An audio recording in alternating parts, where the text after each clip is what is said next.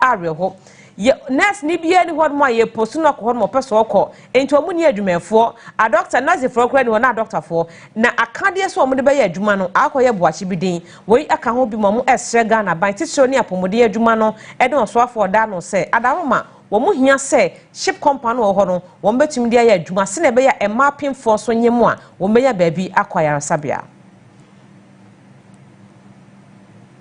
biaya isi nkronkro ahodo be se adunu enan ena sabri so masene nanso eniema nketenkete bi te se gloves antiseptic ene akade ahodo bibiri ho no a wo mo betimi anyade abo adwuma ni nyina so yade a akɔkyewa ama woni wo ho no etempenti kwaye pa na enumo no ya na de hihyeyi bi a na wo san komo ye mani nyina kwaye no ni nyina esan na chi ekɔkyew Emmanuel Nap wono ebo ne homoden a ama ene yupiem ewoye Kamampa chief compound one more wonu akwa pinti ni na said be ya betimi abenyam. When I go out, he is the only one who is working as the consultant. He works as the records, he works at the dispensary, he enter cleans.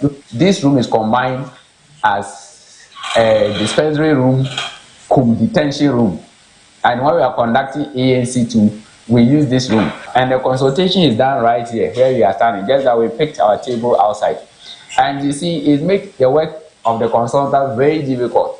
Nasa yebeboa mani nyina etimi akoyie no ra agene mboaten wono so ade motorbike ene akade ahodo ade ekomo mo se de be ya won betimi abomoden na nkurankura ahodo atwa mo ahia no won betimi amom baabi a won so won mayar hwe betimi akonkan abayako ahu se timamufo no yanka ye ho amom anya ya adwen se ya ye ba beboa kru na sabi mpuntu ne bekoso atenemu a eno na hye me nkran ma ye ba ye ba be se adwuma nti me ma adwen se me foundation be kai ho abu ya ba be ma chiefs compound no facelift hospital equipments a ye nurses ni betumi ayusu e de aboa ama omo dwumadi omudi no hanom no atumi akodani eno echi no wom de atodwa eche se woni omsem ewo bie no titu oye kamampa ene nimpatemo no womo modien kabra no bra no womo empe bibi na fe enwo se de be ya mapom de wonsam betimi agina brane senyame to wonsam a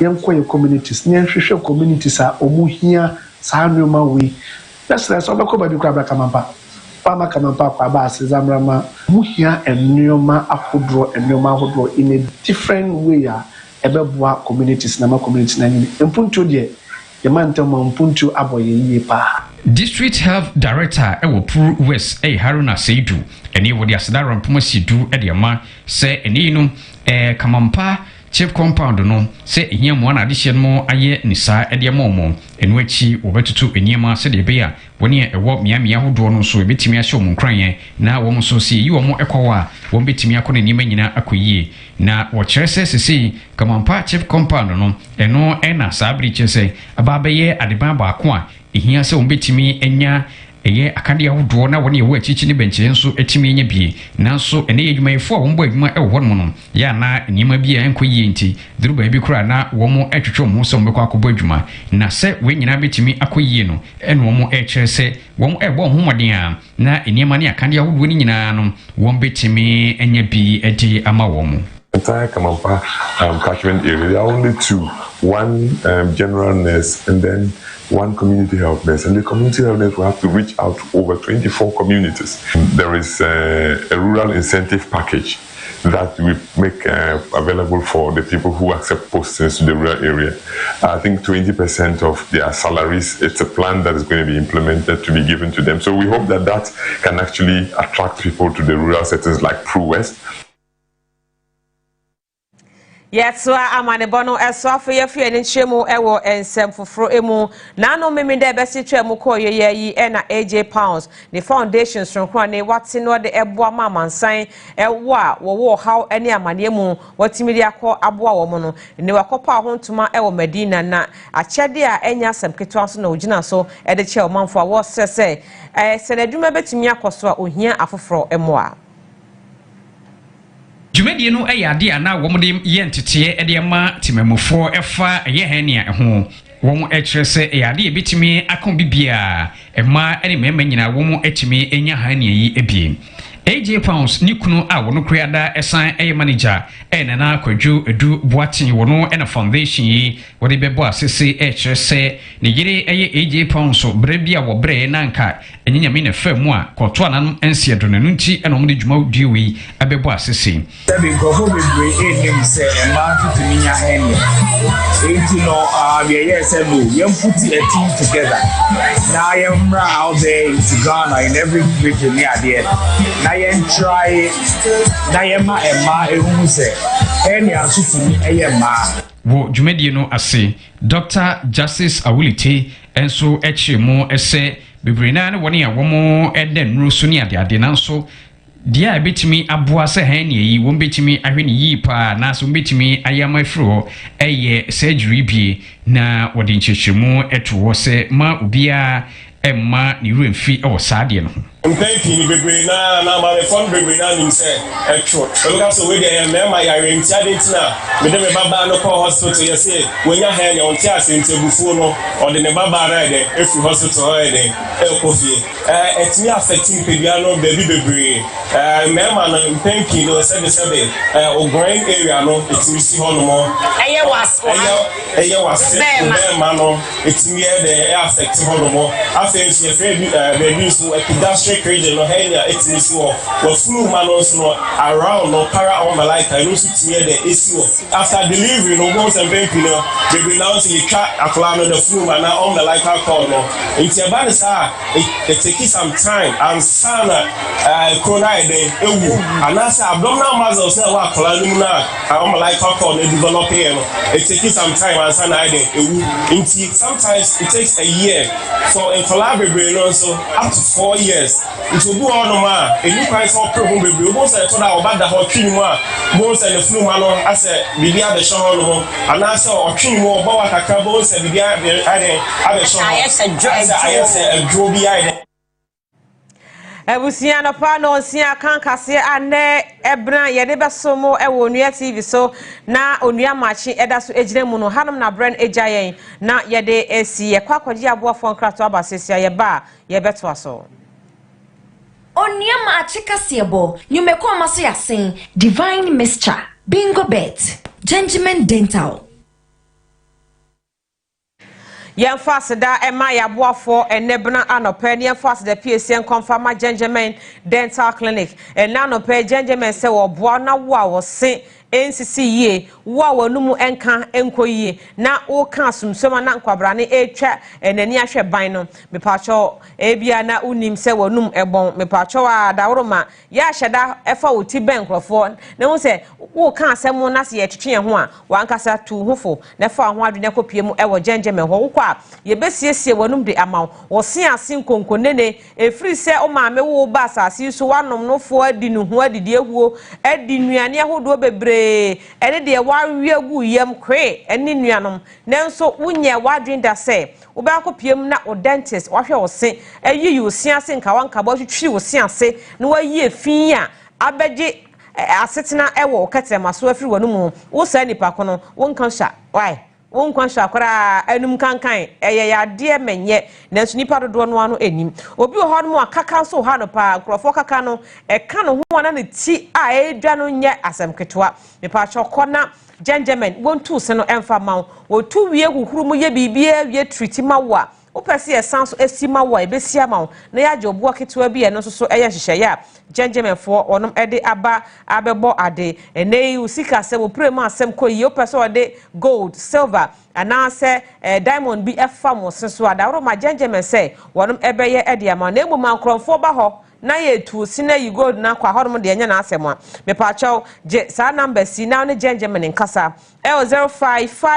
055-913-9582 and 059-840-5674 Abrepo Junction Asante Mantam ye wo ho baby a total filling station one one Tachima so mazi ho baby a market no kese no wono ho na genje mesi en kan kire won say na kira kwan ewo na mu amwo kran so atomic down na nungwan so ye adwuma ewo ho no kofodua fo nkopie mu ewo central police station ho ye be ho no pe oduru ho no a boss bansoro na ewo ho no na ye wo me pa chota krade fo so na mu atedene nyame adom genje mesi GN bank abronsan no a wo ye park wa no traffic light ho na ho enwo mo ewo mo am watermelon so akonya kese ewo ho ema mo a mo kwa obetumi ahwe mo sene na odi amamo ene ye ko ne akopiem ewo divine mixture adwumako no ho na makokanfo edi amagane ni babia se wo how amane wo yo ba bema na niema bi nkoyie ewo apomode ho no bomoden se won sabeka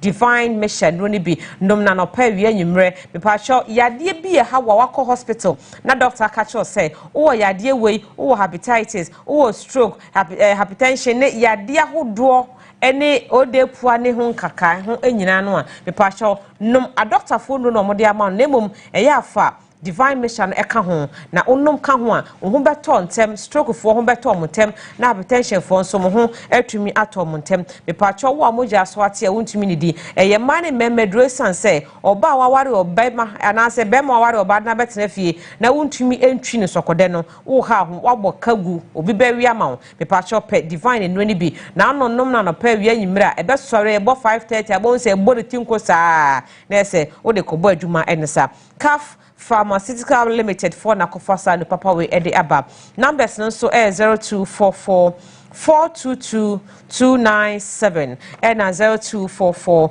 990 536 ofrenya ye no ebedi enkomo afe yentoa so na yenkaka ye ho se enenso so yankopon adoma ka ye ho e de afe baako aka omanfo ne adofo bi emfie ho enti ene moma yenka ho mum na ye ni birthday a emu edo emfa ema ye busuafo ene yadofo enti abusuan team my ready a yenkwa na thank you so much guys.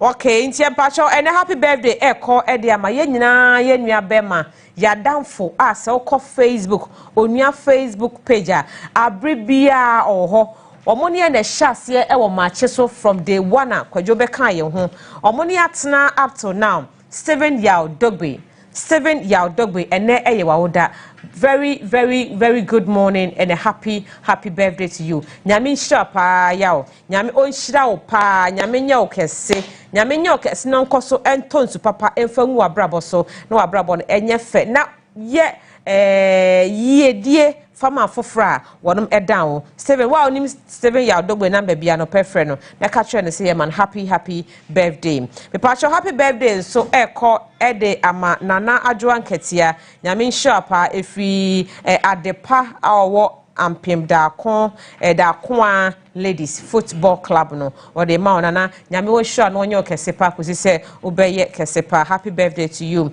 happy birthday call ede ama Reverend Dr. Moses Alote. Reverend Dr. Moses Alote.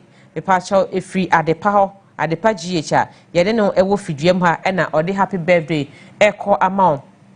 Nyame shapa nyame nipa na nkoso ma unyame dwuma no awoye no enkoso entre na enhre da ewo Yesu Kristo dinino emu ye to aso na happy birthday eko ama Alisa Yeboa ene eye wawoda perpetual miankasa minua eba no enti happy birthday Alisa nyame sharp Alisa Yeboa o ma me daddy ne abusuani nyina se ene ahakoye wawoda ye ma happy birthday to you Alisa nyame sharp na onyo kese ekosi se obeye kese pa happy birthday to you na ye to aso a happy birthday eko ede ama Romina Ajwa Amwakwando ene eye wa ode frubra sameho Dubai also ama happy birthday to you and a happy birthday so called ede ama madam Tabita Enya danso efri same Dubai hono ene ono so ede emao ene buna anope ye 6 May nyame ehia mo May fo ni nyina happy birthday eko de ama Renash Nana Kwaku Jemfi happy birthday to you son nyame onsha no mo abrabo enye fe efrebusua no ede the whole family and wo ede ema ene the dream general overseer de ma Christ ordained prayer ministry prophet Obed Owusu Asante daddy pacho ene ewa woda won sorry ma ene wadofo busua fo akwache ba bi o na ye disi kwache yo disi kwache anobo na e produce me disi kwache say Rev nyame wonshaw na onyo kesepa prophet nyame nshaw papa happy birthday e called the ama Emmanuela entry boasia kon oko school Methodist University wo we first year student pacho nyame nshaw happy birthday to you nyame nshaw papa happy birthday e call the ama honorable Kone assembly woman Aguna Nsaba if you want her a call Salvation Army ho ena ode ema happy birthday to you nyame enhira obia ekosise obia ebeye kese pa happy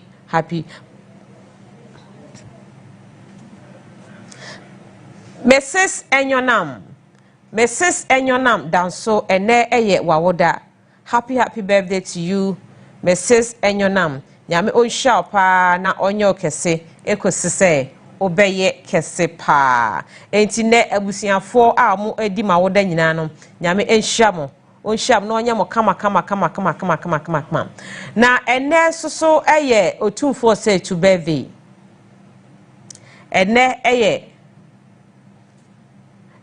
eye asanteman nyina yewra na woda happy birthday to you nyame nhyiraw nyankopon do ebedom Ghana man asante man eni wiase nyina na no pay se minim no fungai no to anka no penka be bomrane e ma akasa o menhia de mame because mam ya te se abribia wo be kasa na sa no fungai nyum no eno kra me na me de ato no fungai ye nti west na mo ka no enti ene ye friend sa enti nana nyame on sharp nyame on shaw nyame nshaw asanteman nyina da wase Ghana man eda wase menhia da wase wabusiafo oyerenom ene me kan yerenom a nkonya yerenom doso otiase o yiran kasa o na nso yiram dos wa mamre kwanse no enti nana anope yeda se pa onua me kai last year say last 2 years ye obedi abedi nana be surprise yen ye kwa santimem se akoye adwuma o ma ye ho kwan me ye ba manhia ebe chia no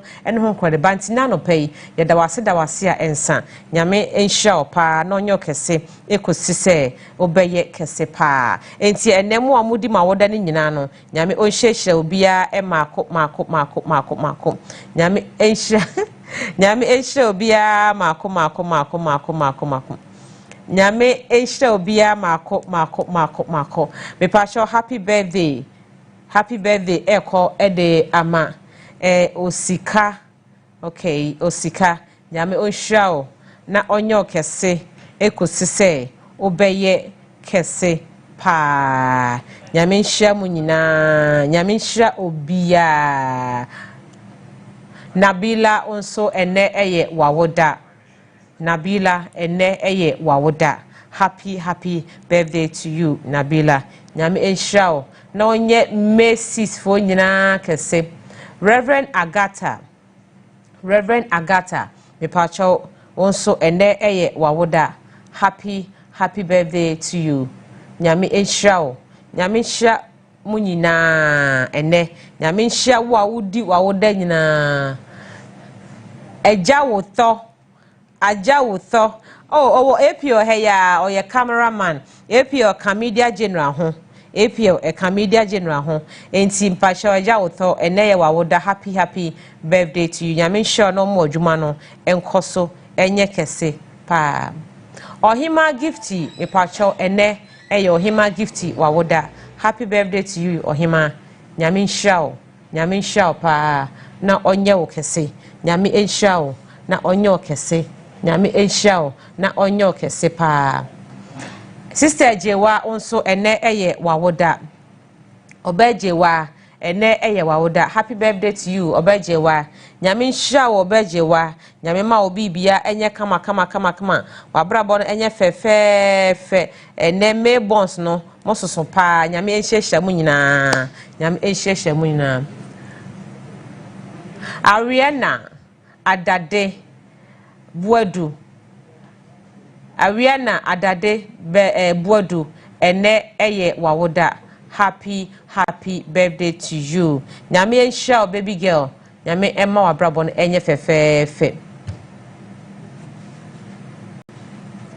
Picky Hammond ene eye wawoda umfonyini ena da TV ne so no Picky Hammond ene eye wawoda happy birthday to you Picky Hammond nyame wonhyia pa nyame onhyia na onye okese enti ye koye next person so a bala senior man bala mpacho ene eye wawoda nyame onhyia na onye okese ekosi se obeye kese pa okay Lois na de ba ye ho okay ya bro for ni producer okay Lois say yan kan sure say my happy birthday nyame enhyia pa na onye okese bala nyame enhyia pa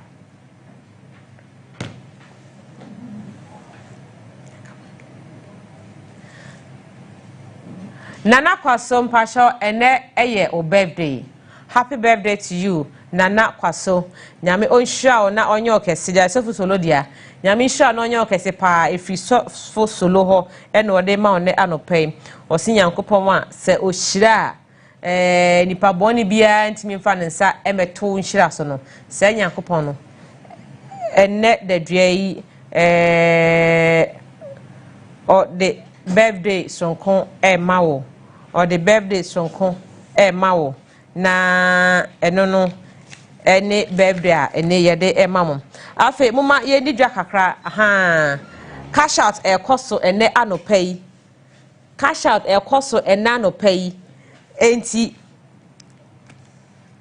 cash out koso ene anopai cash out koso ene anopai enti me pa chaw ene no se na medical kan se ye ntwa no ene ye guso a ye de etutumu a ye guso de tutumu a tenses no a enti nyame ya adomu a Friday na draw na nkasa no ebeba so ye de ka kire mu say this time cash out no ye na ye de ama emma wonom ewo oman Ghana ha se uye oba na wo omayi mu a me patro yame ya adoma Sunday eye mai nyina wiase mai nyina awoda me ka se wiase mai nyina awoda na se eye birthday sonko a de be dia no eye wish sonko a ye de emma empempem ewo mai mu enti cash out for say wo mu enkase bia ye wish emma happy Mother's Day sa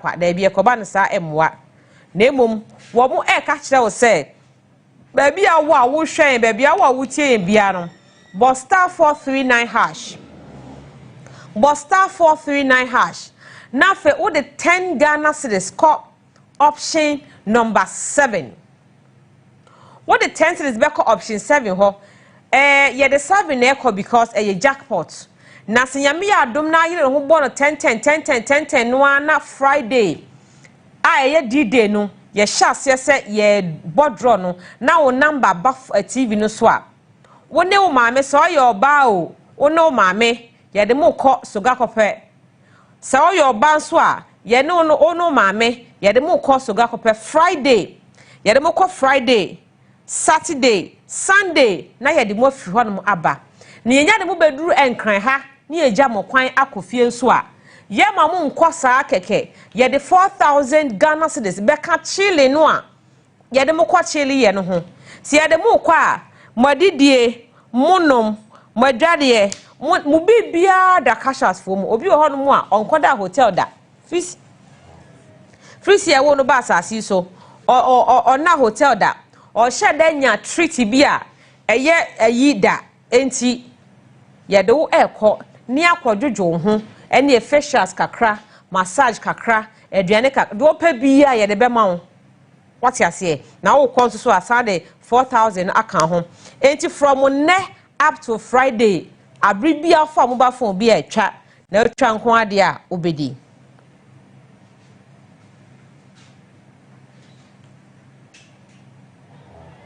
me pastor happy birthday call ama Raphael Fifi or UPSA Raphael Fifi or UPSA and there wawoda right happy birthday to you nyamin shao pa level 100 right level 100 we are student e wo honmo nti nyame enshao pa nyame onshao papa nyame enshao pa happy birthday kodia ma lecturer na say lecturer doctor Stanlios Yao Adiaba also wa hefa UPSA e hodom na achra de o ye lecturer e wo UPSA nyame onhira o pa na onyo kese Dr. Yao God bless you every Mrs.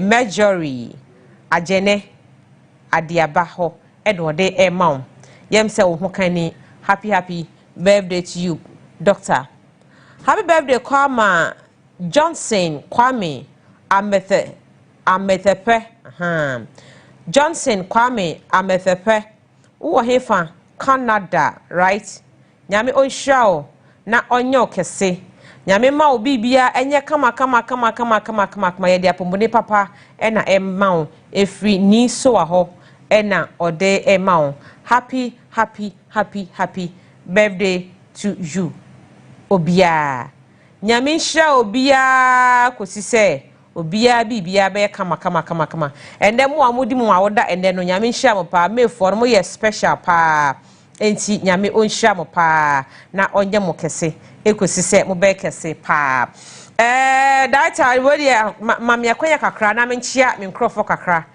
ewo Facebook no so okay ene mama yenkwai Agbeve Herbal Hospital ene Ghana fonya kasa ne anopai agbeve se adaroma wo how yade krankro bi a eda so na haw na edi wawu ma unya hode enko adwuma so no na anopai agbeve se men kan show se odada fa akoda na wo haw no amane ne wo yade no nyina bra bedan eye agbeve na unya gidie etusa gidie na namon ebepie mo ho no mo a wo mo ebeboaw omobefa ahamaso ede wo treatment a eye papa wunya side effect bia na de be ma wo obi wo ho ode ne yade ba hospital ba bi wo ho no a ode yade wo ya ba yade we no kwa na ese omasanse kura akofre foforo asoso de na ba bio me pa cho enya sa na agbevete agbeve omo ba ya che pa wo munim eno pa wo Ghana ha no mo de unim Agbeve Herbal Hospital omo ba ye ne mremu meso yade bi ti se stroke wo pa wo a unya ba ne be ma mo kwa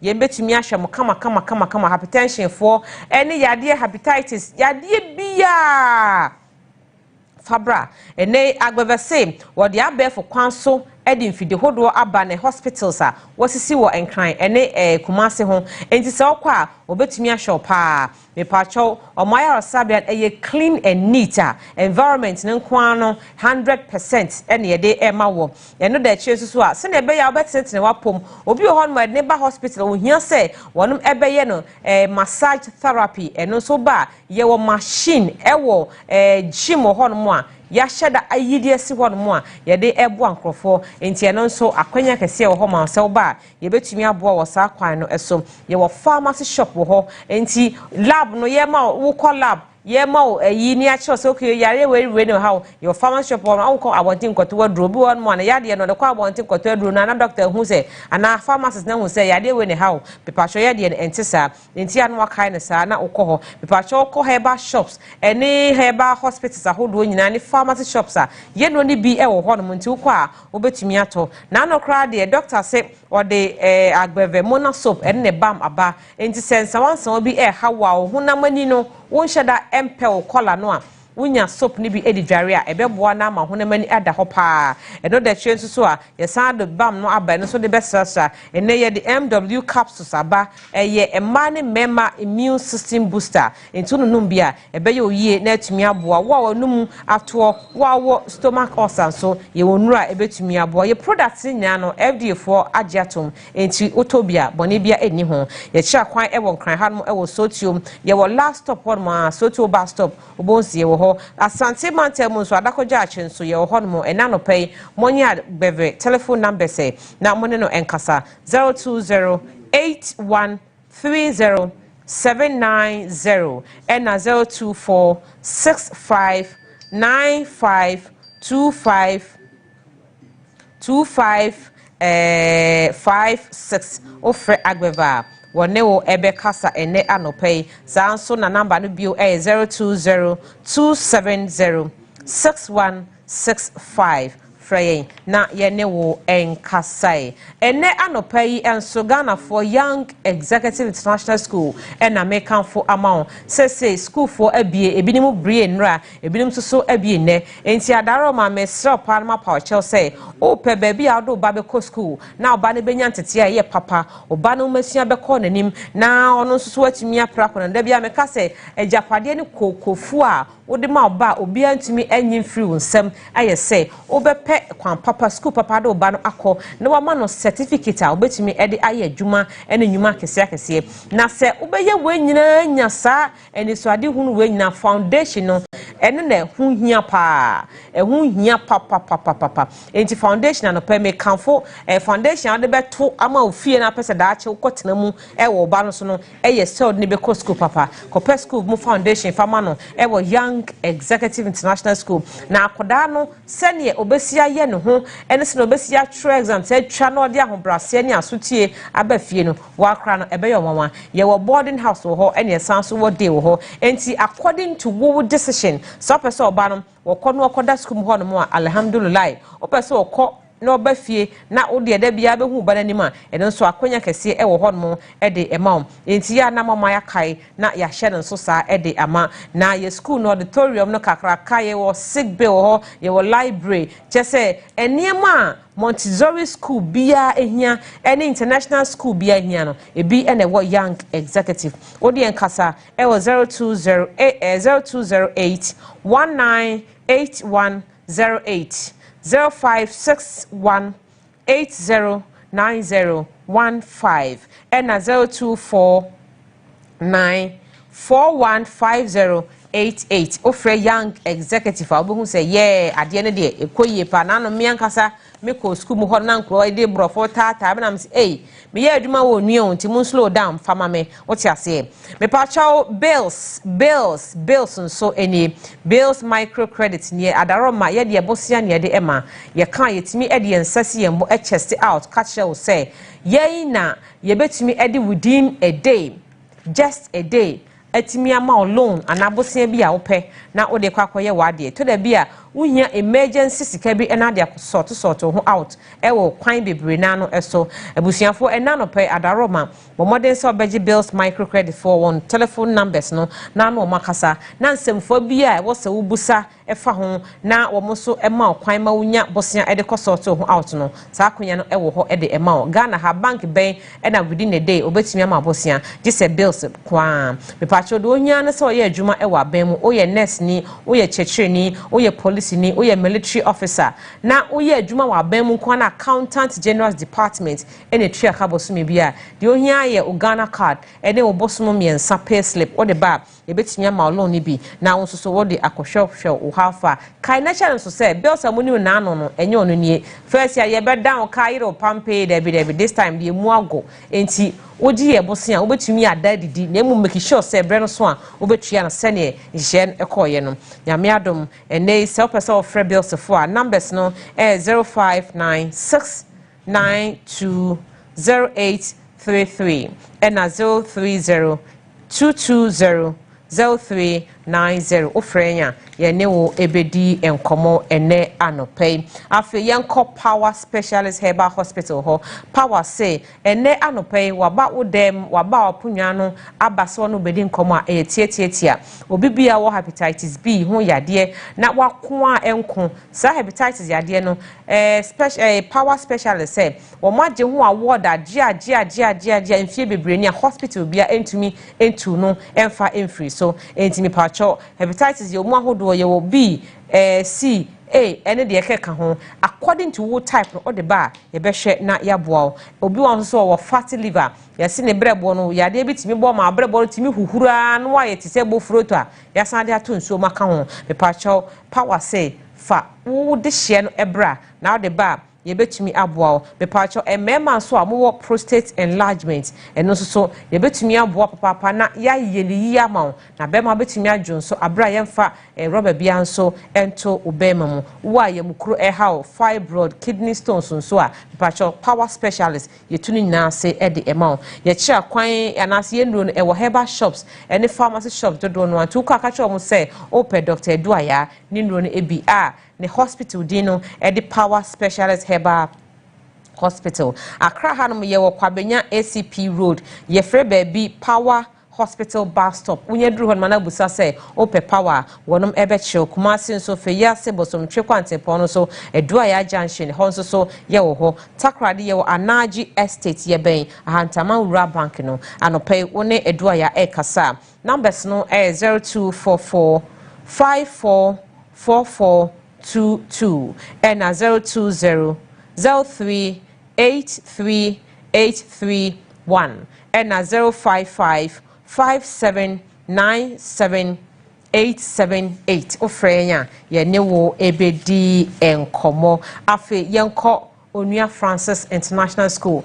na yanka ka Ghana fo na titiro awofo a mutie me from Ghana any outside Ghana na say school abie se ode uyo obi a wa abrotre opese onya yanka oba wode ne beba Ghana ha no obetena Ghana no osua Ghana ne ma bi sanse ya tete se nkoda no se mo do mo tete o mo ho no a wo mo abrabo no ne wo mo suban ya na edanso ahwe akokọ ma se bebre nsusu a ni etwa kotia ma enti unya ya nka do ba ne beba Ghana na ade ne ba Ghana nso a hwan nche na ade ne kotena hwan nche me pacho fa ba ne ko boarding house fa ne ko boarding house a eye international school a accreditation ye dia mo so mo betumi a operate se school kese enti Onua Francis say wonum agi boarding for esan so gi kobewo for metre days for ebi sene ya wo pese oban eye no ene wo mo ebeye no ede amawo ye kira kwan e wo ka so wi ba kwantempo no aso gomo budum bram ho no mo a mesrofa ban bra na e ba facilities e di kira de e di suade a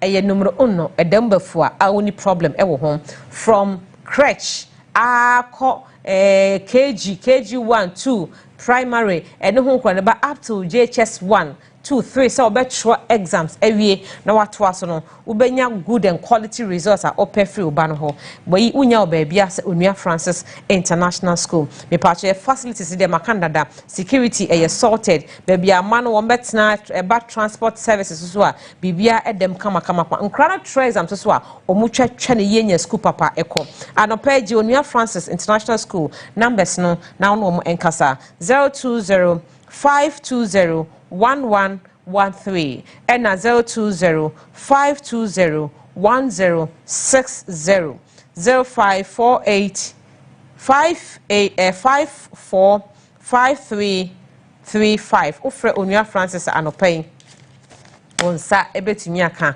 medical catch say school abie enra ene enti yeguso ayeje enkoda admission is in progress enti se odoba ne ba ono so benya sakonya bi na waba besua ade a Onua Francis wonom ekire no ebi ebusuafo yenko Facebook no so edin kan ma me fast the PSC ema me hairdresser for and I say me hair stylish sani e kan Mr.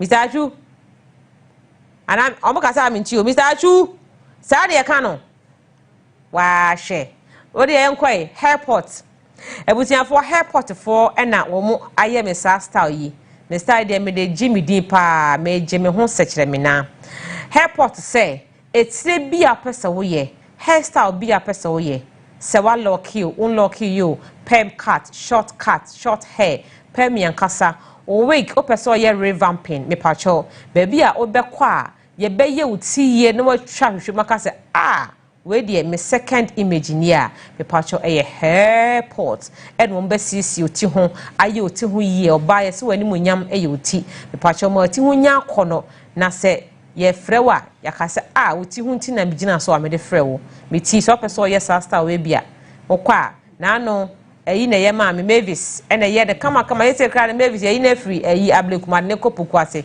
ena ye ma me kama ye wo branches bebre ye obi e wo pokwase ye obi e wo ablekuma ye obi e wo kasoa ye obi e wo eye dome me pacho okwa ka sho mo se tago hairstyle no bi ena pese wo ye enti yifo no ablekuma fo no kofi mechiao Mavis Mavis cry say on the prince am ne omko ablekum pokwase enso Mavis be ye miti ne wo ablekum ade mame me chiachia mo nyina nyame hya mo nyina omoye miti eyi me mati de ma wo me ba me ma de do yi omuti ajay on na yi omuti kama no mo de amanti amko na airport for ensesam nim ensesam tiri ho na mo ho enye akondo afa yenko Facebook no so na yenchia yabusuafo ene yabusuafo ye ba begie fans pa enye asem ketwa me pacho Ransford Ochre anope also where from here for takwa very good morning to you one discerning so o say o hwe pa ye da wasi bebre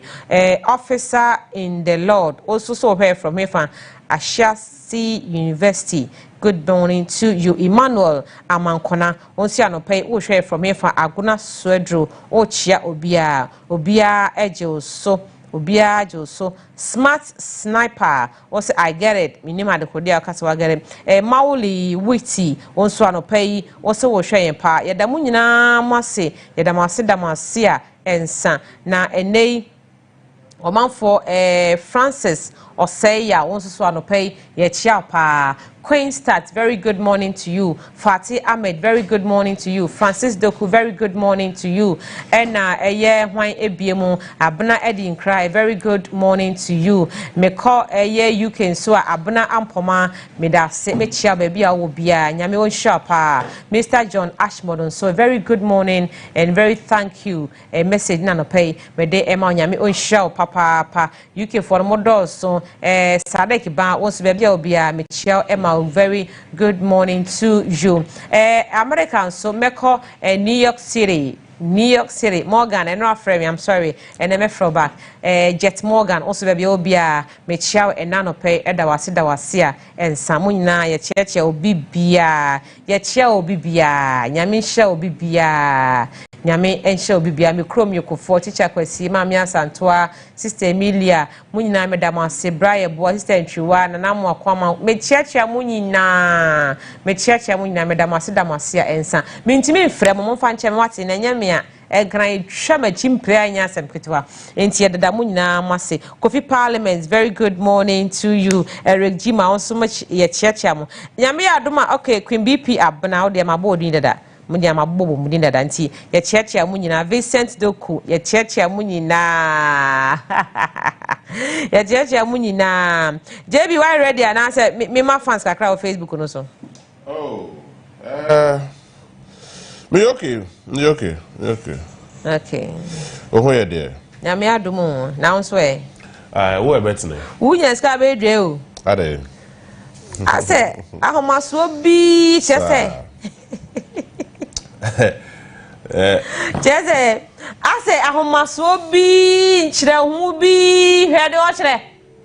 Na bi o. O ya sure. Me nchire me ho. Yes, when you scafu kura o chire wo mu kan o chire. Ma me cha na gazo JB.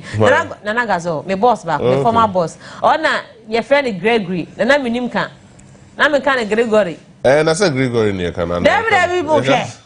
That be kind news many able that I'm not a Gregory Afoko ni sem number. My you me Gregory be here if you abra. I'm gonna say. Anya Gregory you.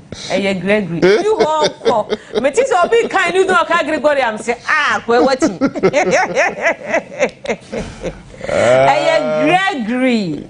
Boy. And Nagazo, very good morning to you. On a yes, you Dema Studio 502. Nano crowd and one mom say 502. Studio 502. Ewada Braka. Okay. I think the minimum is 805. David was Studio 502. Nana.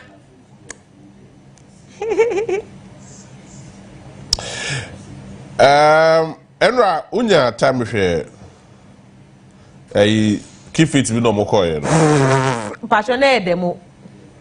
Demonstrating. It was a peaceful demonstration. Okay. Enra, your time here. Oh, Michelle Kakra. Me mum de Enra the almost cause unnecessary traffic at work room. Oh, so then the panel also. Yes, almost north, but almost cause unnecessary traffic at work room. Na nipa no north don't not traffic shed him and it was a peaceful one too. Well, you know, because so far and our government so the way Stanley so G or petition no I think ya cap memi came on money fair. Say yera a JM almost twice senya because during yera no say James so Emma crime or say ya. I wouldn't be for a democracy. You see, they have that right. Okay, JB, they have that right to demonstrate. Yes, I mean nobody is saying they don't have any rights. You can do one-man demonstration against BB. Then you present your petition, right? And once you have the right, so when you have police protection there, you are good to go with whatever demonstration. Look, they have every single right. Obia were right, but where your right starts ends at the tip of someone's nose. So my point is that maybe dear Obiya demonstration, I mean, we have to encourage money now. A blended account of beautiful democracy, right? Well, I agree with you. I mean, Nanado time and our previous government time, you witnessed a lot of demonstration. Number one, Number one, that's actually mean to me, previous and your mind be now, almost petition crap, almost being famano. But in this case, Deputy Chief of Staff, right? Standogbe, yeah. Standogbe. Yeah. Yes. He was there to receive their petition. So it tells us there, democracy, gradually we are getting there. And you can say, still can say, baby will be rights. Yes. Democracy is an expensive, idea in practice of Africa. Of course. And Ghana, for instance, a very, very expensive. Because maybe your father would start to know.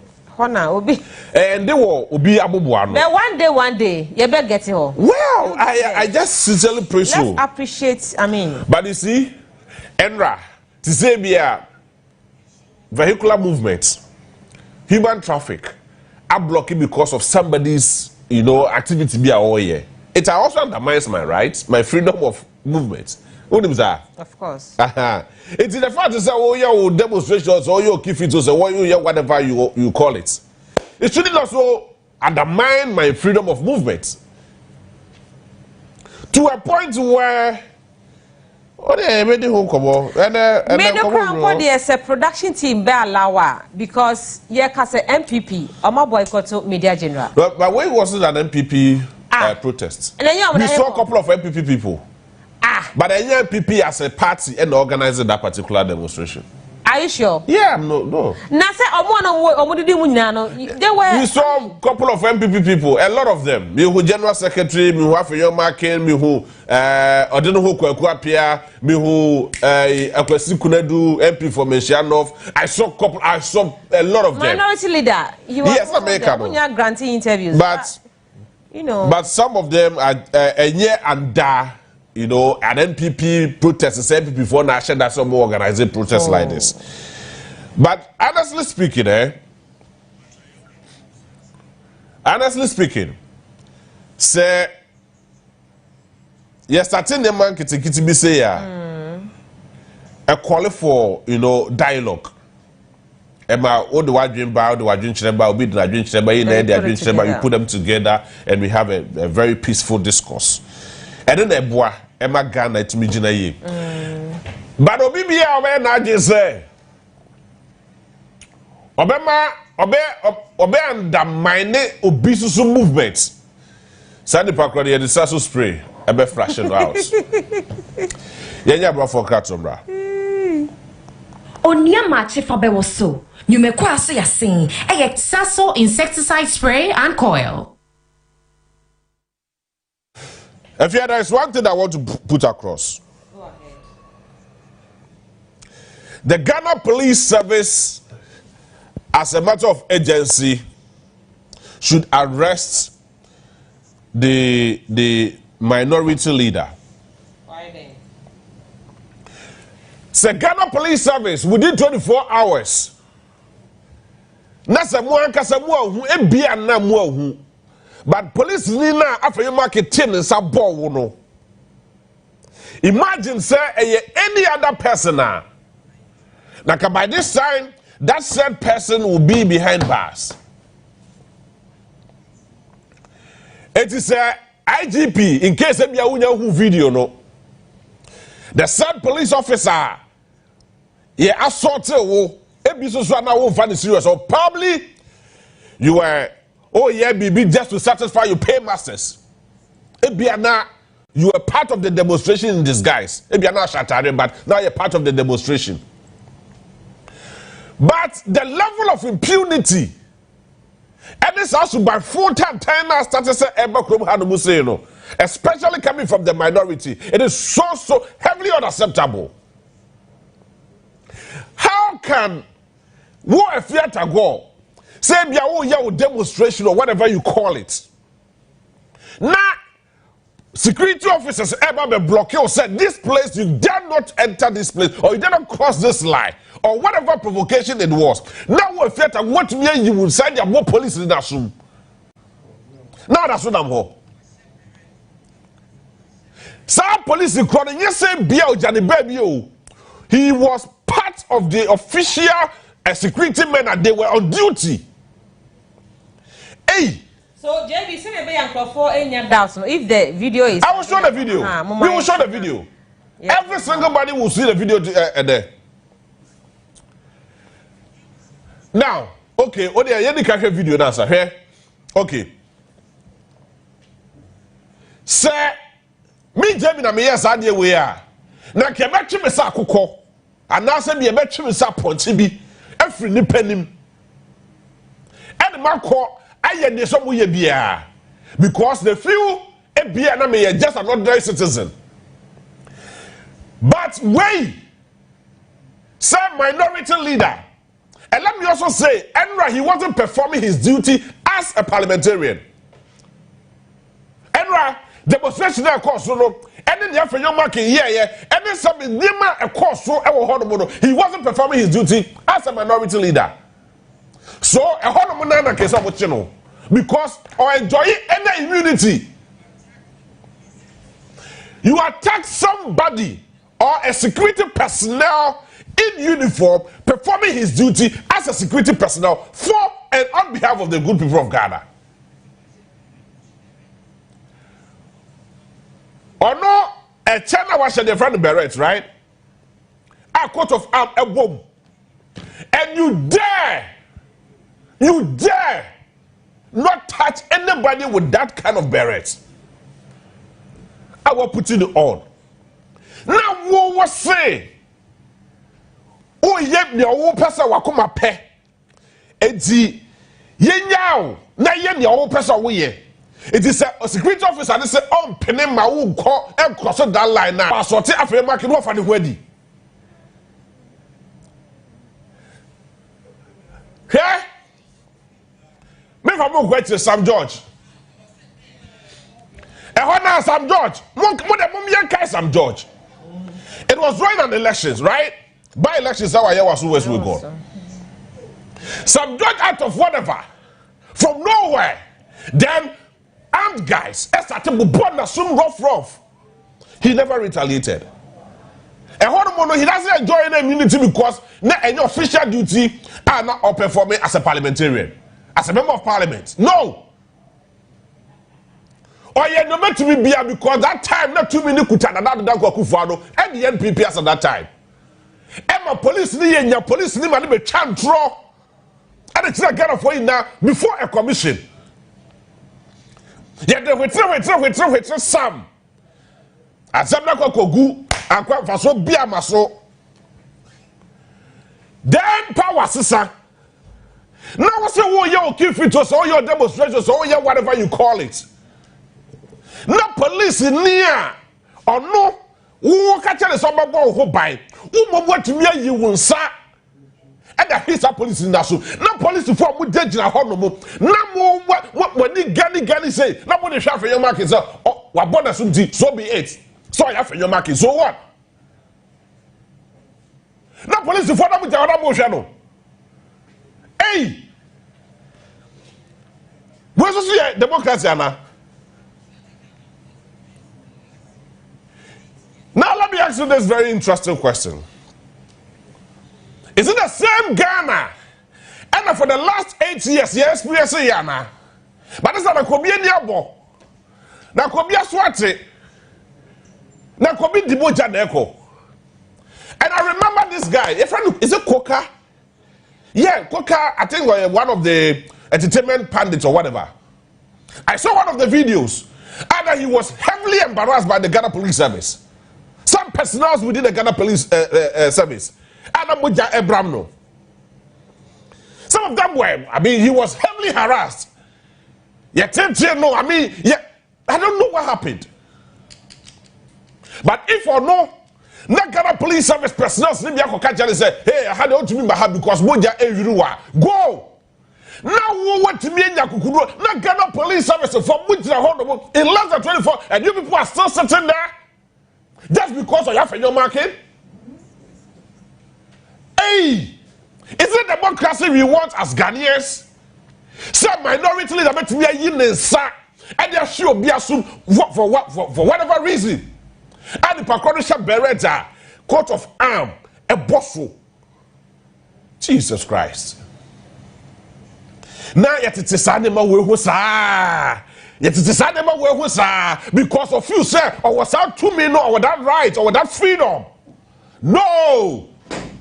Here, the Ghana Police Service, I am tempted to believe you say, you are arresting the wrong people. The Ghana Police Service, you are arresting the wrong people, and as a matter of fact, you are not serious in what you are doing.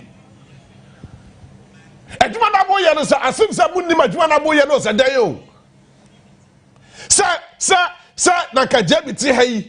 Na yesi ye demonstration and ye bibi na metumi atemensa say police no provoke me and as me provoke no and out of whatever provocation na metumi ye me say na me say me dey born assume and me dey born ha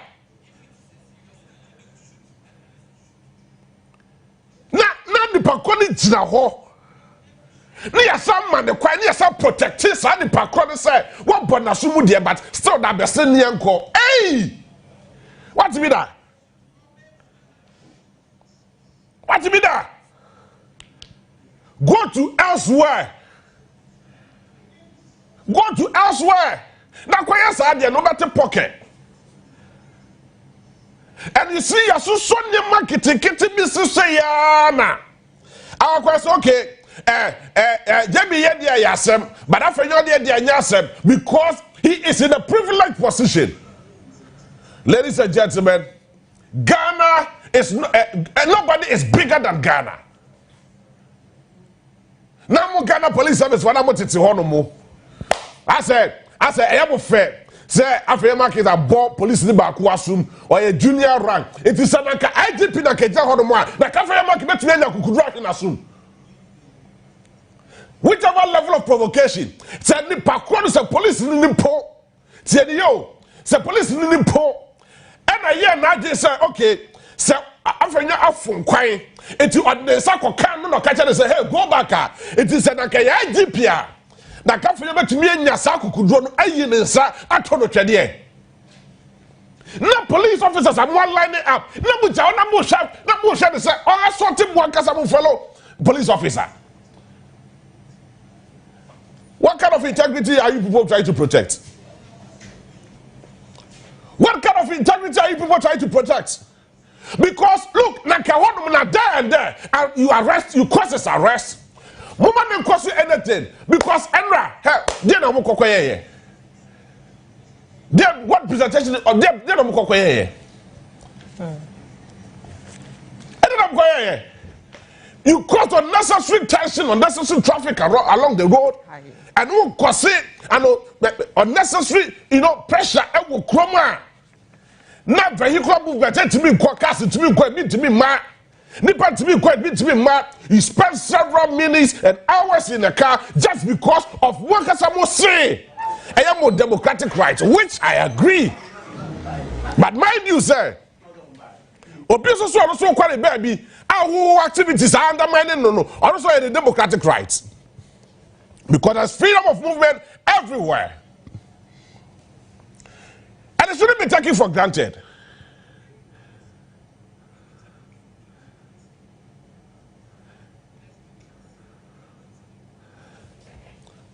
But what does the police also say? What does the law also say about assaults? Say case will be assault to be I said just say. Na yetimi anya kukudro na Ghana Police Service yetimi ahwe the hwe ha say just because the minority leader in parliament, but as at that time, let me tell you, as at that time he wasn't performing his duty as a member of parliament. No. So that immunity as at that time was off. And when now to be dragging, you drag him and question him, say, who are you to touch a police officer who is performing his duty as an official person? Nabo yani Ghana had say, and over the last 8 years, demonstrations are so bloody. And the same, I had to say, Flagstaff House, I had to say, and this guy, demonstration hub, right? Hey yo, must say how to be a security zone, so nobody there goes there. More the police, 4 heavily armed police officers, I could see arrest at the check boys in the brain. Even no more going in, I'm going to change under your administration. And then what me nya kukudro, at me nya sa confidence no, and now didn't nam and the police for most so sa where so nim emra. Come on. Ghana is not a cheap country.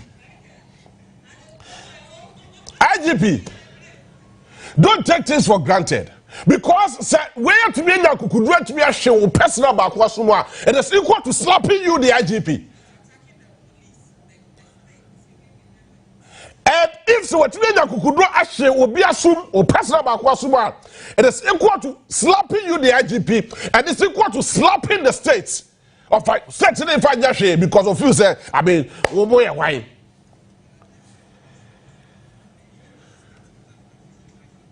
This is not about release. The Ghana Police Service, with all due respect to you, it is not about release. Causes arrest. But you know, this is what is it? Inviting somebody for what? But this time I come out on the party because one Juma as a member of parliament too. As somebody see, I don't know a member of parliament. He demonstrated as a demonstrator. What was a demonstrator? In what capacity? And your members of parliament and they call the side demonstration. A coalition be and the market come one boom. But who just think about it. So coalition not come one boom. Not a member of parliament about joining that coalition now. No one who be what's it because of a member of parliament and he is a minority leader and he's a and so what? Ask yourself. Say who now yes I did that. If you call who power yes I did no but police for me to show. Because of yeah na never be a warrior no and for mu.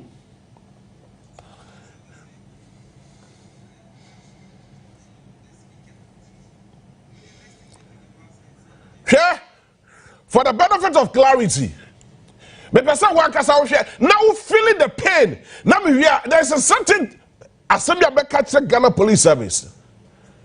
But let me also say, yeah, demonstration, we were not interested in covering the demonstration.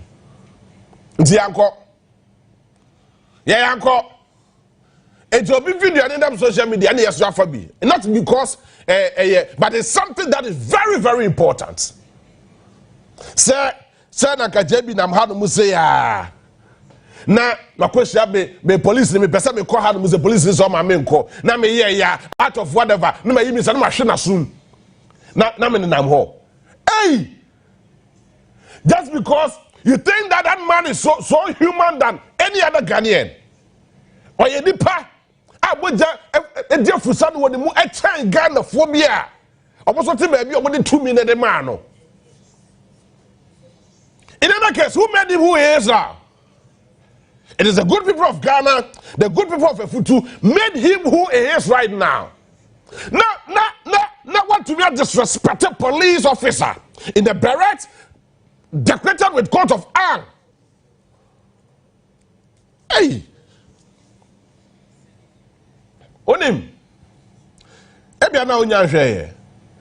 Me for now, I am not interested in the Ghana Police Service more release.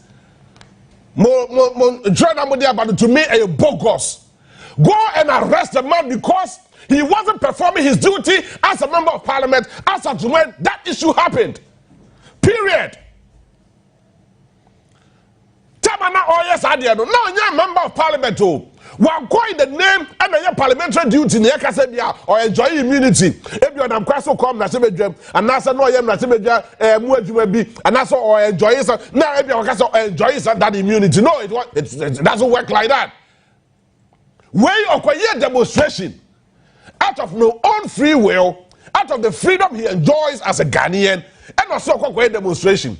And a Ghana Mrasu say, oh yeah, what it is to come say ya. And he said, on my a bumble for a ball who buy. Now, a buying bumble for our Ghana Police Service. A ball who buy. What was say? Obiase wa bufuo. And our young years are what to me you will say, and that to the Chadier. Not Ghana Police Service for a who for that which now we say, when we know a who for, we don't know what shall say, uncle. For what? Can you do this over the last 8 years? The last 8 years, you will die. You will die. So I can't wait. What does I can't wait? Now I did what you want. Now the Ghana Police Service is paying for that what you want. Now Mutaka, the minister in charge of interior. Now to announce you. Jesus Christ, Ghana say. Moja video ni bi.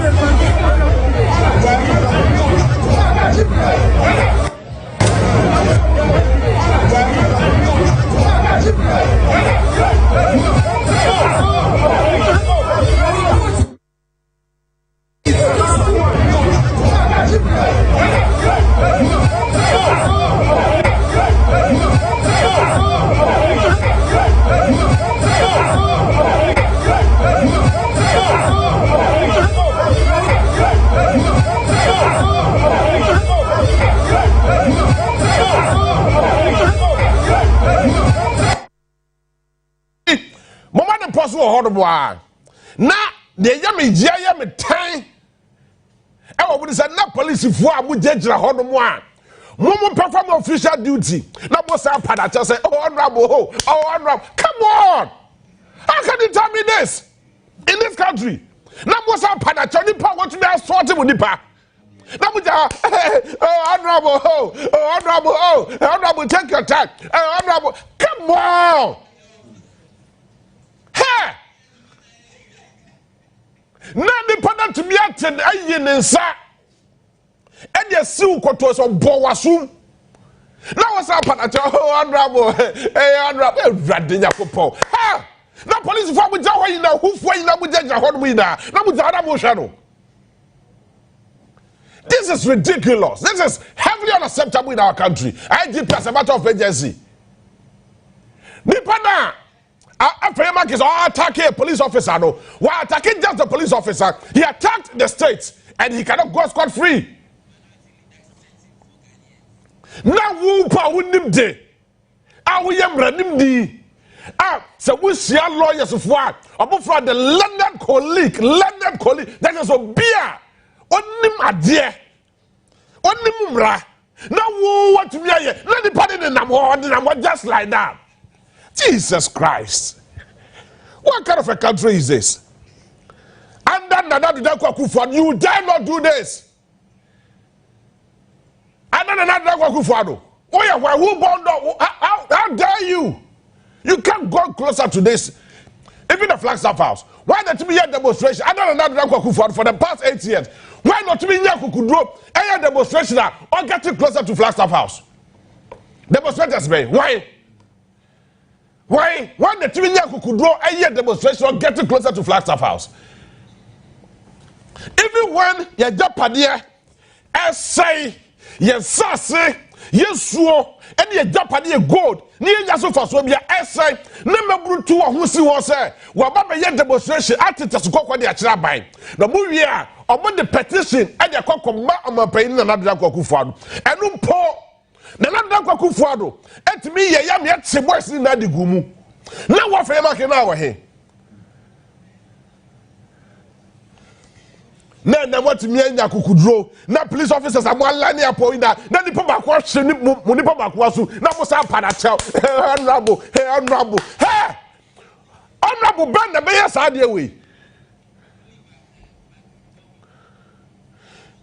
Do you people understand the meaning of honorable? Do you people understand the meaning of honorable? Oliver Bakafama War. You all remember the case of Oliver Bakafama War that is the Ghana Police Service. And the democracy have. Yet Chelsea the says Sabia appointing me. And a crime hand will say, yeah, but you're not from the idea. I mean what? Now what to be not more patch of Radinia Copa. Miss IGP. Sakas when ya sa and yeah, way your friend said, yeah, follow due process now. Yeah, invited nobody. Me say, as at the time he was misconducting himself like this, he was not under any immunity. Simple. That is what should be established. Yes, I did all demonstration now. Oh, yes, I could police. No. Now he was not under any level of immunity. Why he released?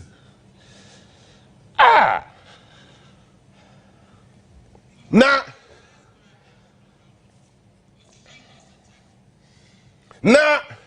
you say just because or a minority leader.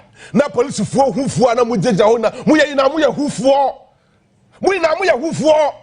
but I am not expecting some like I'm attacking him. No. I was expecting, say, you drag him from baby.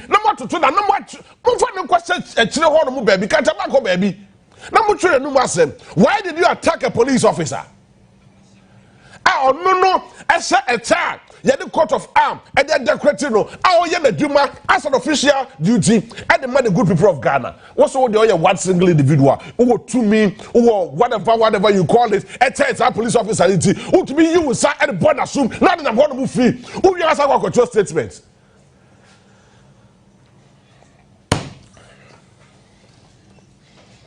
It means that he's bigger than the entire country. It means that our to me will be beer. But you see, Papa say was saying, you say, Obiabe who are not Ojimi as a beside. Nipa who are not Ojimi.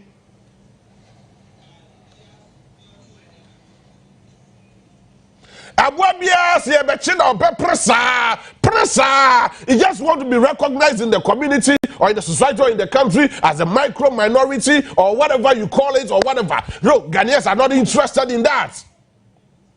Nipana, you see, Ghana for do tell me about to me critical analysis of certain things. Nipana, yeah, the whole demonstration. Nipana, you say, yeah, chino, and I say, yeah, the whole demonstration, yeah, pleading be at the man, no. Sandy Pakro away. Where is that person?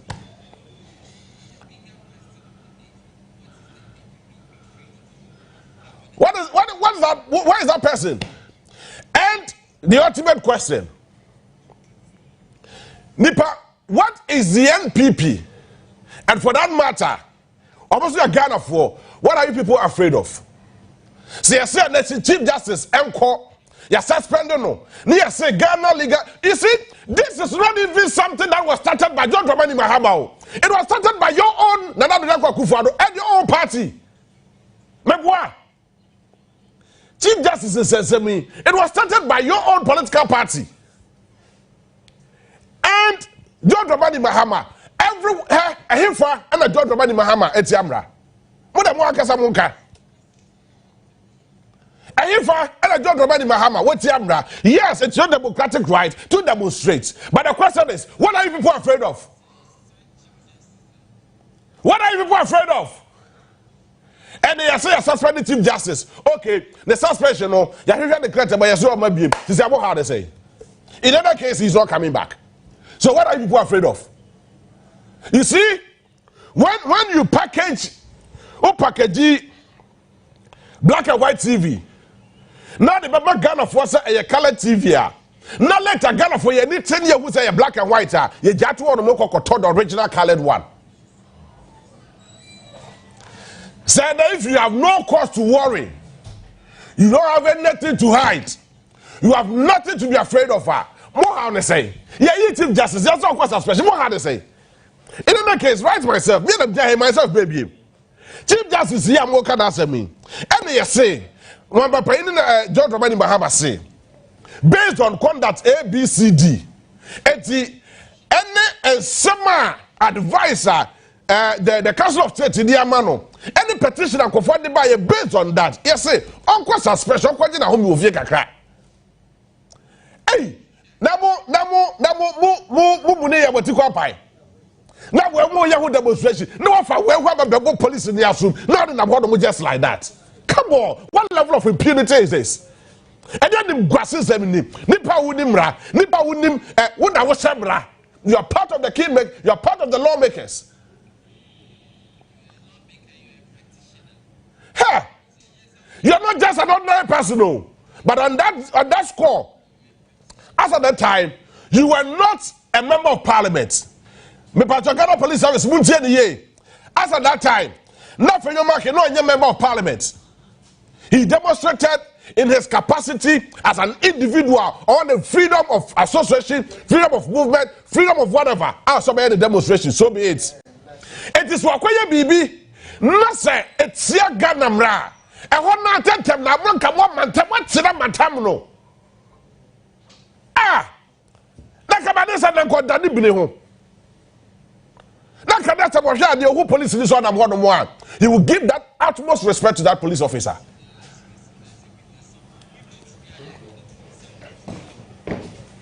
Mr. IGP, with the greatest of respect and humility to you, let me ask you, can I attack any police officer and go scot-free and come and write a statement to defend whatever action that I did? Mr. IGP, with all due respect to you, I am asking you again. Me met me the Mesa police in the B.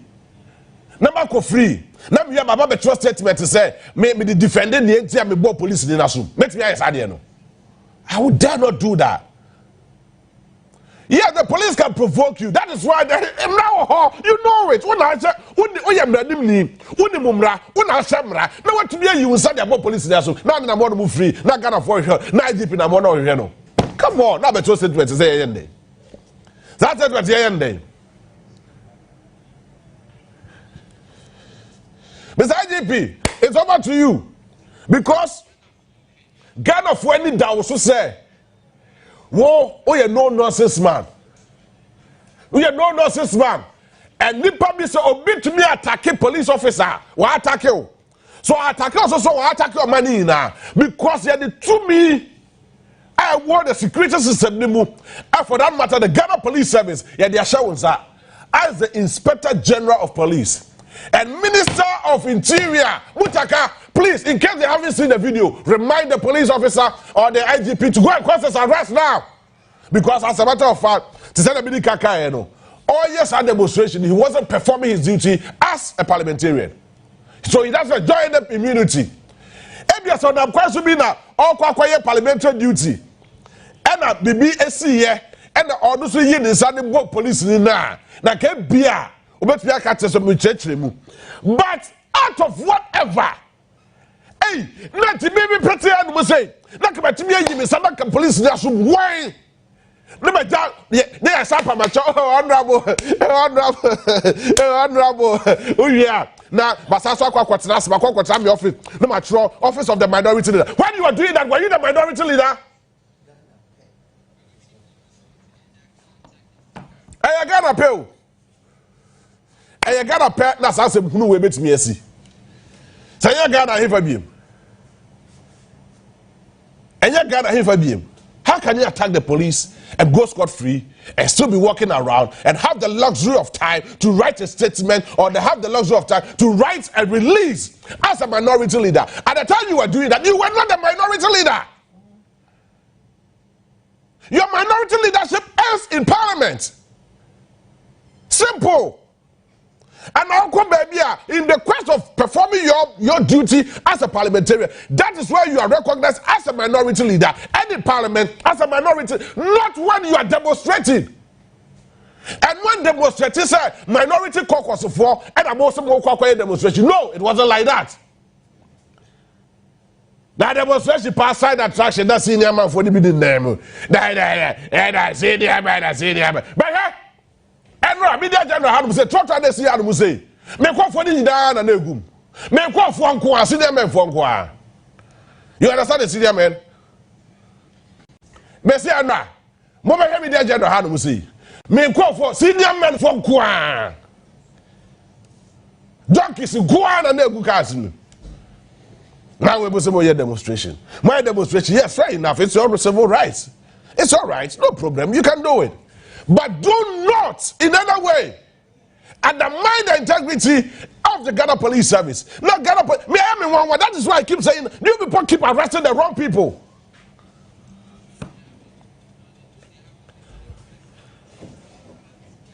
I feel minorities, I feel more Ghana. You see the Ghana we want, where everybody can express him or herself anyhow he or she likes. And yesterday, I loved the response of the Deputy Chief of Staff, Standogwe. I loved the response. Because one more time, the can be president was here in Ghana, you would dare not. Mr. Nakabadis and I can confirm 20 and not 30 gum. No, I can to be a job to our court, and they can make judges for what's that case, and they are remanded war. We know what happened to we know what happened to Ni and the democracy have. A peaceful demonstration without any provocation or without anything. Those people, those young guys were arrested and detained. It means your judges, I will come and say, Emma, what this uncle for when Sam? Hey, no more, no more, na mo matumi ayi mu nsa watumi ayi mu nsa na de abo police na so na police wana mo na mo hwe no boy aji figure for hell we enye the fed asem enye afi na me letter kwakoma Speaker of Parliament said, Mr. Speaker, yesterday a video that went viral and one of your members misconducted himself, so kindly release him. No, after that time he was not performing his duty as a parliamentarian. Go and arrest him. Simple. He wasn't performing his duty as a member of Parliament. Simple.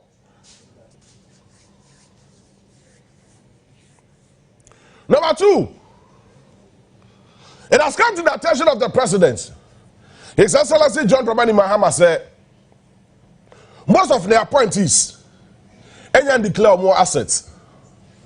Look, I like the approach His Excellency John Dramani Mahama Edinam. And on the timeline they are too so. Emmanuel Kasibia Yedebe as president. Not as a president, but as an individual who occupies the position as a president. We declare those cars. I'm a Ghana for you know who say, maybe your presidency will be aqua body mama and say, oh, John Dramani Mahama, Pacho, come de chewuni. Obet me you. I dare me de chewuni, obet me you. We declare all those things for people to see, for Ghanaians to know and see.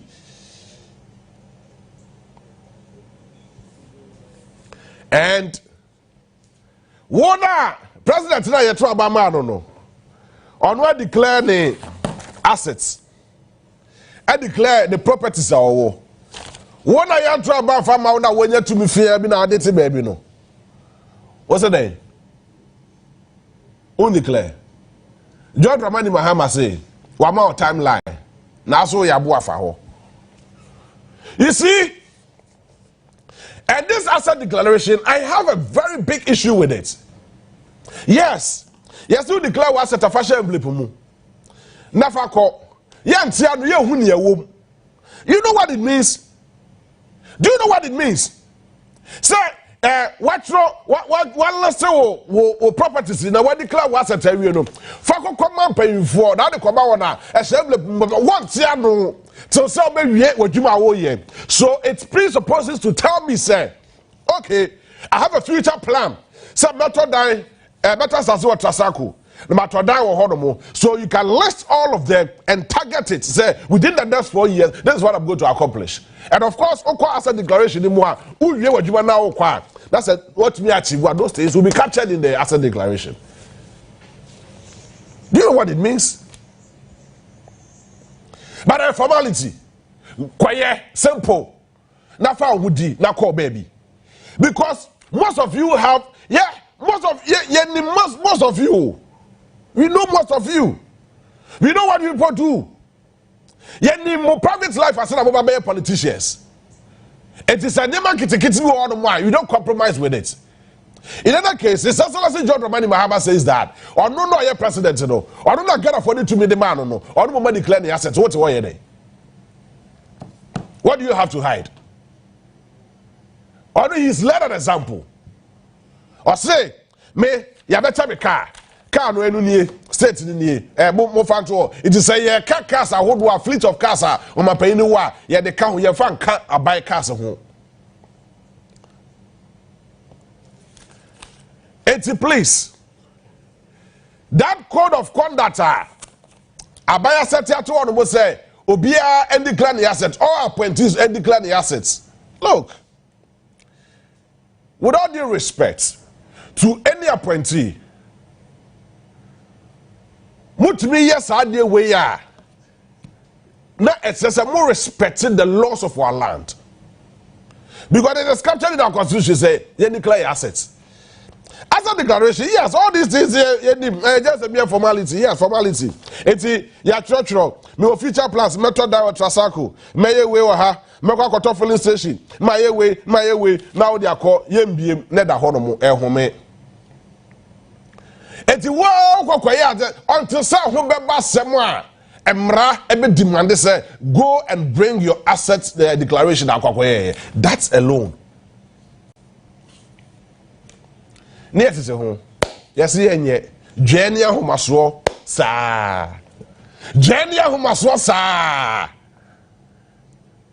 And you see, some of these things, John Dramani Mahama, His Excellency, Ghana phobic castle is slow.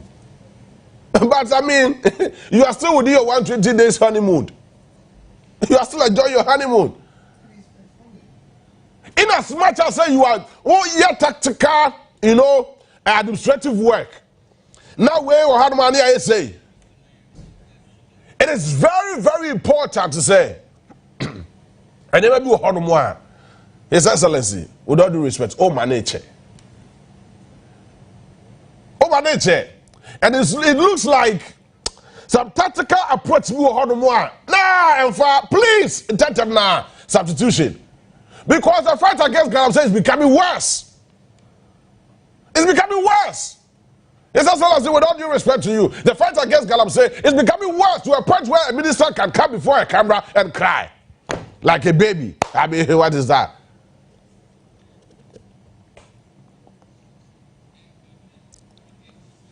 No, it tells me that things are not going on well. It tells me that they're not fat. It tells me that I didn't see. Whichever this is the time you need to take pragmatic, bold steps, bold approach. Say, hey, enough of this, and enough of that. So you dare not do that, but then go to most of the sites I want Ghana how to say, and this is for their home. And this is for their home. Ministers and they are monk for echo, among them security personnel, echo pay home. But like His Excellency John Dramani Mahama said, you will suffer a very severe punishment if you don't declare your assets. And when I saw that, many J, and I would love to listen to that voice again. Yeah, in TB. Thank you very much. Many of you have not seen the code of conduct yet. Don't have a heart attack when you receive your copy. Ministers of State, Deputy Ministers, members of the Council of State, presidential staffers, head of agencies, distinguished guests, ladies and gentlemen. In my 120-day social contract with the people of Ghana, I pledged to restore discipline, integrity, and accountability into our governance. Today, we're taking an important step towards fulfilling that promise with the official launch of the Code of Conduct for political appointees. This code represents a bold declaration of the standards we must uphold as servants of the public. It reflects our commitment to build a government that is ethical, responsive, and worthy of the people's trust. Let me be clear. This document is not a ceremonial one. It is a living and enforceable framework that outlines what is expected of every individual appointed under this administration. Though the document often uses the term minister, it applies broadly to deputy ministers as well, to presidential staffers, to chief executive officers and their deputies, to members of the Council of State, to board members and other political appointees within the executive arm of government. And I include myself. It applies to my vice president, myself, the president, the chief of staff, the executive secretary, all advisors. All of us are bound by this code of conduct. This is a government of shared responsibility, and there will be no sacred cows. Why do we need a code of conduct? Because we must build a new political culture, one that is rooted in transparency, humility, and ethical leadership. Ghanaians deserve leaders who serve with honor and put the public interest ahead of their personal gain. This code is designed to guide our actions and decision-making and to make clear the consequences that will happen when we fall short. Now let me highlight a few key principles and provisions of the code. All political appointees must serve the public with integrity and impartiality, must place the national interest above their personal interest, must avoid misuse of office or state resources, must declare and manage any potential conflict of interest, must eschew opulence, be accountable for every cedi or public money you spend, and be humble in service, measured in language, and respectful to citizens at all times. You are not in office to wield power, you are here to serve the people of Ghana. The second is conflict of interest. Any situation that creates a conflict between your personal interest and your official duties must be avoided or disclosed. This includes holding stakes in companies that deal with governments or with your ministries, using insider knowledge for your personal benefits, awarding contracts to entities that are connected to yourself or your close family. If you're a dormant partner in any business engaging with the government, even outside your ministry, you must disclose it in writing to this office. Not through a telephone call, not through a relative, you must submit an official declaration. Failure to do so will result in disciplinary action. Number 3, interest of friends and family. Public perception matters. You must avoid making decisions that benefit your relatives or your close friends. You must not recommend them for contracts or appointments. If your actions give even the appearance of bias, you compromise the integrity of your office. Number 4, gifts and hampers. We all know our cultural fondness for gifts, but we must now draw a clear line between appreciation and influence. Appointees are prohibited from accepting gifts or favors, especially from companies or individuals with interest in governmental decisions. If a gift is received during an official engagement and its estimated value exceeds 20,000 Ghana cedis, it must be declared. And upon leaving office, the gift must be surrendered unless expressly permitted to retain it by the President. As for hampers and gift items, no government funds, including internally generated funds, are to be used to purchase or distribute hampers. The only exception is modest gifts to staff as a reward for excellence or retirement. For government entities that must distribute hampers or gifts as part of their corporate commercial policy, express permission for the budgeted expenditure must be received from the Office of the Chief of Staff. Ministerial travel. All official or unofficial travel outside Ghana must receive, and the word is prior approval, from the Chief of Staff's office. And after each official trip, a report must be submitted on the trip, and any impressed retired within 14 days after your return. Where government is footing the bill, the trip must be necessary, it must be budgeted for, and aligned with national priorities. Retroactive approvals will no longer be entertained. Prohibition on purchasing state assets. No political appointee under this administration is permitted to purchase state assets, whether land, vehicles, shares, or buildings, directly or indirectly. If you attempt to do so and you are found out, your appointment will be terminated. We are here to protect the national interest, not to help ourselves to the national purse. Sanctions for violation. The code sets out consequences for breach, public apology, from public apology to reprimand, to suspension, to resignation, or ultimately termination. Let me assure you that these sanctions are not cosmetic, they will be enforced. And I will not hesitate to act firmly and decisively, no matter who is involved.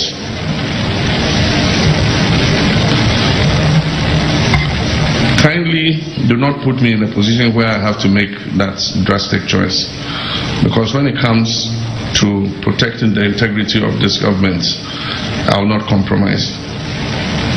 Citizen engagement and reporting. Accountability does not end at the walls of this room and in just one code of conduct. I invite the citizens of Ghana to play a role in monitoring compliance of this code. A portal will be created for the public to report suspected breaches with guarantees of confidentiality and impartial investigation. Ladies and gentlemen, what we launched today is more than a code. It is a declaration of intent. It is the foundation of a new ethos in public service, one that values ethics over expediency, duty over indulgence, country over self. We're here to serve and will serve with honor. On the 18th February 2025, I set a deadline of 31st March 2025 for all appointees who are taking office or being nominated at the time to declare their assets.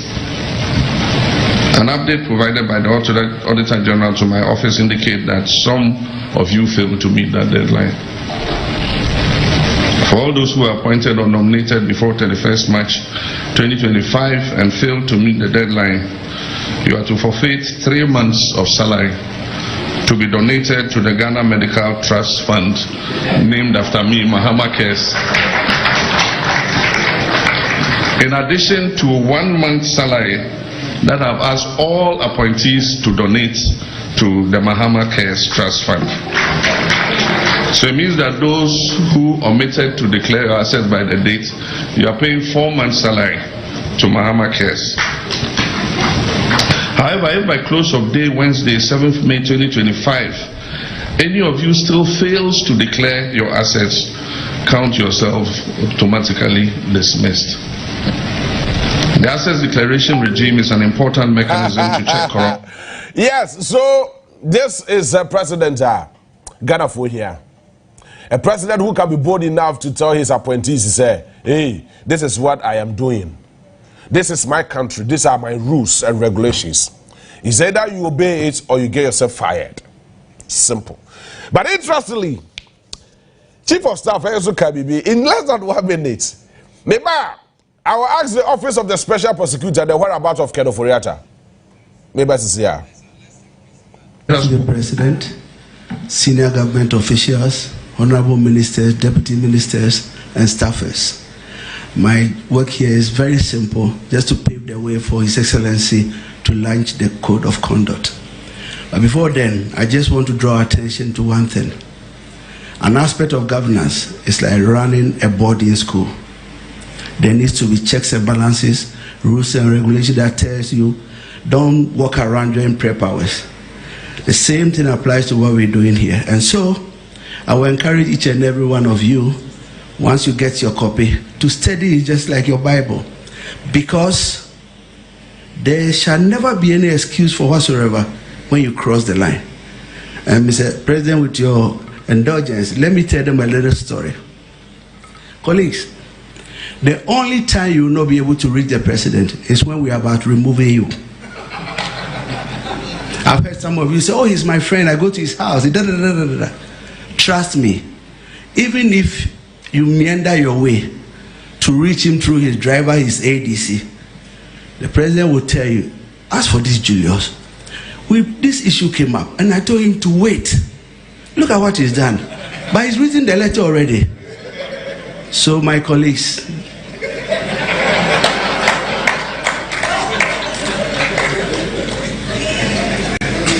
please, I wish we are never going to have that bad experience for removing any one of you.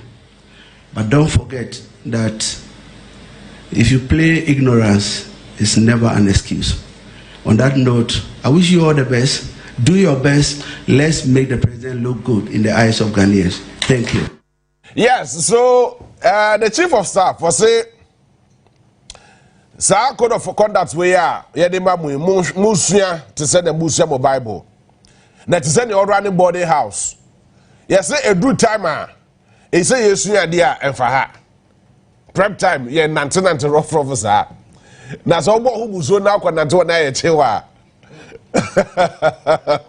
I love this man. I love this man. Me for her. Now who's so now be for her no more. Me can say president here, madam for. Because president for But president so I down for no problem. Why I down for and you say enough I go see no problem. Na say ekoba say e so ya say oh that's a chief of staff with this Julius. Me can't just manage contractor the why actually we no the only way you cannot reach out to the president is when they are about removing you. Finito. Where simplicity, this is a president who thinks about his country. President Ojin or Mapania or Jenny Manfo, no name said, let us put a long-term plan approach near for solving leadership crisis, near for solving corruption and corruption-related issues. And only idea President Dramani Mahama Eye. And when he's done with that, I am sure Onua Kasa on the 5th of January 2025. And the 7th of January 2025, when he hands over officially, Obama Ghana for you now who say, why yet where he has left a mark. Is it 2028? Yeah, 2028. When leaving a certain mark, be a Honoma, a Bebuada Bua Ghana for you now. Then finally, Office of the Special Prosecutor. Where is Ken Oforiatta? No, but I mean, it's not funny. Office of the Special Prosecutor. Where is Ken Oforiatta, the Finance Minister? Why now you should read alert to say, or your crop young fish and Emra, and Amibwa? And another reply, the bra was on young crop for, they were more diarrhea pass or Jayar here. It is like diarrhea pass or diarrhea head on Mouse, or maybe drew had on the 5th of May. That was Enra. Until we expected Senna Kenra by this time, Nankebia. I mean, they say, will be an Ankadia. Wababe drew so medruye. Office of the Special Prosecutor, Kise Jabed, where is Ken Oforiatta? Please provide him. He gave you a date and he cannot fail the good people of Ghana. And all other appointees, I have from Wina, Memma Munyam Wajis and Mujan, more quay. No, if you have nothing to hide, if you haven't stolen anything, if you do not have Ghana's property in your pocket or in your coffers, Ujana. What else have a year, Juma ye? Me, I'm no offer, or says to be National Service Authority, or National Service Secretariat, or National Service Scheme. I mean, any name you can call it. Offer, with all due respect to you, why you Juma so? Abua Ghana. It is so beautiful. But when something is not going on well, near flow for interrogation, it is within your powers to appear before a commission or to appear before any state or own institution and be invited for interrogation. Simple. Because why would you maybe here? They say, Gihok. Papa, every Friday, be another 40,000 coffee. Please, enough of this story, so, yeah, bro. Ghana, for you suffered under Nana Dankwa Kufuor for the last 8 years. Don't come and give us any stories. Use the law, Mama Brandon Juma. That we just have stories in Mama catch the Ghana for saying any day. Sir, so in the last 8 years, now 4 years, now every Friday be here, now Maso Kofi Juma Kofia or the 40,000 ko day. What am running the hard way? What is the use of the Ghana Police Service? What is the use of the law? Please stop telling us this rhetorics and act. Hey, that's a second Kasa said the Edibaba Jumadia. National Service Authority, yeah, call Honorable now in Kunya Credit for no problem. Please, where is the man? He's not dead, he's alive. So all these things must be put to stop. Simple. Yeah. First spray, Sasso spray, first spray what you know. Onua Maakye fabe was so. You may quite say a sing. Sasso insecticide spray and coil.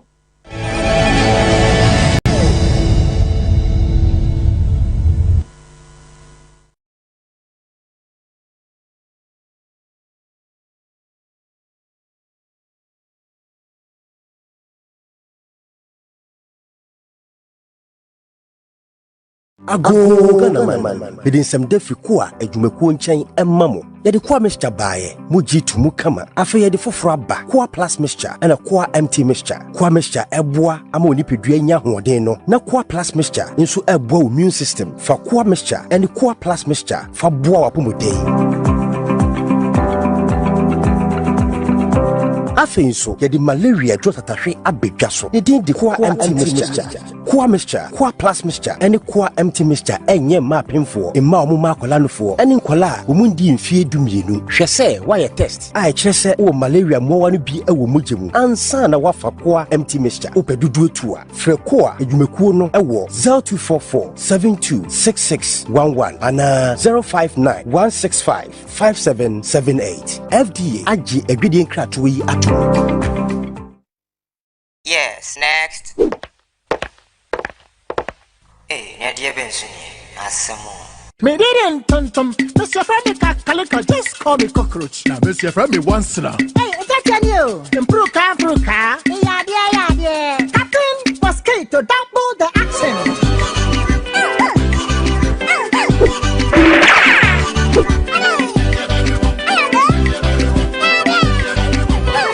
Me did sasso spray. Mr. Freddy sasso quell. Yeah, go to my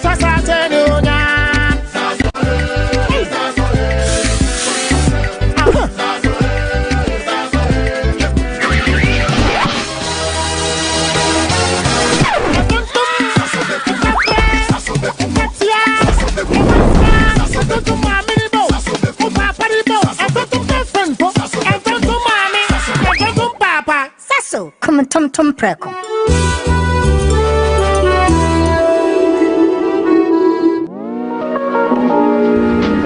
To me.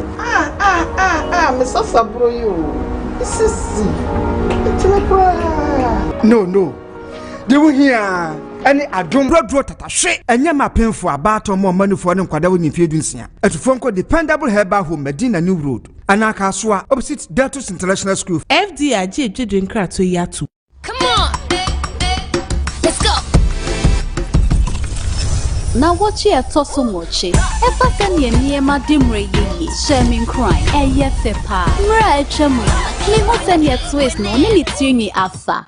Mama kwa baba Gentleman Dental Clinic yedwumadi ya yedi ane se yebesiesi wosen na yabo wosen ho ban ama wonum enso ate anase wosen animonyam so afa ntuma pa efi fix one no anase ayetafre no permanent one no eno susu yesi a untimi entu bi eno ene efre no PFM bridge anase PFM crown afi yesan eye cleaning services oba ye profession no mu na ye fene scaling and polishing se ebia enema bi ahyehyehye esen no mu se bi okasa etimi mapampan ene ade eba mu na no oba Gentleman Dental ye ni nyina bi ewo ho Gentleman Dental Clinic ye wo Koforidua Central Police Station enten ho ena wodru enkran so so ye wo nungwa ena Atomic Down domekwa benya runabout no so ho ena wodru takwade pipe ano traffic light na ewo pipe ano ho ye ne OGN bank na na wo the same premises ena Kachiman so ye wo magazine market kwan so wa anase opposite AY Ambe ena udru Kumasi Abrepo Junction Total Filling Station wa traffic light na enihwe G runabout no u free Total Filling Station na yabron sign na edi ho ye adwuma free eda joada popem eda memeda.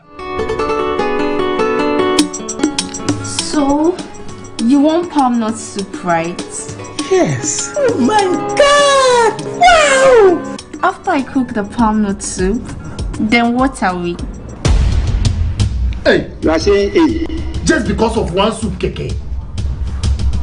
Quick!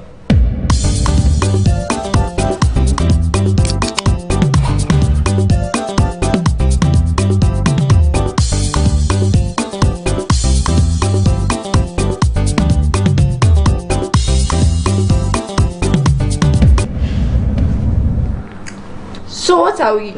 Oh God! You think so? They're wise. Fellow Ghanaians. This advert is FDA approved.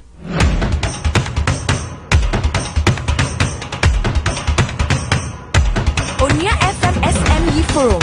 Enchibia Ebaso. Sobema, eyo don wasem bia, eye nikapa. Wefa abrantie bia, nene bie aye friend Sedat chimupo ne se, eye aktima ana seni je no etutwae. Esa se ba mo wo, ede ne nsa, ebeto ne yere roshni so.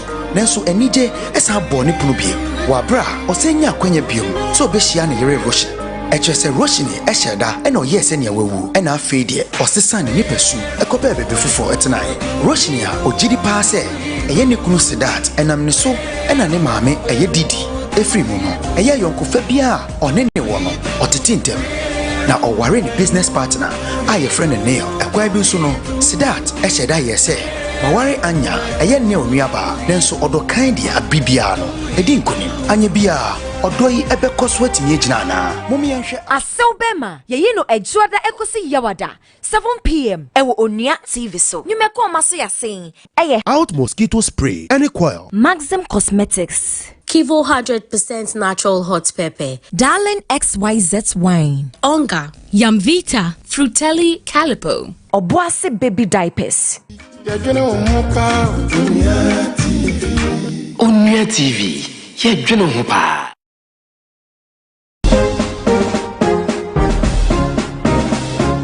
We've set out for yet another academic year to find out who emerges at the top of the brain challenge. It will be nervy, it will be nail-biting and tension-packed, yet they are poised and ready to brave it all with great intellect. Get ready to enjoy all the hours, cheers, and all the exciting moments of the Connect Western Best Brain CWBB. 27 schools drawn from 11 districts of the Western region competing for the coveted trophy at stake. Remember, there will be medals, citations, books, science equipment, cash, and loads of mouth-watering packages. Who gets the bragging rights in the 2025 edition of the Connect Western Best Brains? Let the action begin. Headline sponsor, Best Brain Publication Limited. Sponsor, Dext Technology Limited. The CWBB is proudly supported by partners, Ghana Education Service, and GSTS. Catch the action every Saturday on radio and on Facebook at Connect 97.1 FM. Time 9 a.m. and on Onua TV at 1 p.m. For sponsorship and inquiries, call us 0240-678876 or 0245-787886. Connect Western Best Brains, sharp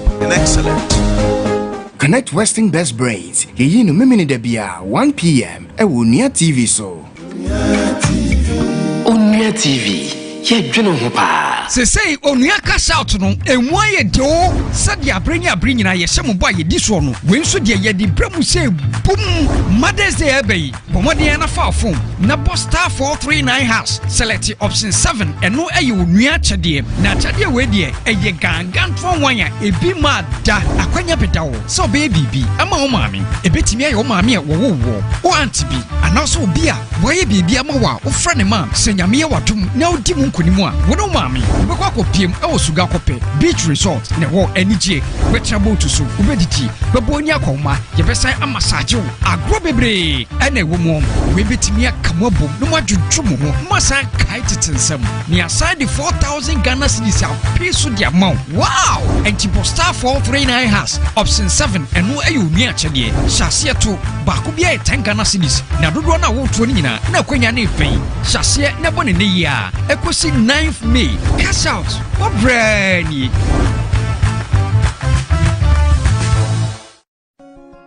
Me body ni me yena kuma swapedie nyina de ma no wa bra men kasa ho na hanso de abribia na ojadem me yenia metime bia sene ebuhien ebenye odo ene nkabon abribia na bibia meye emebuhiafo ani gi abribia ewe buhia bia mu no asoba asedie ena me vidant mafato me ho so se meye ede ama tripati abuhien Meda me funi epie ukrowan krate mon uzi edwa lai se no hwe nim se ne babema ene bewo wono se se menya ne babema ni osefata so begidin baabia ene ne basanju ene me hu abufo nti ni obedi kura no obetu egu Raja Beta yeyi no ejuada ekosi yawada 5 p.m. ewo Onua TV so Onua TV ye dwene ho pa.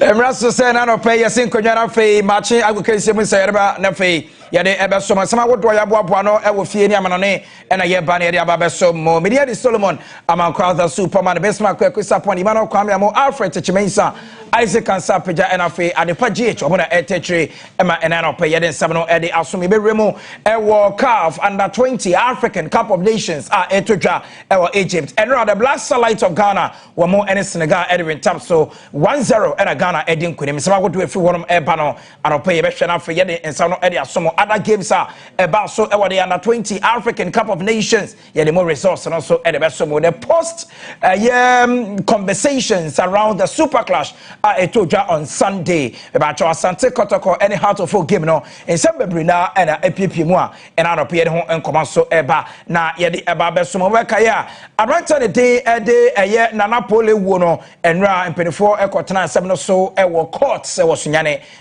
amane efu honom eba no ina no pe ye behwe na afa ye buobuo so enso ede amamo the Ghana National Under 16 amonso resume campaign the Ghana Soccer Center of Excellence and pay players ya to sadia from no ye de mo enkomo ede esomo ye bebu ye kompo akonkofon crosso amanone Union of European Football Association UEFA wo mo Champions League no and two games back eba so ene and it's now 2 strong games in a semi-final and pay ye behwe na afa matches no yede emu enkomo ede asumu we any afoforo bebre ka ho ene ye krakra so na fe yede aba so mo ewo Maakye dwumadie no so o join live on Facebook on your TV share like if our comment eto ase ye bejebre na fe yakan ni nyina enso etama Onua Sports on all social media platform X kana Twitter about your Instagram Facebook and YouTube oko Onua Sports all the juicy updates no ye kunche edi egu ma onto benya bi na fe wetie saso era onuaonline.com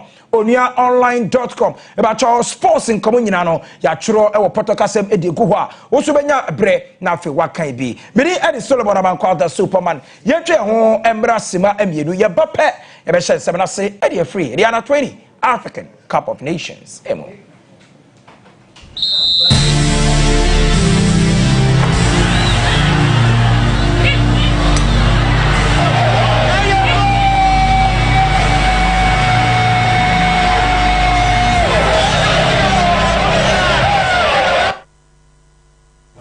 Right, Yanshan coming and say free a year of the under 20 African Cup of Nations etodwa ewo Egypt and a match number 2 our group stages now it be etim group C Ghana yetim ehwe and Senegal eboy and our Central African Republic also any the Democratic Republic of Congo at the every time so you made anybody way you know now the Black Starlights of Ghana against Senegal yetimi ashomo ekaraba ko a wamo entimi anti yankotwe kwanya apprentice mensa efa so enya the only goal of the game at get 3 points at the Black Starlight. Secured wins over Niger and Côte d'Ivoire.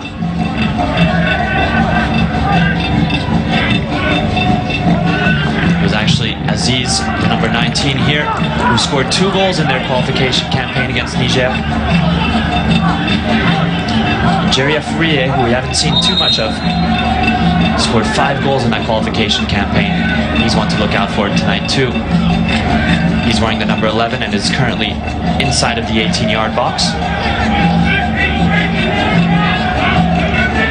Plays his club football in Spain for Lugo. And actually has 1 senior goal in his only senior appearance. Incidentally, it was against a senior team of Niger, but Ghana would lose that game. A strong header by the number 6 of Senegal, Daouda Diong. But Jerry Afriye, can he be an assister tonight? He is! Jerry Afriye gets the assist! Beautiful pass! Oh, it's a shame because Senegal give it away in their own half and the Black Satellites pounce! Oh, wonderfully done by Emmanuel Mensah, who gets on his wheels. He tried to do it so a little bit earlier on this half against Ibrahima Diallo, but there he had nobody in front of him, no defenders at least.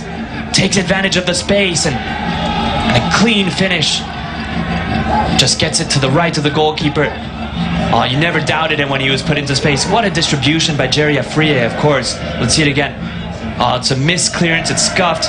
And then Jerry Afriye, all the composure in the world to just lay on a beautiful ball on a plate. And Emmanuel Mensah eats. Oh, it's beautiful. The technique, the execution, the belief in himself. As Zen Minofe says, the hunger of this Black Satellite side is on display tonight. And a wonderful celebration to match between him and Afriye, similar to Cristiano Ronaldo and Marcelo during their Real Madrid days. For those of you the Black Starlights of Ghana, Omo Eche Senegal, Echomo Ekaba across Senegal, Menteme, Ante, Abrante, Emmanuel Mensah, and the only goal of the game, Edema, the Black Starlights. So, say Ghana, your last game, no, able to try Tuma. Thursday, yene wamayani day at the Central African Republic, and Ebeshe, Nafe, Yetimi, Eddie Arentam. So, we a year, the under 20 African Cup of Nations. Other results are Etimi Epiemo, the under 20 African Cup of Nations, and say, and it's a Central African Republic, one more Etimi Eshe, Eddie Cho by 3 goals to 1 at the Democratic Republic of Congo. In Congo, one more and so in 4 points, just as Ghana, Yenso in 4 points. Central African Republic, one more 1 point, and after Senegal, woman so 80 1 point. Into way, and in Komakakra, and eto our Group C of the under 20 African Cup of Nations. Emu. So Eden Commodore Eddie so Yenremo our national under 16 their coaches no etimi enemu squad for their final phase of campaign our Ghana Soccer Center of Excellence and so say their players are in 24 team atonsa Eddie from no shape papa for hwenimo say omo betimi akọ no omo etimi kosesi omo for the U16 championship enche ebetimi ahwe na fe etimi atodwa enche and phase 1 about the way phase 2 and so to me by the way and I mean can say the final next campaign no 24 team actually for enable players no John Annan wono esiakan edema soccer intellectuals or anything about be piemu Saso and Abbas Mohammed wono ewo Accra Rocket be ba chosha to say John Annan no me goalkeeper no Jehovah Sporting Academy to say school at the Emerald Senior High School.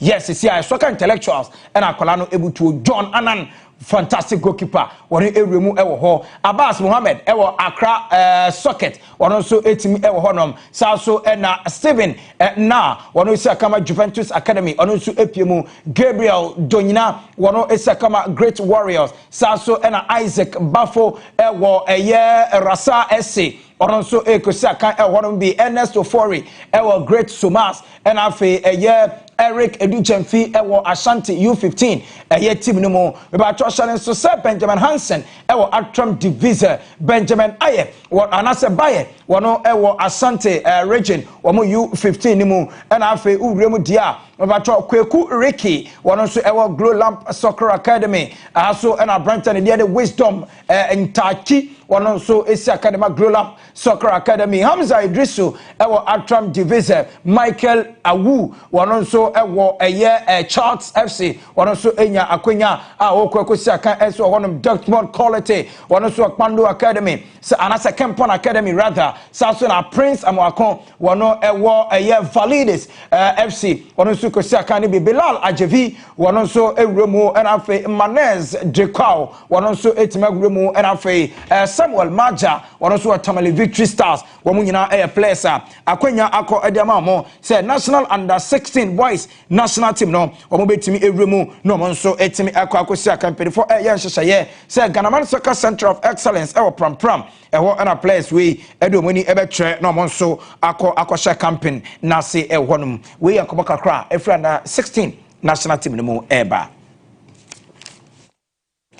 Anope mamenkanfo bingo bet enfama enanwumre Champions League matches ewo ho saso ene be remove matches be brina betuto todwa e ba twa kwanya ba e dia ma so ball na wo enjoy no sports na wo die chire say tennis say volley basketball athletics whatever e ba twa wo so be nyesika e die gu botum eno nti na bingo bet was say this is the perfect opportunity wo log on to www.bingobet.com www.bingobet.com now fe unso wetim a place o bet we mo ever 100% bonus say with me register for the first time with deposit for the first time yeah 100% eye bonus enso e wonom na ye nika eye nije ene se ye wo cashback bonuses enso e wonom every week bia no better obetimi etwa no omo betimi ahwe na fe obetimi ama eye cashback na wo so asan e dey place bet ne bi ompe we na opeden eye bingo bet e na obetimi ahwe na wo do hu e dey for mu your numbers no 0501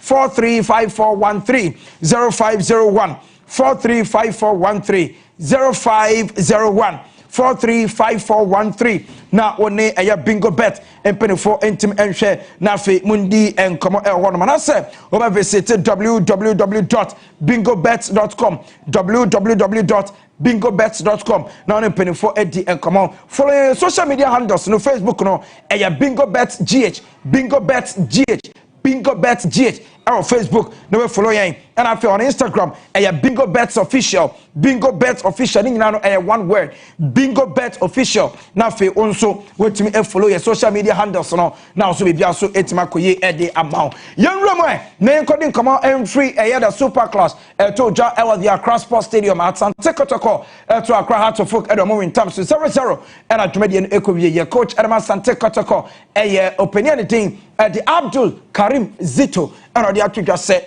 idea and I said I don't question the game no she no be bia a woman the bia say game you slow now you slow the bia game say we hot now you hot na mo chances na there kotoko ni creating here game no there na kotoko there na so mo winning and so me and winning Abdul Karim Zito akasai.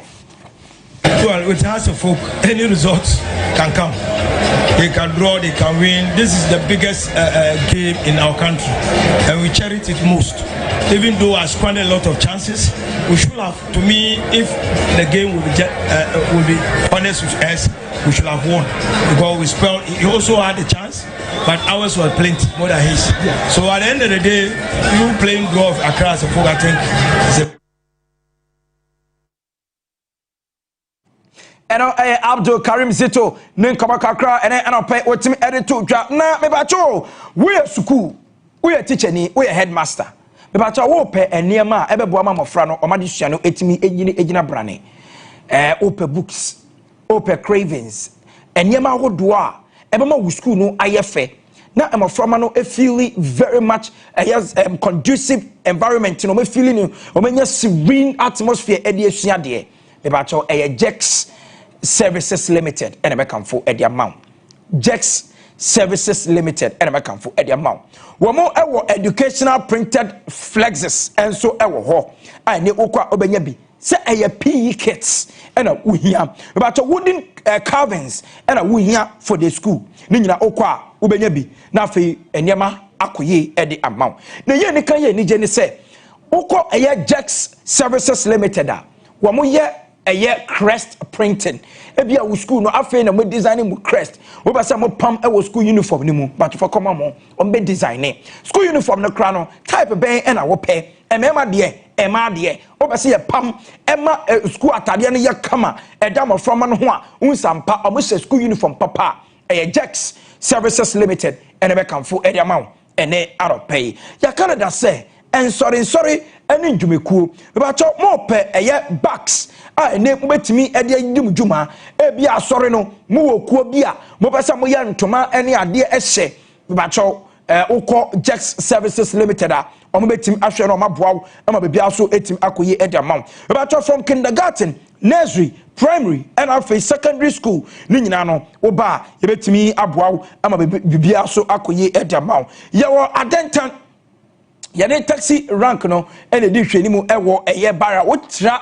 barrier na adenta obehu ye enso ewo ho free 0244 031 338 0244 031 338 0244 031 338 and 0548 931 632 0548 931 632 0548 931 632 na woni Jex Services Limited ending come na fe omuntumi emwa shane so say enanwumre UEFA Champions League ye the games ne bi eba be somo ene ye ko Calabasas Mansions ewo Akweteman Calabasas Mansions ewo Akweteman eba cha wotra MTN office na yen ene ye toa so ofri eye La Paz ba ba to be hu yen enso ewo ho right after Ecobank building no ewo eye Akweteman obehu se Calabasas Mansion ye bonfinfi ho ye hye Ecobank ena afi eye MTN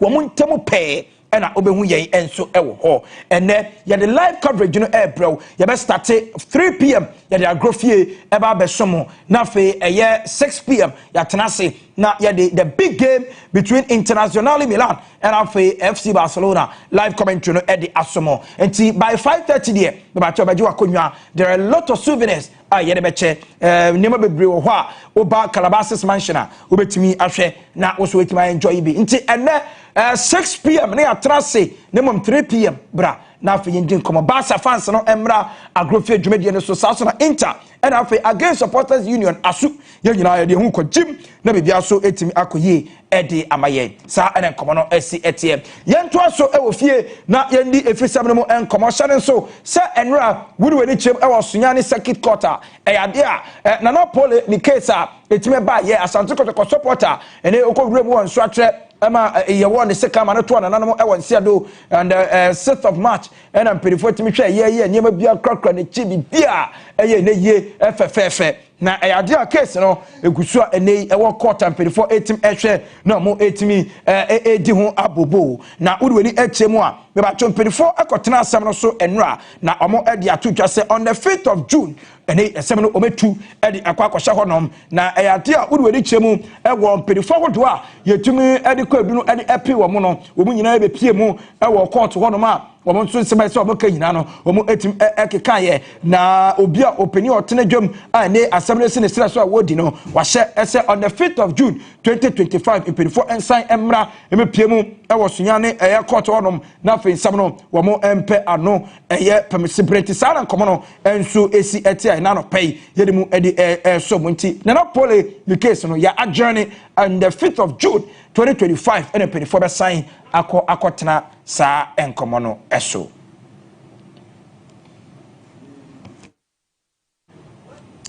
Enchaye and Ghana Olympic Committee GOC omo ekayo elections a new chairman open day Akpokavi wono na pedifo abonidi say wono Ghana Olympic Committee chairman for the next 4 years na openino ekopie mu chief imam na atena ye ene no ekodi nkomo na okopie mu ene ode nsam bebre na ede atudwa ede afa Ghana yes sports especially the Olympic team ni ade say pedifo betimi ahwe no matoto niam say de be ya Ghana ya agudie no ebetimi afa no ntoma pa efira openi Akpokavi Richard ne nkoma ode tu dware sei ene tie nyawo ubewuni se obo se kabom a ye de be edwuma no a ye betena sese a nya ye dwen se se de betena sese a ye nyina ye de adwen ba nya ye pese ye next 4 years no mimi wo ma adwen penifo a ye yo mo nyina obi aso wa na adwen federation fo no nyina wo ade ehia mo pa ye pese nyina ye de nyina to paper so ye de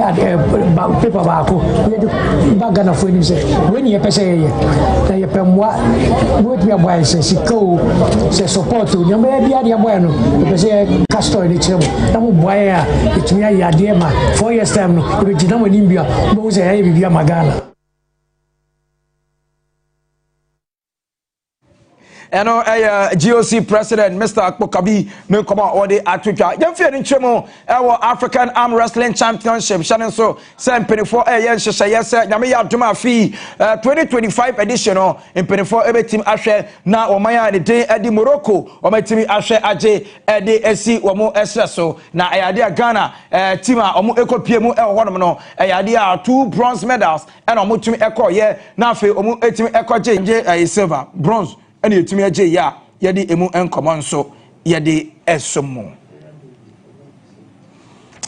anopai ensemebre na ewo ho a wose di jaw na makareda se we are branch na we ababa awa na nyame to nsem ejapade ba ko a ewo se woni bre se wo beye pa no eye dan ewo se wotumi nya wo dan wotumi si dan na ma obesi dan ya wotumi sinsi wiem asase so na obesiesie eno nti ena hard builders real estate say Okra 25,000 Ghana cedis and I said 30,000 Ghana cedis February maso ye no omumpe asasia monsu bia eni ho omo emfa emma eba chotieri ye Ghana ha yansase bebre ya ton e de ma nipa be ye edu asase baako ni ya ton de ma nipa du nti wo kosi dan se so wo ho na obi abasa asase ne dia na obedwire egu fam na wa aye wo ka asase no ye be ma ho nkrata so nkrata no ye de ma nipa be ye 10 wo be ye na langat ye bonko foto kunkofo e wasase ho enu nti na me say menye sa mistake no e wo abrabom for 25,000 Ghana cedis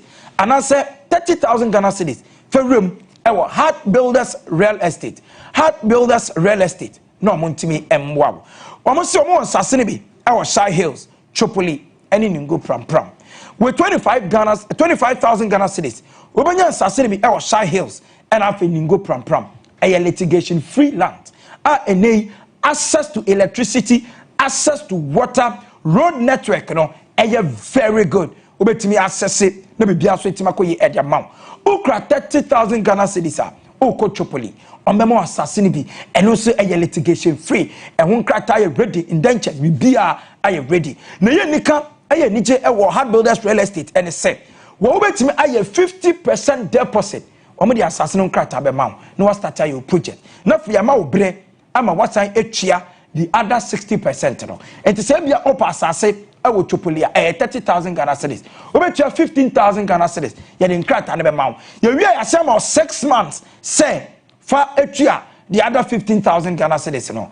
Already now start here and ye wule blocks na be bia so etim ekoye. Ni eni kan so omo surveyors e wo mo office ho. Enti wo ba o metima ko survey assassin maw. Wo mo e wo emo a eye architectural designs. O me draw a dane plan ne bibia dia maw. Na fe woko akwa ye wo plan site plan all bibia correct e dia maw na bibia so akoye emo ompe we no peden say eye blocks eye hwia eye moba e na wo pa Heart Builders Real Estate ebe boaw na wonya sa niam ne nyina bi enu nti na me say woni dwumekuo edi edwuma for dwumekuo a obama ahotoso obama value for money na fe obama peace of mind eye Heart Builders Real Estate and be come for ede amount be ba to your numbers no 0540 226276 0540 226276 and 0241 665200 0241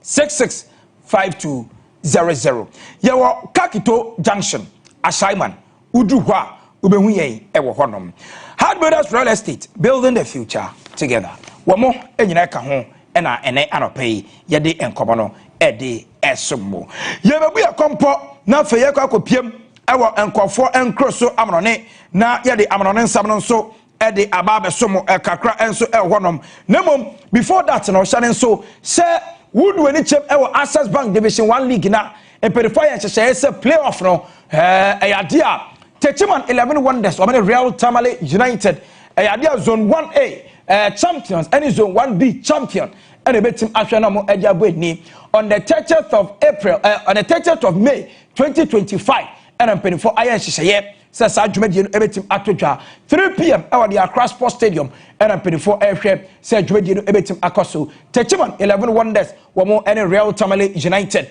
and a Ebetim Ashe, no more Eddie Aaron Tamsu, and all Access Bank Division 1 League, Zone 1 playoff. And yede ehun enkomon so yede esumu sa and ehun enkomon so esi etie ewo honom yefie ni chemo ewo amanone na Liverpool masoye ene yeko gina branch Trent Alexander-Arnold encheye enodin krata ba monten se ade a ne dwumadi obedi 20 years of service to Liverpool ni nyina abenewe ya at the end of this season on traso in second and from Liverpool na branch ne den krata na ba monten so no kofo bebre na na etim ehwe ye kan some church on the fan ho abantana kasa or say it's been an emotional moment at the moment not Trent Alexander-Arnold say ordinary dwumadi edi ACFM ewo Liverpool.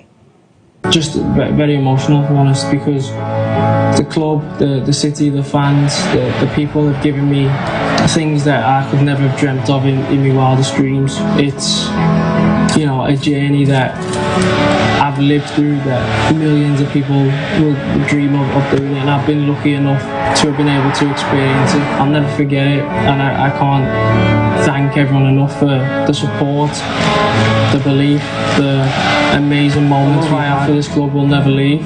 It will never diminish. I'll love it forever. I'll forever be in debt to the club and the fans for everything they've done for me. And there's no doubt about it, I'll be back. Any chance I get, I'll come watch games, I'll be supporting. I'll be wanting the club to win, wanting the club to be successful. There's nothing changing in that. I will always remain a Liverpool fan.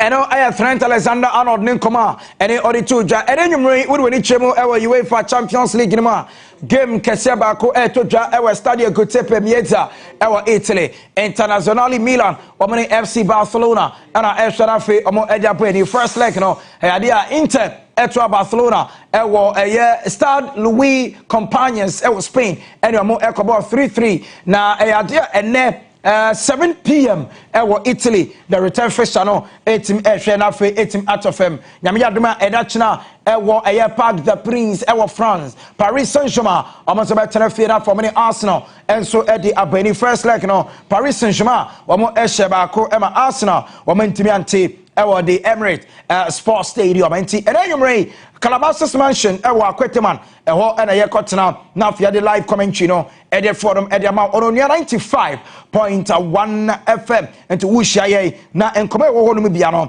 yetimi ahwe ede egufem enso ede ama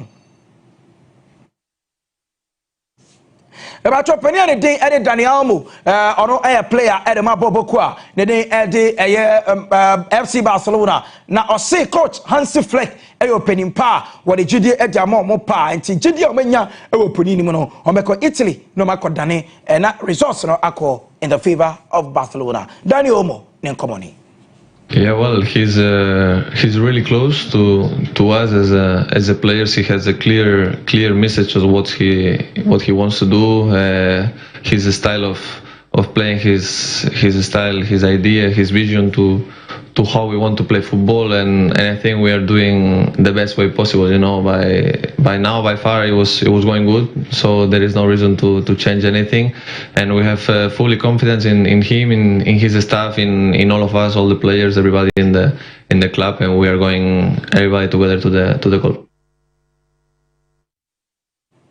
Hans-Dieter Flick, manager, Edema FC Barcelona, head of Inter Milan clash, and opinion that you just say, when you are Inter Milan team, no, and now the game on no more, we say Inter Milan team no strong. Now, Barcelona look stronger going into the encounter. For me, always focus on the team. And Inter had a really strong team, but also some really good players, or a lot of really good players. So it's all for me. It's all about the team.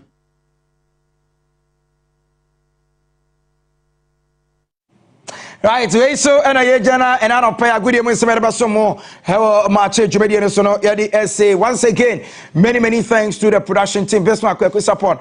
Now what do man no and as they already prepare some no Eddie go esumi Eddie amamo live commentary no yadi free a quick man. Calabasas Mansions and I ebetimi ahwe na yede abesomo birthdays awodo yes agrofie ni nyina be for them etimi abanti na no pay ye behwe na fe ya ye ni nyina fe enso etimi edi amount enti live commentary no every Calabasas Mansions ewo Akweteman ofri eye kasoa eba La Paza Malam Junction oba La Paza e ba cho oba wenim tratra udru Akweteman Ecobank building no wo tra ne kekre bia obehu eye Calabasas Mansion wo free Calabasas Mansion na wo ko MTN wo mo eye building enso eso na fe bibia so etimi akoyi etimi ede amount yenyi eye birthdays ni bi enfonom amount we say happy birthday to Mr. John Sam.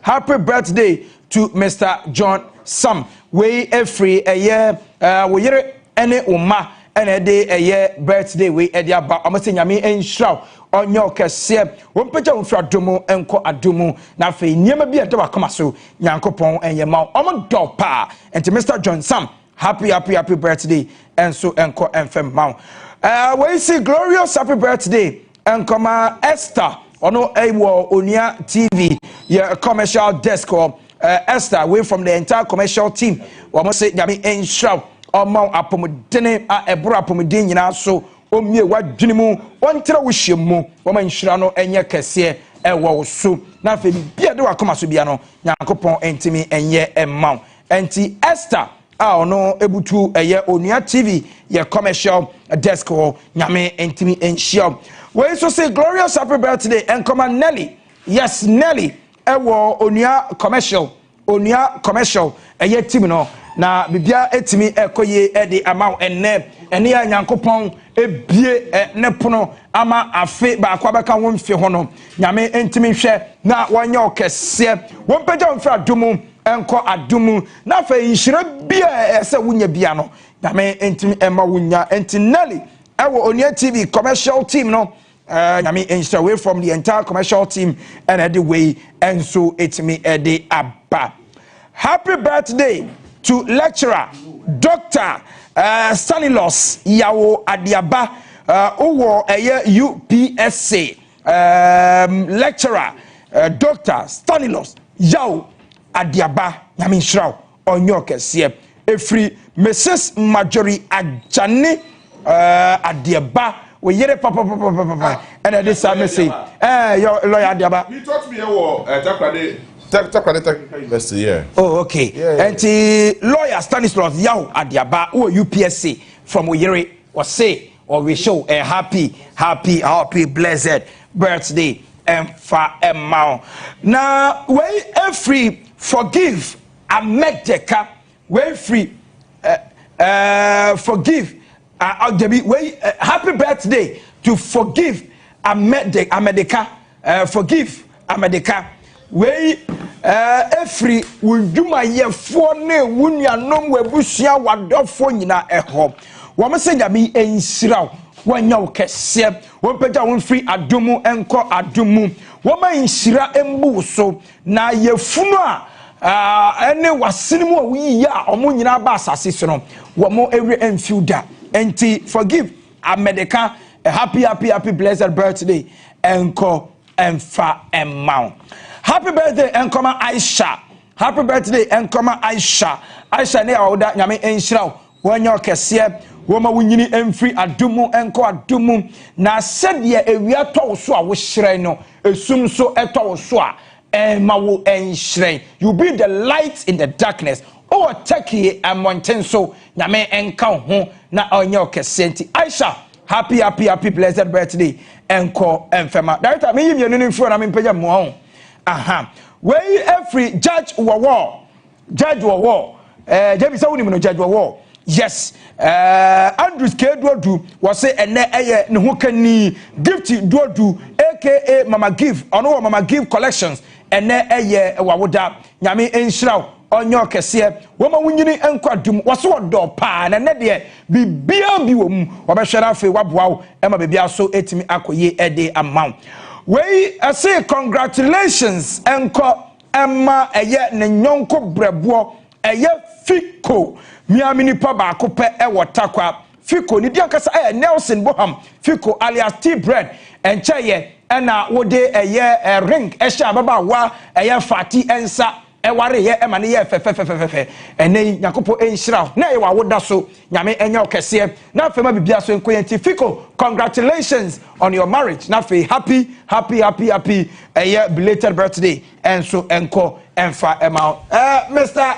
JB yeah Isaac Eko JB ebetwa so thank you nyake mu nyina no what they are Solomon Amakwari supermarket that's so they good musem edebra I hope say and then you may a bit to me I sports no nafi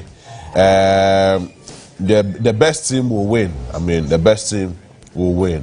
Now then you may never hear Champions League nibi. They are just about 48 minutes after 8 live on Onua TV. So I will other social media platform. We are grateful to you. Say Musuma log it on. And I don't pay Yemra Medi and Kobo. I will fear how to say. Now,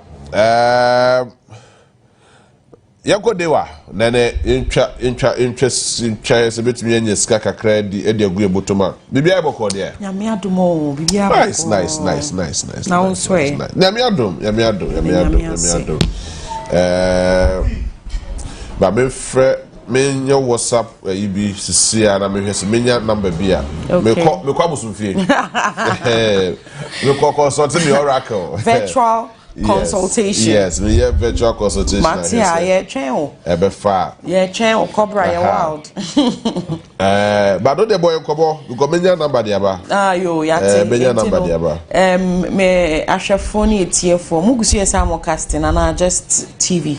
Radio. Oh yeah, TV. Yeah, we are live on TV. Just on TV. Yes. Okay. Radio time no actually. Okay. Intina ahwefo me chia mo nyina anopa we I hope so be an hoye and the Tuesday odomankuma nyankopon de ache yen intina yete ha say and ye ba bechiche sika se na anopa bia ye no I Marita me ano no maba rich auntie me bechiche sika share me 2 times not hear me 3 times not hear me 4 times me a rich auntie me na mchiche sika will show you so nobody me pen am mchiche sika will show you so. And it's saying for phone say and I dial a short code *446# *446#. Now call option 1 feature Daywa 539 chop money. Daywa 539 chop money. Baby I will show me if you be a phone be a ukita yam phone, smartphone, whatever phone you have. Dial a short code. Maybe a chow akwenya obetimi de diska Ghana ha. A *446#. *446#. Now enter option 1. Option 1 do we call Daywa 539 chop money. Chop money. What you dino and baby I am out chop money. But you chop money and just kokosika o. A bro kokosika no. Ye sika na ye de ma no. Utimi the sidan, utimi the top plot, utimi the investing in your business. Ni a pese odi e bia utimi e de ye. Enti no dial short code *446# na. Option 1 do we call Daywa chop money. Chop money no journey at 10 a.m. It's na your bonny day run no pay no. And that's an ebaya on so wait me ADB. It went option 1 now I call direct 1. Direct 1 no chess over enter just one number. That's how one number where your board draw results now was send your first winning number BP. Ewo draw results ni. And udi at times 20 usika. Direct 2 bema of 40 times usika. And when found how I draw numbers ni be PM skirt and top trousers ni blouse bikini whatever it is, however obeboni biano. Ni nyan say 2 numbers na we channel. I drop you or draw results ni mo. Na ya bo usika no amount times 40. Direct 3 bema of 400 times usika. Wa adwen ho 400 times. Sikebia would be shim. No, they were go home with us numbers not drop. Oracle not drop. Okay, and they try. Where try to see? Hey, I see. Me post best system in Benjamin. Direct 4. Direct from 5,000 times usika. Good news, you won't see baby. I see a game and obedi 2 CDs. Edi 10,000 CDs with direct 4 because you multiply the 5,000 CDs no buy 2 CDs no the try which shot him all the way to 10,000 Ghana CDs. There were lots of testimonials. Your social media pages so wait me akoshe adansi die ba obie chebi asofofo chebi doctors chebi nurses chebi obie cha into no phone upesika nko adia o go to number *446# and your boyfriend and number jai your boy now what it unto jai girl na kakas if you send me data if you send me credits or go to helpline in times of need *446#. Sikaka krebi from 5 CDs, 10 CDs, 20 CDs, 100 CDs. Now you multiply with sikano one boom. Now any just say woman say udi ya na yede sikano to odro omomo number ni mwama. Corner bra be nim but so sikana obedi no bro 10,000 Ghana cedis there and the over free yeah you be who system ni say we di over 10,000 cedis. You be from invite to our office over officer na enu we din kita ho ba the ID card aba na o the bank account and na say whatever account or e dia ba na ya transfer number because e bro 10,000 cedis na ye ntimi en send in mobile wallet so because obu ho na ne wallet no you know my friend is saying limits no on BMU ye nti esa na wo send sika na enko nti no nhihye ya ewo ho no okay day wa and His Royal Majesty Otunfuo Abibio na woda okay it's mofa na woda no efentwa it's a single 5 that is May 5 single 6 and 25 okay no. Okay nti no na say single 5 single 6 25 okay someone when you so Otunfuo so de nana nyankwada nti no from Endra me say from Endra. Yeah. Single 5, single 6, 25. When you say entrance was a mystical day, yes. Do you know say yesterday was a mystical day? Yeah. Was a mystic. We are still in a mystical moment. We are still in a mystical moment. So I just love your mystical. Oh, you have to be mystical in life. Oh. Yeah. Men don't take things for granted. You have to, because God is a mystery. So as His creation, you have to be a mystery as well. Into no into no muncha and there were two for money or a mystical figure or to cocos nana and there now what that dear the pamocho monfa numbers and I'm fincha *446#. Pick 3 so I pick 3 so pick 3 so you bet me this numbers nature. Pick 3 is 0 to 99 numbers. Oh okay. 0 to 99 single 5 single 6 25. And now you know another thing I'll wait me and say you can sum up all these numbers. Yeah. Because we say we know 0 to 5 25 plus 6 31. Right. Plus 36. So 36 which means and draw no pack 25 no boy. 25 no boy. Yes. And draw 25 no boy. A boy. Just say never say boy. Into no pick 3 so well. 25 boy. 25 boy no panel. Single me can just me refer back to drawbacks. That's fine. Me who says single 25 no boy. That's fine. Ain't you know pick 3 so or pick 3 one number pair from 0 to 99, just one number from 0 to 99. 36 abebo. Okay. 36. Okay. Abebo. Okay. Into who enter 36 now. Yeah, the better 3 draw machines at the same time. Into first draw machine be ma 40 times usika, second draw machine am 15 times, now last draw machine am 5 times. However no says so number no goes through all the 3 draw machines usika now be the one more times 500 times 500 exactly times 500. I hear. Into mundale short code ni my *446#. If you answer so or daywa rush hour in Yumri 7 p.m. daywa direct Sunday Saturdays ni na utimi. Okay, so but numbers because I'm not afraid pa. Me na menu na pacho na Onua. You know many times and I make many work say na wa for phone na we try. That's what makes the difference. Obu obetwen 5 minutes to draw no. Now we try. Oh yes, Sana, because of system malfunction and as a network problem, no. Oh, number into me go through before the 10 a.m. draw. It's record the next day's draw. Okay. And on so fortunately or unfortunately, no. None the panel number snabo. Yeah. A one of reference made the so our system na records nature say ni numbers na call the next day's draw. To me pa mo chow mo yan cheche mo mama fro Onua TV4 mama fro TV3 for mo stress yo mo me pa mo chow a me ko tojogu from 0556259249 0556 259 249 0556 259 249. And that's my hyper bisa. That's it. Let's hear that. Me that's it. Me so me that one. Is there any more? Mundi. It's me first control. Yeah, they was. Ska wo face, ska so wo. All right, so that day wa for us na that the wood ultimate and the wood 360 capsules. Yeah. This is a draw about town in Moa. Ubia epreho. The wood herbal. And the wood 360 edi aba. As also the wood ultimate edi aba. Now the wood 360 no. Ebe yo what you 360 degrees. What you say? FD agya to me wo ho kwase se be ka ho asem. Ebobo papa e wo ha no mu say na yo what you ma nipadua no etime agya ne na so. Na the wood ultimate no. Say ohunam ye wo ya wanya skin rashes ne ade. Ma be demonstrate bi wo ha no mo de a kire mo ho the way that wood sit here. Say you need na dro no. Eye kamatu. Eye correct menye. Itime sro. But what they also make good drama. So the doctor, na ka say we hear the wood 360 DB.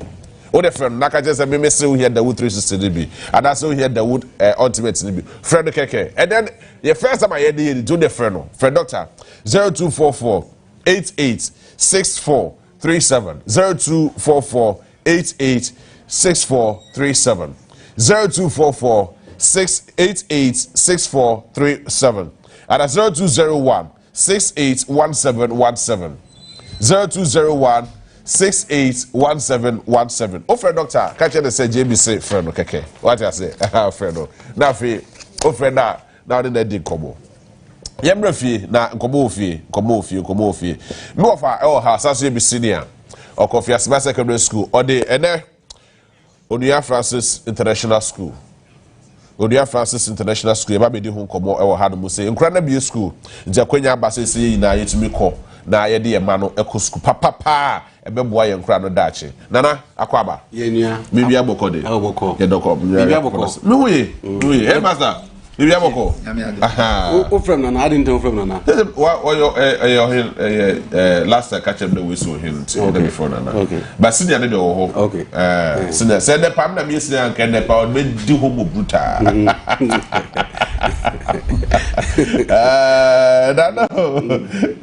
me junior now me junior me senior school here senior school but and then Onua Francis who komo kakra na ekire I first question did this me baba Onua Francis oh good you be question na chia obia routine bi bia Onua Francis ye school a ye de ba ye tunidi Onua Francis International School na school no idea we say ye world class business school che in your school a ye remeti ye hu wo Ghana nko a obi o wiasim bia otienka nti ye tu kwan ko ba bi bebre obi anyimian ina that is audio visual just say ye the computers na ye the internet abobo classroom just say so school ha ubo say TV station TV bobo ho internet was so mo fan to me hwe bibiara wo hwe bia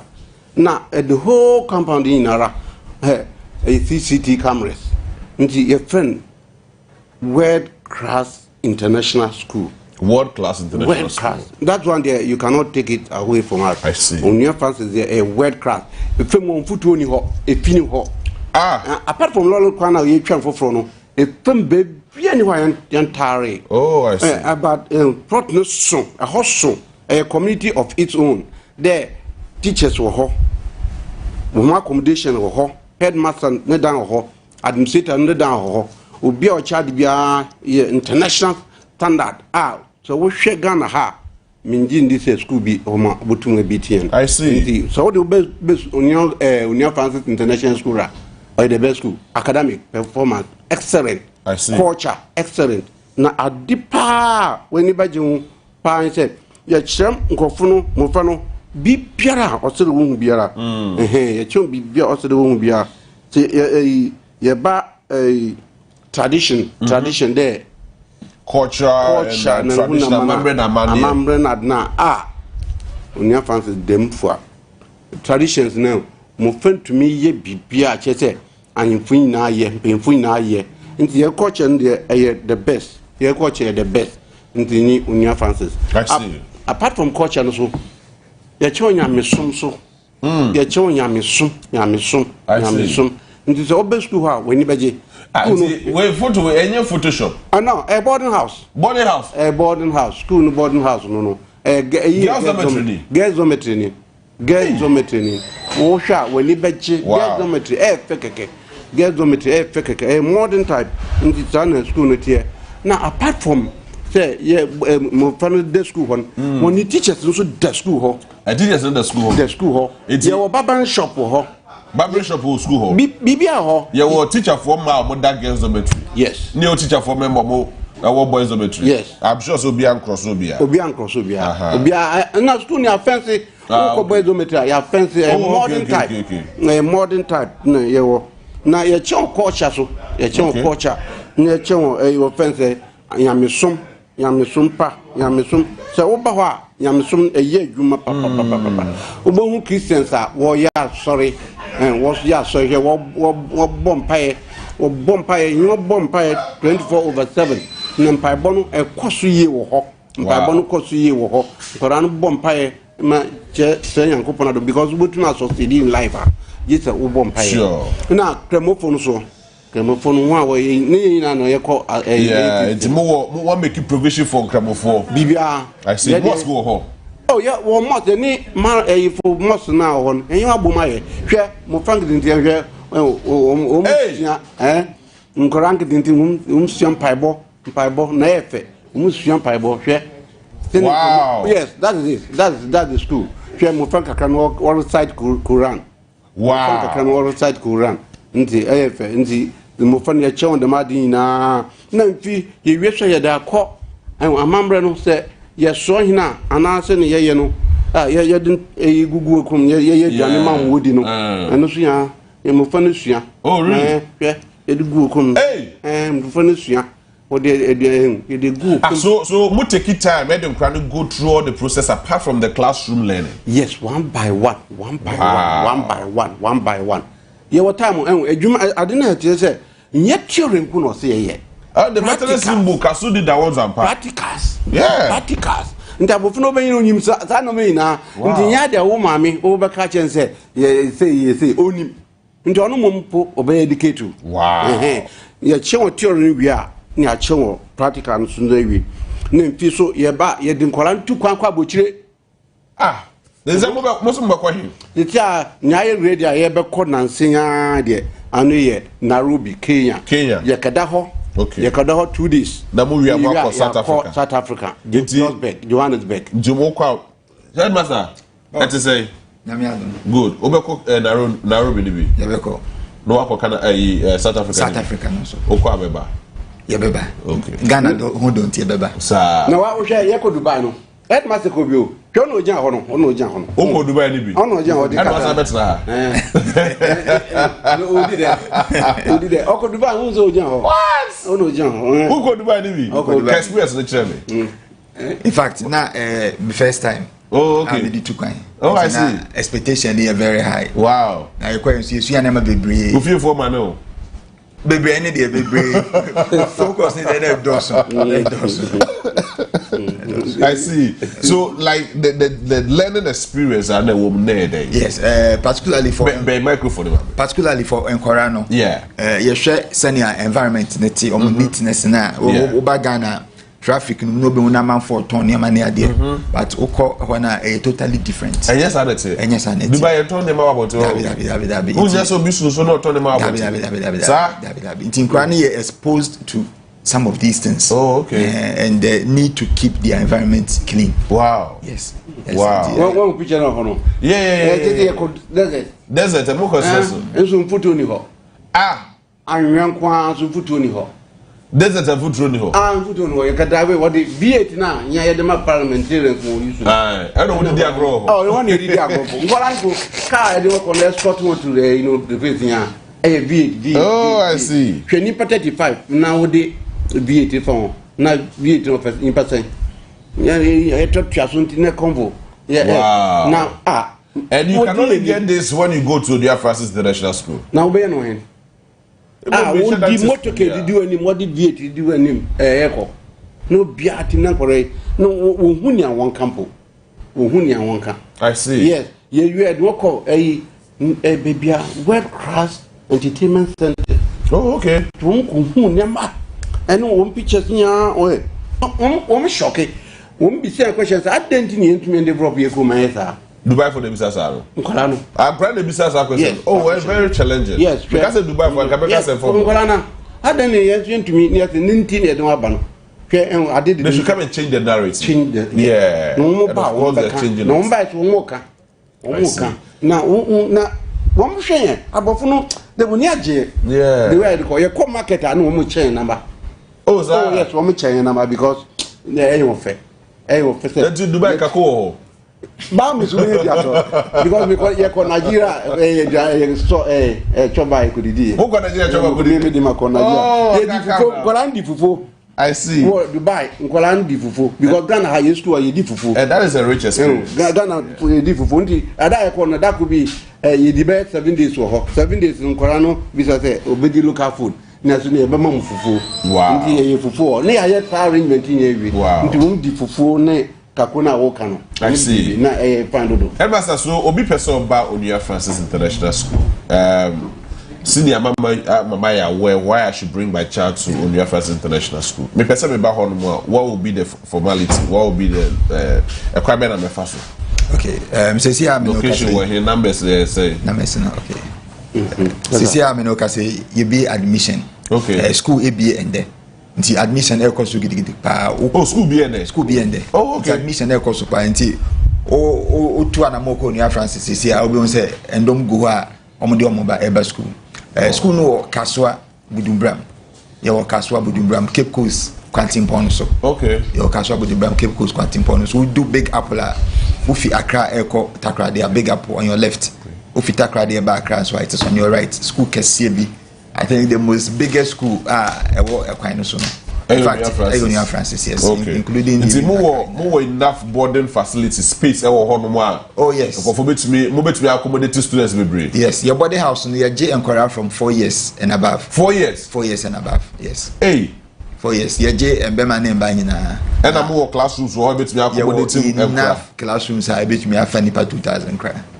over 2000 say school no yeshadasi we looked into the future before okay so finally modern crisis so kodwom hwe ye cheon site no ye wahu ye kokoko ase ye kodwom ye cheon ye maame ha woton kontomre ha woton brode ye ko buche ko hwe koko na wahu na ya cheon kontomre ha woton kontomre woton bayre na mo fa no ye na mo fefro na ya we ye color day mo fa no identify colors no ye na wamo wehu na wamo tuntun ade no mo ye bibia ndi mo fa no de ye mo practicals o wi asimi nara ye mo practicals o wi asimi ha ye chi me hin wi no ye chi me hin wi no nkwara ina abu fumi ho ye nti wo mo hwe se ne ye chi mi na chom ba chi me hin wo school ho ndi nkwara no hu how ye chi okay na wo mto wi no so e ba se ma me number no obi per admission and tentem na because the person go for starting preferences here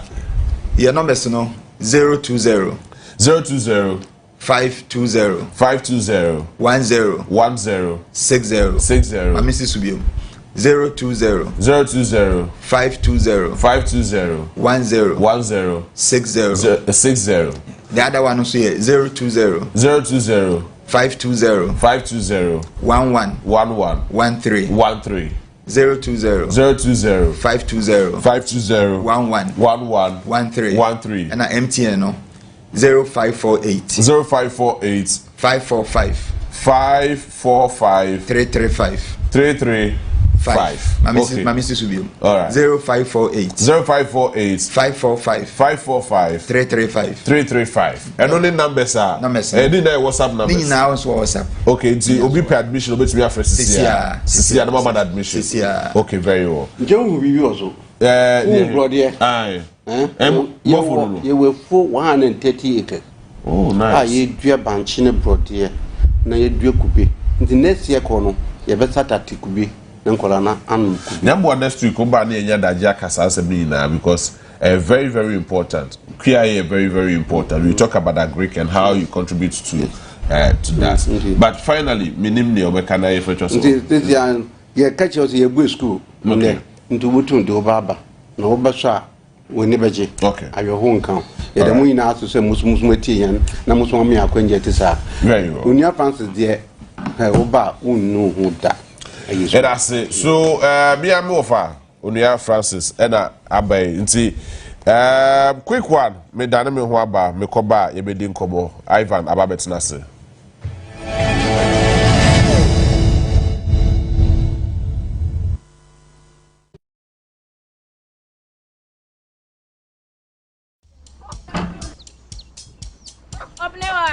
Mommy.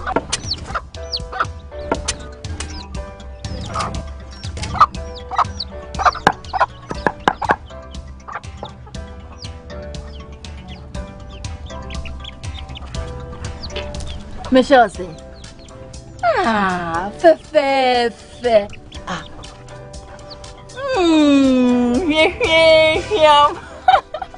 Different era, better results. Time has changed and time has brought Kel Chocolate Toothpaste. Healthy gums, anti-cavity, fresher breath, and it whitens teeth.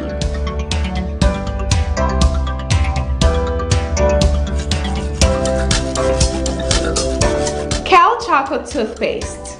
Sankofa. Yenchi. Kel Chocolate Toothpaste. Happy smile. This advert is FDA approved. Bills mama official po afisa say na sika bebre abamo bia botoma ye de bills aka ne hu biomo yes 2025 yi de eni da so wo mo bia wote wo kwa oni adwuma ye fa wani kire bills na beje loan na wo betimi dia ye wa wadwuma we eye loan don come wo hia hwe de wo hia ne wo Ghana card e wa na wo zaka wo sika na se we obi so a wo ye wa wadwuma wo pesa wo tremu ana oduma ye ni a wo je busumi aketua ene bill se bre na beji lona wo fa bibia nsia wowa collateral ana se deposit ane wo hia mu bia enti afidie yesi obia wo ni adwuma bia ye wo betumi abeji loan enti se wo tena fie na se wanya sika no bi dia eye wow fra bills se sia na wetumi atua wo bills nemo isi se kakra wo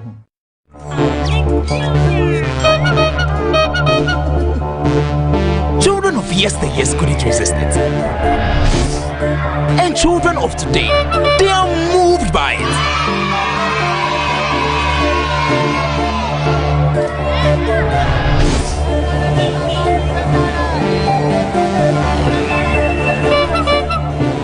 It's a magnet that attracts.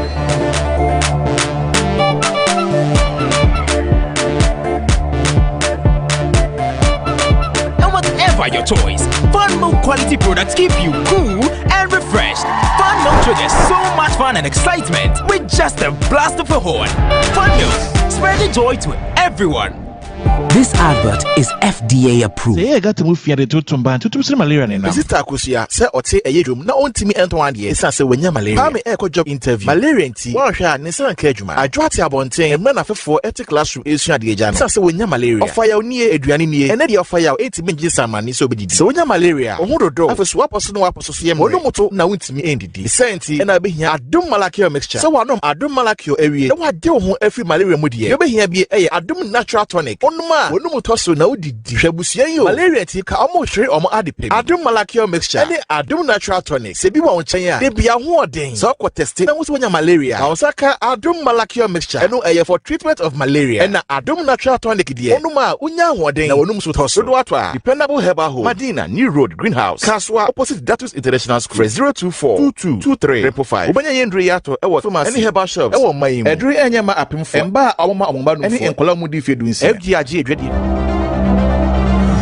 Monso Muteche, Wahu, Abraya di Onia Semtiche Ebro, the Trasem Eban Quemo, Yadin Semno and Sumo Pepe so, and need to me dear so, Cabnenya Messem, and in Anaya Pareho, don't worry about Wabro din sim hiani for neck kakoma esomo. Edroda kopi me fiata. Prem to bre e wonia TV so.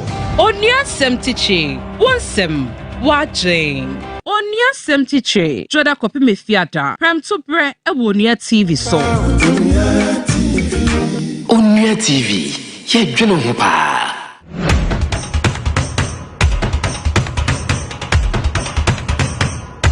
Onia FM SME Forum. Chibia Ebaso.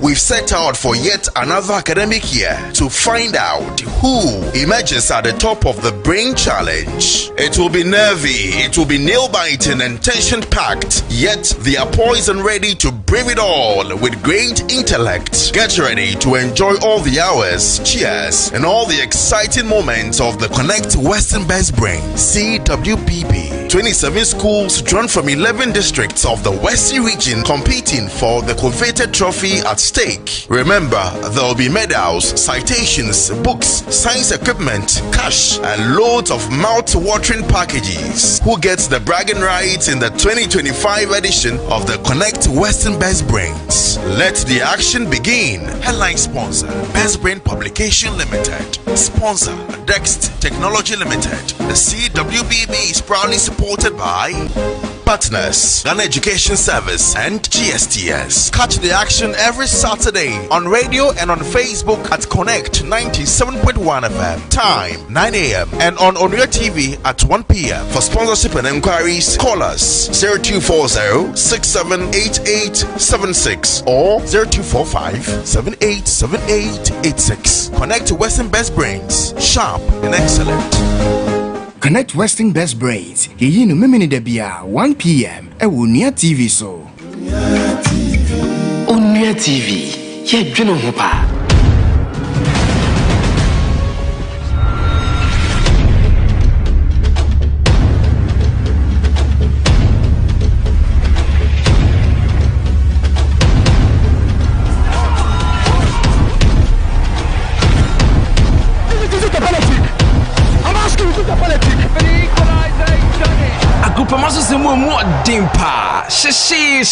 Agrofie, ye no juada, ekosi fiada, 3 p.m. Ewo Onua TV so. Jumekwa waso ya sing. Eya 1xbet. Me dema for herbal clinic.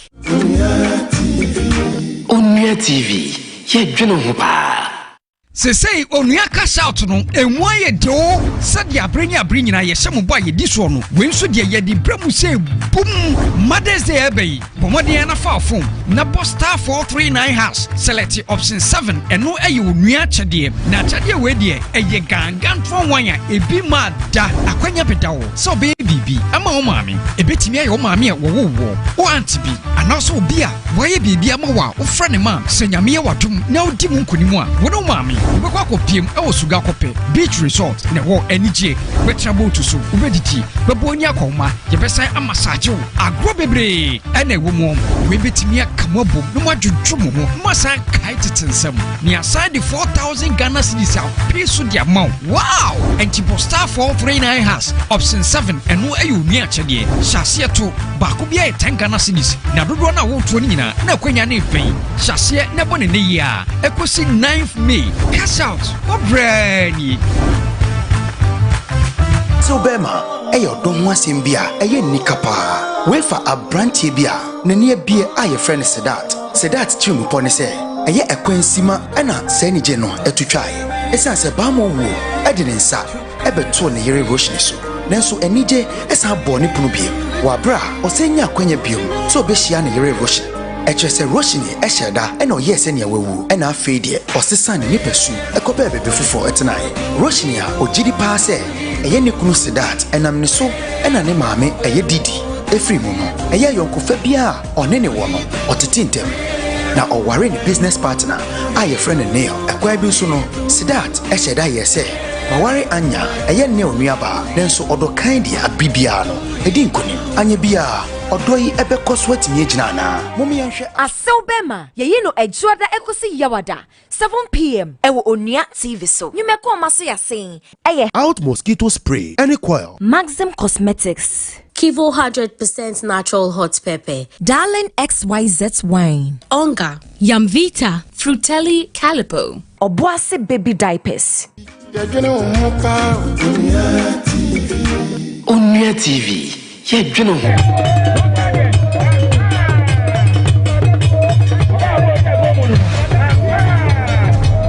Ejuma na wotwemu nyina wa breno ewo se ye ma wudwumedi a wankasa wodi bekenya wo ho ewo fie ne senti ene di Onua show time with the nama magbon dwumedi no ebe somo no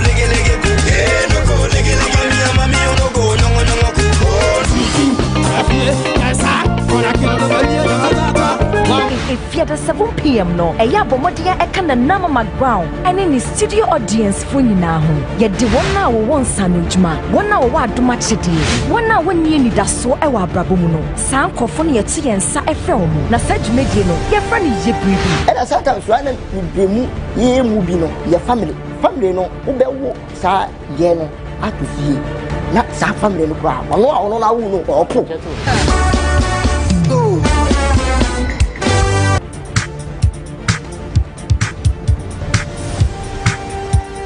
Kwesi ada nso de yɛte yɛn safra anyomtofo ekukudam sɛnea ɛbɛyɛ a ɔmba bɛhu yɛn nyom yɛtumi de bi atwa yɛn nase yie ankasa ɛnya anyomtofo nko a wo nemom yɛte yɛn safra sinitwafo so sɛnea ɛbɛyɛ yɛn no mu ɛbɛdi nkɔmmɔ yɛabɛdwafoɔ ɛbɛtena se wɔ dwumadi nase de a ɛne na baabi ewu yɛwɔ Ninoy, Uncle Fred, Kwesi Ernest, ɛne Mimi ɛno te kae ne yɛnhyia mfiade bia 7 p.m. ɛne Kwesi da bia 6 p.m. ɛwɔ Onua TV so Onua Showtime yɛsɛ yɛtwi wɔ anidie ho Go nana, go nana, go nana, go nana. Onua Showtime with Mac Brown. Efiade bia 7 p.m. Any Kwesi bia 6 p.m. Ewo Onua TV so. Nyumeko amaso ya sen. Eye high sense. Obuase. Numina wumu ankasa. My life insurance. Ba Herbal. Dano Milk. Pepsodent Charcoal and Herbal. Geisha Black and Moringa Soap. Midima for Herbal Clinic. Gino Tomato Mix. Dedel Spices. Kivo Foods. And Napa Foods. Bill's Microcredit. CBG. Limfi. Onua TV. Yedwene ho pa. I'm gonna make you fine, cause you must shine, I'll never let you go. So we are back. Ewo say live. Ewo Onua TV. And then more live. Ewo social media handles ni na. Yamamu ina kwa babiem. Edeba Onua TV. So and all other platforms are when you ada ja to hard my share. And then Tuesday morning. Na yewo hado yaba be dig and come before say. You're zooming into the main topic for discussion. They are very important, and that has to do with infertility. And I am privileged to have in the studio with me Rachel Hesi Mate, the 2023 Best Practicing Midwife for Greater Accra Region. Rachel Akwaba. Yeah, thank you. Oh, said that teach you. Congratulations to you. Thank you. Yes, so I work on some infertility home combo. So tell me, what is about infertility? Well, mechi ashefoni na eka infertility a yade ana condition a meka say obani bema omuntumi emfa yefu ona omuntumi enya baby enwo. Let me put it that way. Okay. After having regular sexual intercourse, only ni kunu asia regularly for a stretch of 1 year. Ni say amba. That is where only kunu da for a period of 1 year. Regularly. But regular. In a week, it maybe happens like 3-4 times. And now in the whole year, she intimi and see you send me and bar 3 times 1 year. Is it 3 times 1 year? Yeah. I see Sana and I bet me a diagnosis of infertility. Yeah. It is a bit to me why it is not just and yes, spiritual. It has its own medical or obstetrical problem and then awareness na say you create come Saturday 10th of November 10th of May. Okay. Yes, on Medina Race Junction, the Agboba Road. Abai na fem there when it comes to education. Na yensu as health workers no matter to me who say every year no I'll pick a topic, questions that throw at me all the time just to address it. I see. So let me go back. Infertility. Why infertility in the first place? Well, for the year or two, Abba Minchen with problem of infertility. Oh, okay. And I say it's aside from more Abba Minchen, baby now so travel miles to go and see doctors just to seek solution. Maybe I want back. And you've had several complaints. Several. Everyone embark crowd. Everyone so be one about person who nechi embark. Yes, and see, I thought it why I say, questions and a problem where coming to me mostly. Then let me talk about it. Okay. Let me invite men, women to come. Let's dive into it and then discuss it. Yeah, the doctor with the.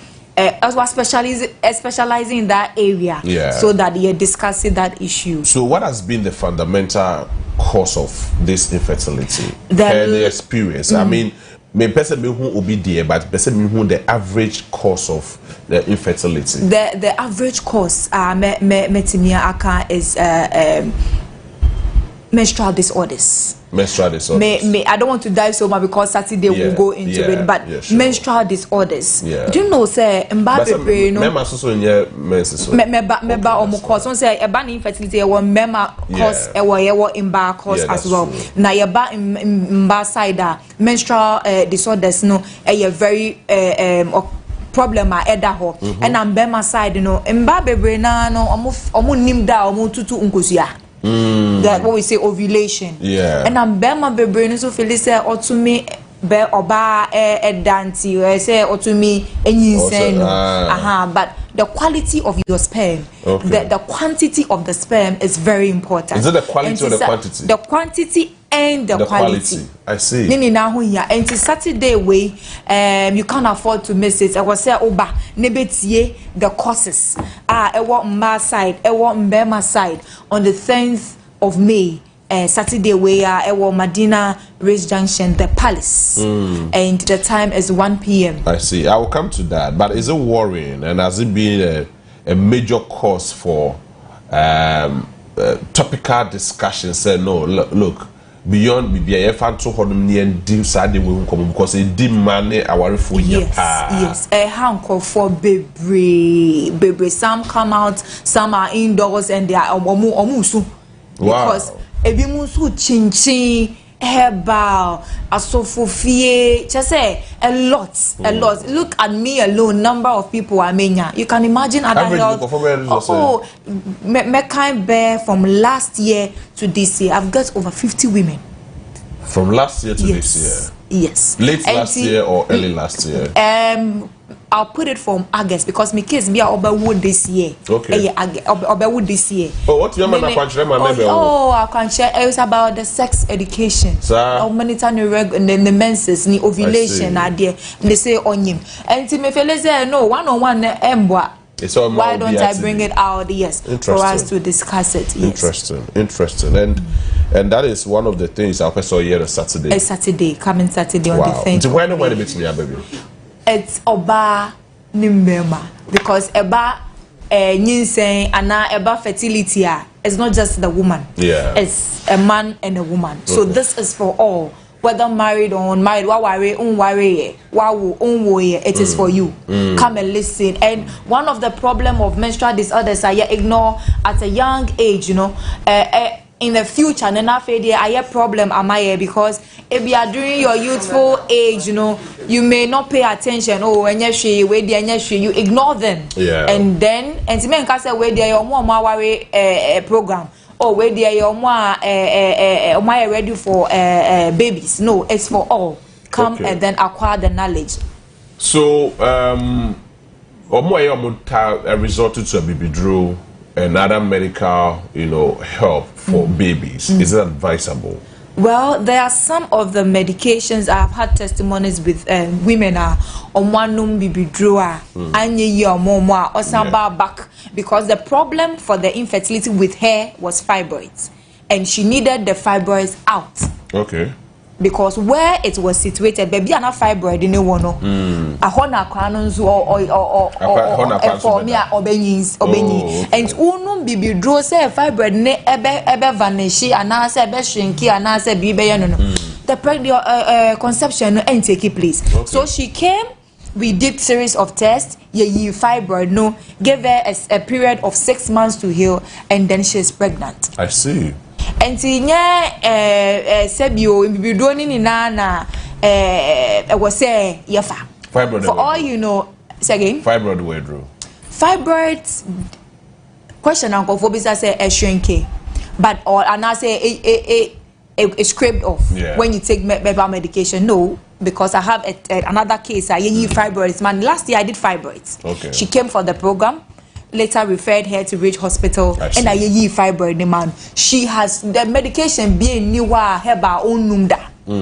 But the fibroid is there. Even with that cell so soon, Now you and they give you medication to reduce the size and not to shrink it off completely. And then reduce the size so that the surgery will be smooth. And so there are some of the intervention that the fibroid needs to be taken, unless of course there is a miracle or God takes it off for you, which people testify. I see. But if it doesn't happen in your case, you need to come for it to be taken out, depending on where fibroid need ever. And see. I see. So beyond the general consultation, the general program, would one-on-one consultation when they come? The beauty of the whole program is that after Dog and myself, talk you know, there will be a one-on-one interaction. It'll be or ferry on to me beside a question in the midst of people. And see one-on-one. Now you need to problem no kasa. Corporate referral, no, now you're the amount. Just like the one who got the fibroid, one person, series of people are they got their fibroids removed because they consulted us after the whole thing. I think so. Referral. So we are talking about infertility, but I think fibroid number is very important because it's a cause of infertility. Very well. So and fibroid, or more fibroid, I mean, some of them are money be or more fibroid or more sexually active. Is it true? If it's sexually active, it will fall under a lot of category because it could be the drive because sex itself is central hormonal it come together to have the drive or the desire for it. And see, fibroid also comes with pain. It comes with this discomfort. And if the person is not psychologically sound onto me and have a good sex or sex or better me, I enjoy. So it's a whole issue. People shouldn't miss the 10th of May, the Palace, 1 p.m. All right, so this is a wake-up call to all of us. Because very, very important for us to observe. Look, fibroid and infertility is costing a lot of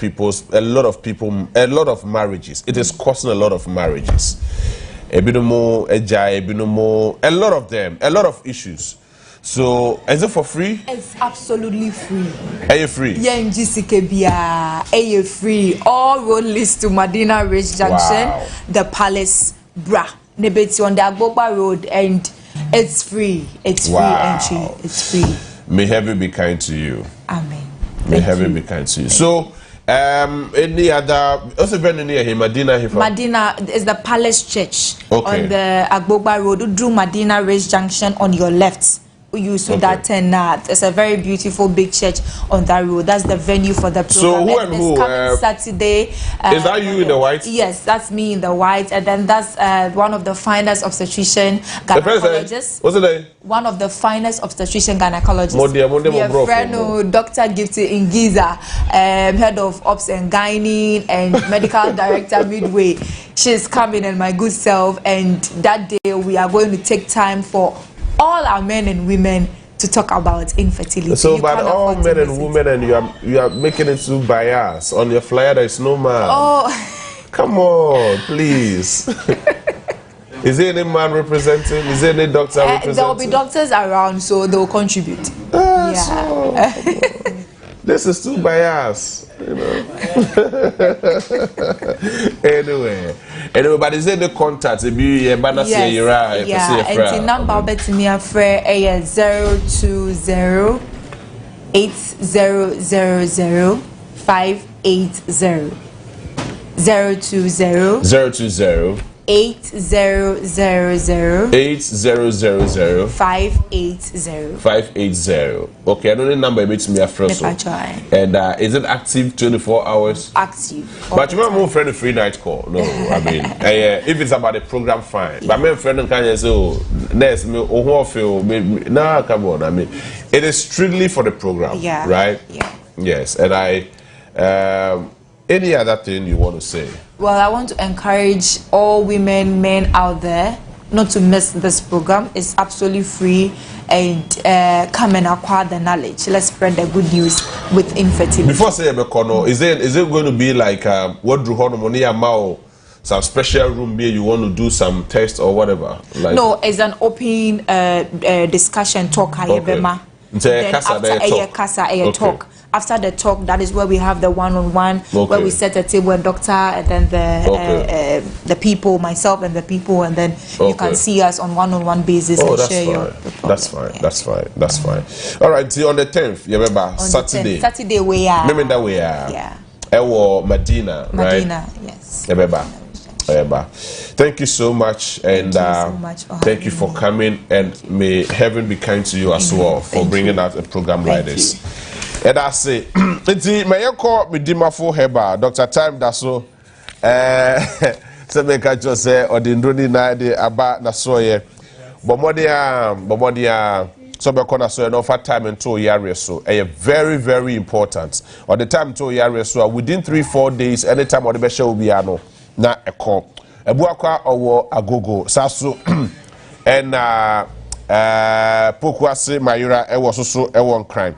Friend was 0244 774 282 0244 774 282 and 0245 449 952 0245 449 952. I know Dr. Time da so Tontina 74 dra aba Ghana for nyina Mr. Bomodia so betumi anya bi Tontina 74 Mr. Abebo treat blood related issues media typhoid ahodo kidney infections and area ahodo bebre ebetumi ebetu ase kra so kra etu ase kra the amount. Bomodia so be friend 0246 073498 0246 073498 Nafi 0501 6289 31 0501 6289 31 Nafi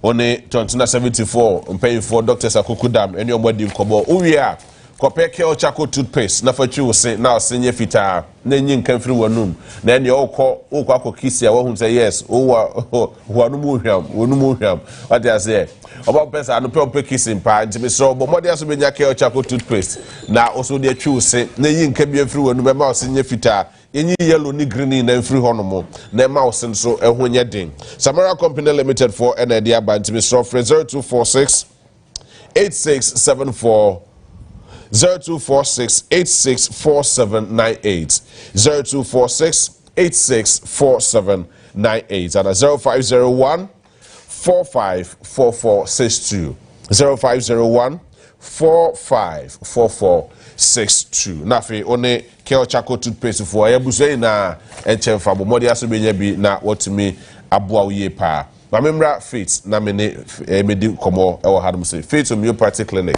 Is the last week and the last 2 weeks? I said, Ubomishim, Waba, dear. Apostle, as a Jaka, the software to Adam Ferris and Medino. And I see any fit to go on. Yeah, that's JB. Yes, Yamisha. JB, ever said now, or Casana, or kind about halitosis a year. Yeah. Yarebi or a Benny Passoa, Sebio, and one count to honor. But one she had the Bayono, a chance account to Sebe. Onipa anase wo na this kind of problem eye enumka obi wo kasana nkrofo ekonachi eni ade eye wo how kese na inshanke da me say Faith Homeopathy Clinic eye asoya ye wo ho adanse bebre nkrofo bebre na owo saati bi enim na enanyame nam ye so abom na sa halitosis no everyone so because ye wo so many causes are etumi this how we ba obi wa abo se Mbappe wo se ekru na aba mitim no akotete no bi na ode som ne hwinum ni ade na eno so ekofa problem e de abro yesro o sa o ha na bomodi anso betu anamo no aba Faith Homeopathy Clinic na yetumi aboa na yahwese e be free honom akọ Faith adanse no e ba bebre yese ye de chronic diseases yare a atena wo so a check yare ye kuna nkro memfa utimu nkototo nro e wo yare ho eno enso e de wo ha bebre e de brain padua no se uhu se wo yare a bomodi anso obetu anamo na waba na yemfa kwampa so enye nipadua no hu hwehwemu na yehu ade property a ede wo ha no ede ebro maybe ana meka say knowing the root cause of the condition, you know, is 50% solving the problem. Say uhu yare no ofat ne fariba no eno wa solve yare no half. Enti no bomodia say obetu anamo say yare no te say odi betu anamo no aba Faith Homeopathy Clinic na yetumi aboa oni ahwe say ebehwe na ya bia akọ afei wo chronic ulcer mama bi obai ye tua na nuane wo wiase nyina na sabe because of yare no even yare na kasa na oyare no enye no na epra na mom nuane a enka wo so wodi na eboa ma nipadua no kra na ye kama no sa nuane nyina yesi ma woni nti wo kohwe aduane a osori odi a aye one way and amani nipadua ni nyina no akofom ebi a wo so wo hwe ye utie ye saa na wo so wo saa problem no faith se bomodi aso betu anamo abra bra na yenye hwehwemu na yenhu the kind the type of ulcer and then the cause wa ediaba na yemmo na yentu ase emfiri honomo ema ye hono yeso ba ye holistic approach to your condition enye se yare na odiaba nko na yehwe na mmom nipadua ni nyina no holistically no ebebo modian se ye be diagnose na yehwe nipadua na kwa no emre bia ye ka se yare bebe nipadua no mu a ennamu nipadua na kwa so ana kofa yare ne ba because jumedia e wose nipadua na kwa ne di no timache oba ho na entumi ndi ya afi ne kofa nsusanso kofa symptoms ne ade aba obi wa na yare kra ye bodi nche na edin no kra yare ne din no tumi kum no dan yare na ankasa wanya no faith se enye yare ne din na yehwe na mum ade kra akofa ho ha na ba no eno na bra na yemfa ho hye yafidie num na yenhwe se ye be identify the root cause no na yemwa na yentu asema nam homeopathy kwanso treat wa enya nsusanso boni bia ewo onipadua ne so oba so aye wonfidia wodo bebre yare no enye ni nyina na ye dunum ebi wo okra na just stimulation of ibia wo nerves ene ade na emwa na pains ya wukom obi wo ho a ni sisi sebe because of pains ya wukom ntina amana deform and in remam ye hu say most of the in disability no started with arthritis etinobra pains ya wukom waist pain knee pain obi wo tenase kakra bi obo nse na ne kotodwe ni nyina no na emu no eye ne ya obo nse ne nase nyina atatai faith se fabra ya so ye honom na yemmoa na yenhwe die nti asa ohaw we nyina no atumi abani padua ni mu na yentu ase emfiri honom na oso ho ento misro bomodia se obehwe yaso ye bia ebe na otumi atu anamo akọ oba akra hanom a ye wo abuya junction eye ofiso otuom eko Santa Maria usubesu abuya junction honom ye bo adwuma e wo honom dendende afei so no uduru kumasen so a ye wo ahenema kokoben eye 18 mu honom a uduru kokoben 18 mu ho a fit ye bo adwuma wo dendende afei uduru takrade so a ye wo anaje police station or adjacent the police station honso no ye bo ye adwuma dendende ho uduru bogoso fo nyina western north fo nyina monko eye old aseda boga ifie no echi honom a obohu se fit ye branch e wo honom ana kofo di afo nso omonko college anhye na omonko hwe na ye Arabia asemfiri honom Papaje to asoba me na se bibi e koso we betene that's right we betene Dr. Botia can send me break I say no adeba kwa ye of faith homeopathic clinic se see ya mpese obi a wo hwe ya wo tie bia omra Santa Maria se see ye ma 50% discount on detox. Okay. Because I realize the amount of toxins are ekoyemono anote. Oh, okay. Especially farmers are dealing with agrochemicals, pesticides, weedicides, and fertilizers. The amount of risk and the damage they manko for liver no. According to WHO, the ratio is 1:6. See, screening depends here. You be never sluggish liver. The liver na dysfunctional. Na liver no so ye major organ a odi akoten so your ba na obewu a ohun so ye fe no estrogens no liver no the balances our hormones no be ma bia ohun so testosterone spermatozoas obeto pa ama enkwamwa atimi akonyinsen oba no a liver no na balance hormones no ama sa enkwamwa no atimi aye adwuma eno nti no say we live in a chemical age. First World War abako, Second World War abako. We are in a Third World War. I know your chemical warfare. And until no kofun na de enya pass ade we 18 kofo no. Unim say liver no so ehunya beka say kim. Yeah. Underlying factor ubetime nya pressure easy. Benya high blood, stroke, diabetes ubenya easy because you example the Pennsylvania. My research be my discover said about 67% of all diabetic patients or more no. Or more dysfunctional liver. Until liver na nya adwuma ye no abeye major contributing factor omudi nya siche ade. And nti wo a wo say bad cholesterol si wontinim mesro bra Faint Homeopathic Clinic. Take advantage of this discount I running on. Now, bra 50% discount. Trifie funi peduen because yari de man crofo ton masa asese to mu nya yaresa. Wo betwen akoton obusua asase na yaresa wo peso wan senya. We self care awareness. Take advantage. Ona ase na atata umia na atom ekwa na aba all of a sudden when it's yellow. Former na wo fon zo didi pa. Edu weekend so anu mix no atwitwa. No aye so asamo yare pa na wo hihye no. Bra Faith Homeopathic Clinic. Be chef dem yes can 36 nerve endings no. Yare no ba bienya nru ba bia akra no. Ye behunu in the nerves. E wa fidie timi identify yare no in the nerves. 6 months ansa na edu clinical stage. Na ye dinachiwade aka no. Bi ho na ye aduane die koda diwe ye say numsuo mo na ekọ activate acupuncture points wo mu na dead cells bi eye adwuma mesro infant na ho onase na atatai no ebo nkaye odwonso na all of a sudden aye deep yellow dark brown and can wo mu awodwonso kra wo do hwena to nchen wa awodwonso no e kiro se bibi koso oni paduanim mesro obo na efno no wanom sunsunro ndi abatto enko to na bi kra ye said wo fi no but efie bi aba ni nyina no liver no e bon kaye fa numbers ne frame 0540 710 710 940 0540 710 940 so fitani a wo fika bruta mu ya no apro no munim say wa piegu oboa kra subliminally e bia fa ka chemaseko e boa no wa ma mi antwe a daachi e be hawo bra Abuya Junction hayani Santa Maria Kumase ahinema kokobin 18 mu ha Takrade Anaji Police Station en chehono mu ha wo kofo edu Akolandre Managers Road Poly Junction na bogoso fo nyina ho na akuafo no akuafo ni nyina mu bogoso mu nyina mu mra old aseda bogabron sanim na yenye sa detox no mamoeda ma se anopo so mo yes that's aboso yebekọ fix na na ebe bibia jebi esa wo ba oh that's the be abi there be kokko so nyame ya wadom na onya doctor e am doctor nhwew wo doctors ntimo mo nhwew weekend member kumase obi di nani ne baaye nso ko wi ase na ne be ma ye adwuma emom de to se nya ye nani ni hwe ne be ma ende hu ye we nani ne kan ya what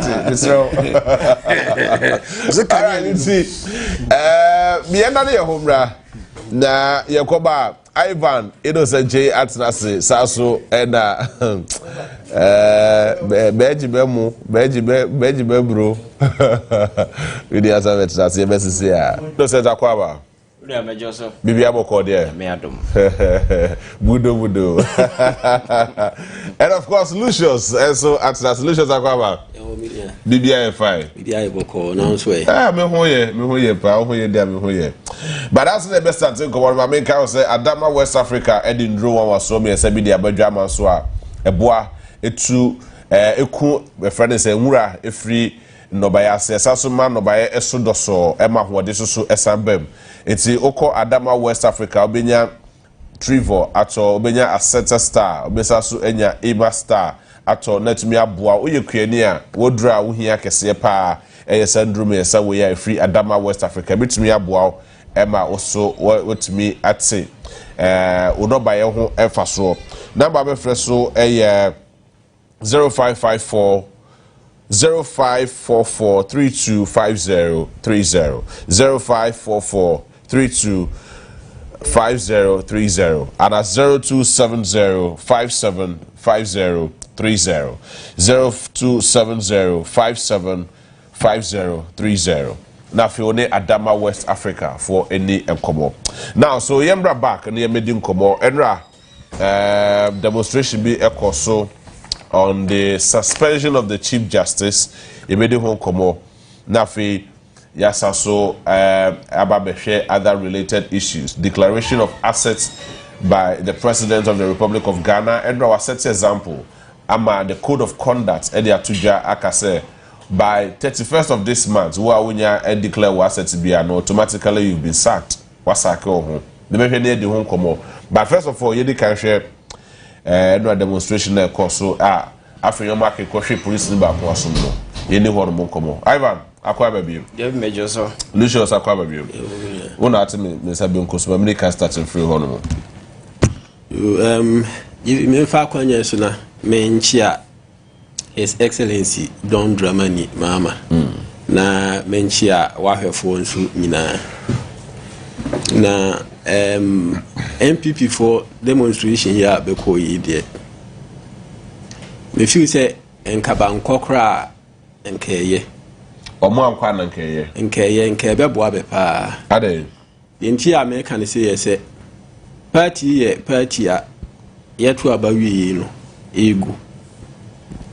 What I say? Ha nti obi a ufie she anase say na waja ho say me kɔ akon de nyansa bi ani sa okɔ akon no na se udi nkunim na oba fie a oba be de oba oni baby abetena because of fear abetena enti enye nyansa de in the first place nipa bia na advice NPP for no se benye demonstration bia sa nipa no betam for kese pa nipa bi otu NPP for so money demonstration for se benye sa demonstration we no oye NPP for tam for oye NPP for tam for kese pa.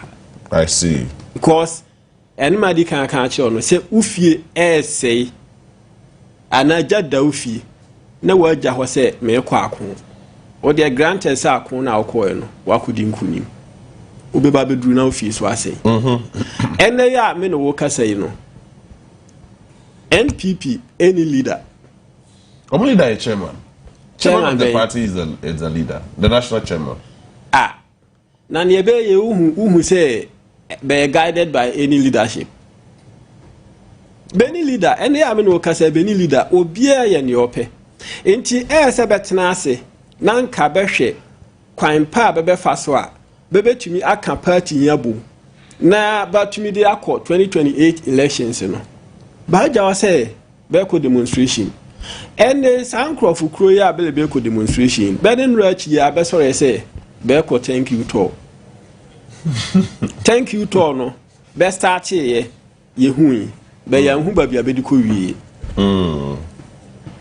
ene u bi sabe say thank you to no asisen ya benim. What I say? Anti-demonstration abeko in the first place, you know, wrong. You know, kwanse beko. I see. Ne uye no so craft you sa Chief Justice insense mu, you know.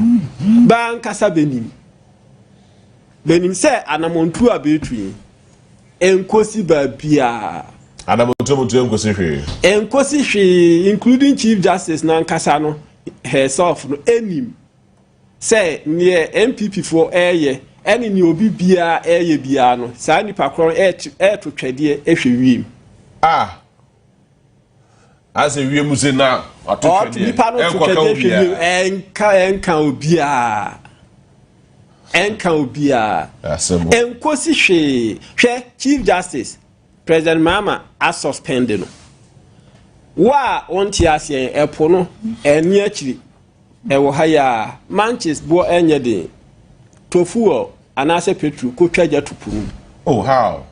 But that is a democratic institution. Yes, the sad democracy na all kan ho asem na eno any ma president kwan say obi petition say Chief Justice ye niema bi a enu kwan say oye enti yinu free ho ma constitution no kire say one o Council of State emfa ho adwen na ho set up a 5-member committee na say 5-member committee no ehun say se uyina dia na say uyinu free ho a na wayina free ho President Mama dan me catch say President Mama enkan no ba bia da say opeso yi Chief Justice eye nipakuo bi mo ne ayeden aka say Chief Justice ni nyuma a oye nukuru ma asi no emwa enti onye den onyi ni mfi honum President Mama mfiti prekopen kanche Chief Justice say kofie the constitution no ehye no say onye den on consult with the Council of State no oye ben set up a 5-member committee no why into a constitutional mandate no no or perform into say o sorry ka say o ko offense demonstration and say ya wunya so ne ye de o ye say den ye ne den what you say wo ye no so kura afiri ho no ma ye nyina ye chi krom ha si ye nim ye mami why bribia atwam constitution ye clear kwanya ye be fa so anya chief justice Ghana haisi se kobano other supreme court justices constitution so san ye clear ho na wo constitution through the constitution wo be chief justice wo sorry ya wakoto pen any paper akotna dan cheni ba bi atro nipa bi mu din say wo the akoma president say on appoint sankrofo no like how sa na ye no wan kasa no wasua emra enim sa na emra nsitie adantia say wo tirase say president appoint sankrofo no wa abrekwa unim say constitution no ka say president be appoint other supreme court justices say or consulted with judicial council no advice no consulted with the council of state not parliament they approve it. This is the process. Yeah.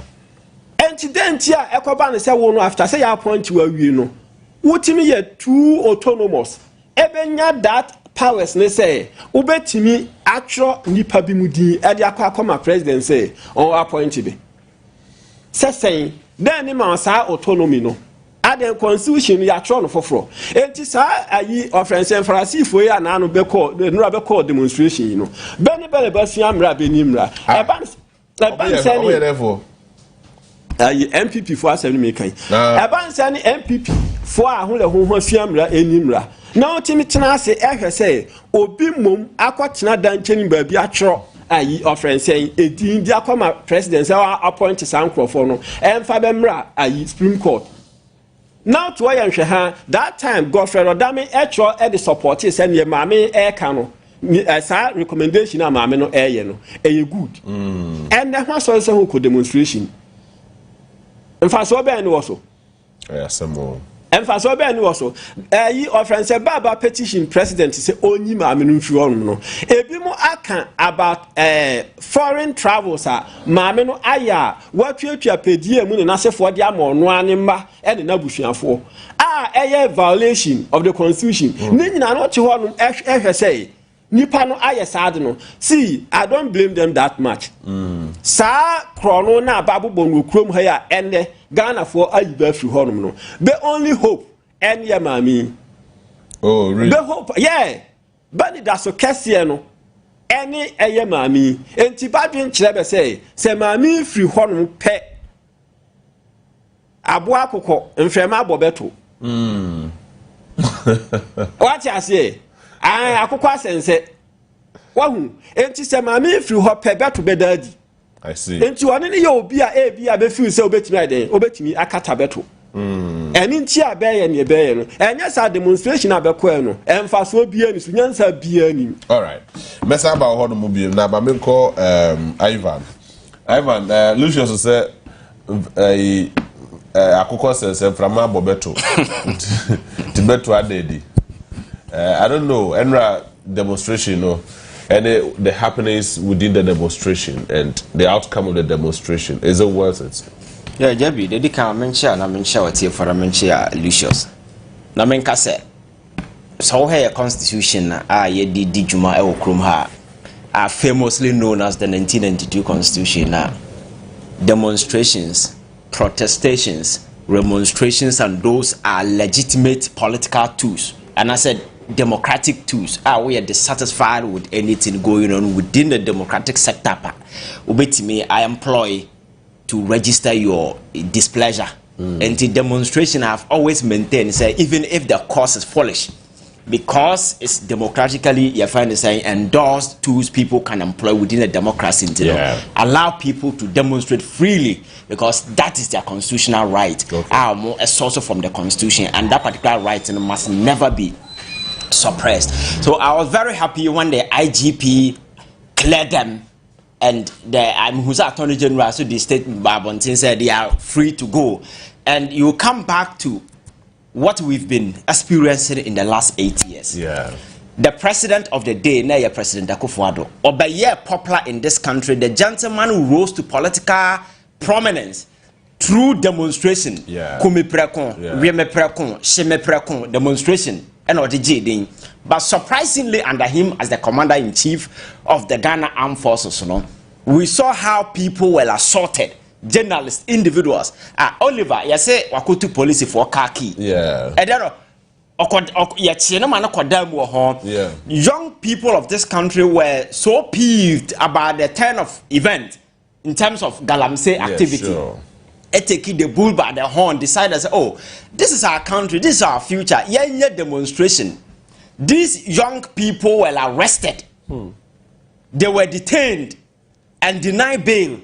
It took another demonstration, a whole lot of public advocacy, and some issue, Ni was part of the people. Yeah, that's true. Oliver and other people were assaulted because they demonstrated. And then Afenyo Maakye and Co had a free ride. And they did a demonstration across the length and breadth of this country, walk all the way to the presidency. And the chief of staff, deputy chief of staff, approached them and even spoke to them.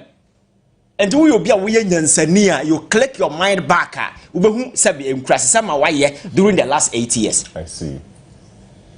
Because we lived in a country demonstration by a no-go area. But then the same bunch of individuals who said there is the need to us to do demonstration. Fine, I respect that, and that is it. And again, Afenyo Maakye had a brush or an encounter with a police officer. The gentleman in question is not just an ordinary person. He's the minority leader of parliament. According to him, he's a lawyer. And then, according to him, he's a lawyer and several other he is a member of parliament. And as for he understands as a police initial police uniform that symbolizes the authority of the state. With the berets. You don't assault a police officer in a uniform. But in that video, we saw him in the past. Not police if one demonstrators and as for by a neck or no as a leader. Only member is assaulting a police officer in the presence of everybody. And then the gentleman quickly ran to TV station and said, the police officer rather assaulted him. That is so shameful. And then the video came out vindicating the fact he rather assaulted the police officer. Very shameful. I'm expecting it's good that the police has issued a statement that they want it. But you see, some of these issues, yen to me end up brushing outside because as a lawmaker, you are the law. You know the law. You legislate law. You cannot be engaging in this lawless act to the extent of attack a police officer in a uniform. This is something I expect condemnation from across board. What is a Ghana Bar Association issue statement? These are a bunch of lawless individuals. They are there political interest and more fine because JB, when this whole Chief Justice issue came up and GBA way I shall say so issue statement. I was so very surprised because over the years, because in the last 8 years, the atrocities are unleashed on the individuals. Kwanya ya use the court to frustrate people. Kwanya President Akufo-Addo so pack a court. Ekofa known party people are inserting onto the judiciary. The GBA at the time couldn't find their senses to realize that Neemana Papa no dented the credibility of your judiciary. Appointments nana air course there was the need. Abra Chief Justice for Accra to Ding Church and the Namfo Ding and the former President Akufo-Addo said, appoint you to the Supreme Court. GBA could not condemn those statements, and there are several other things. Air course. And suddenly, if somebody has submitted a petition to the president, and I say, go through the same liar. Suddenly, this bunch of cowards are once again barking like dog in the public space. They want people to, your friends, respect them. What would the kind of backlash or within your friends saying the media space? Yeah. That is why I'm telling you, next generation, you can't threaten people with me a lawyer and no, those things don't move nothing.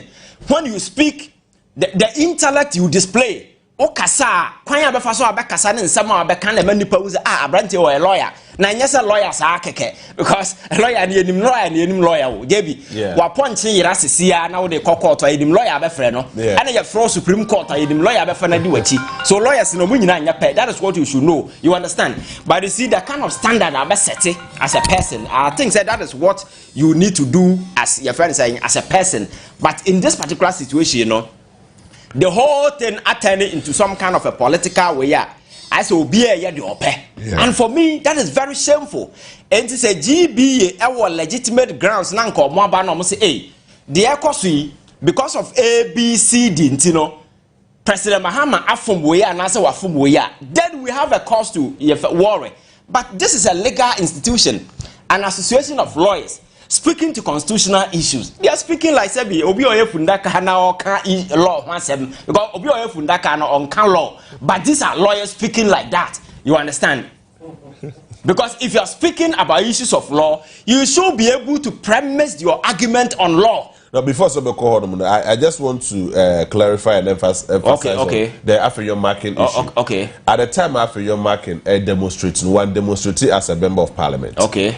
He demonstrated as an individual. Okay. So he doesn't enjoy any immunity. Okay. The police have every right to arrest him rather than inviting him. No. With the mistake of Muya and say at the spot, you know. Yes. They should have arrested him on the spot. But we are not there so you cannot arrest him. That is the thing. So that is how ineffective our police is also here to a certain extent. You see, we very often cow them under political intimidation as well. Because like an ordinary person assault to a police officer and immediately now much. So why can't we do the same thing? Because we need to strengthen and empower state institutions just to ensure that it doesn't matter who you are, because say are you MP na or this you need to arrest that person and prove to him that he's not above the law. You understand? You don't allow him to go home and chest out, do radio, TV interview. The following day, when you're backlash, I feel the police for that trust statement and I invite him. Who cares about that? I know the day, no. Or China, obviously, I want to attack a police officer because an MP who is supposed to be a lawyer has led the way. And parliament, so I think that they need to institute certain disciplinary measures within the house.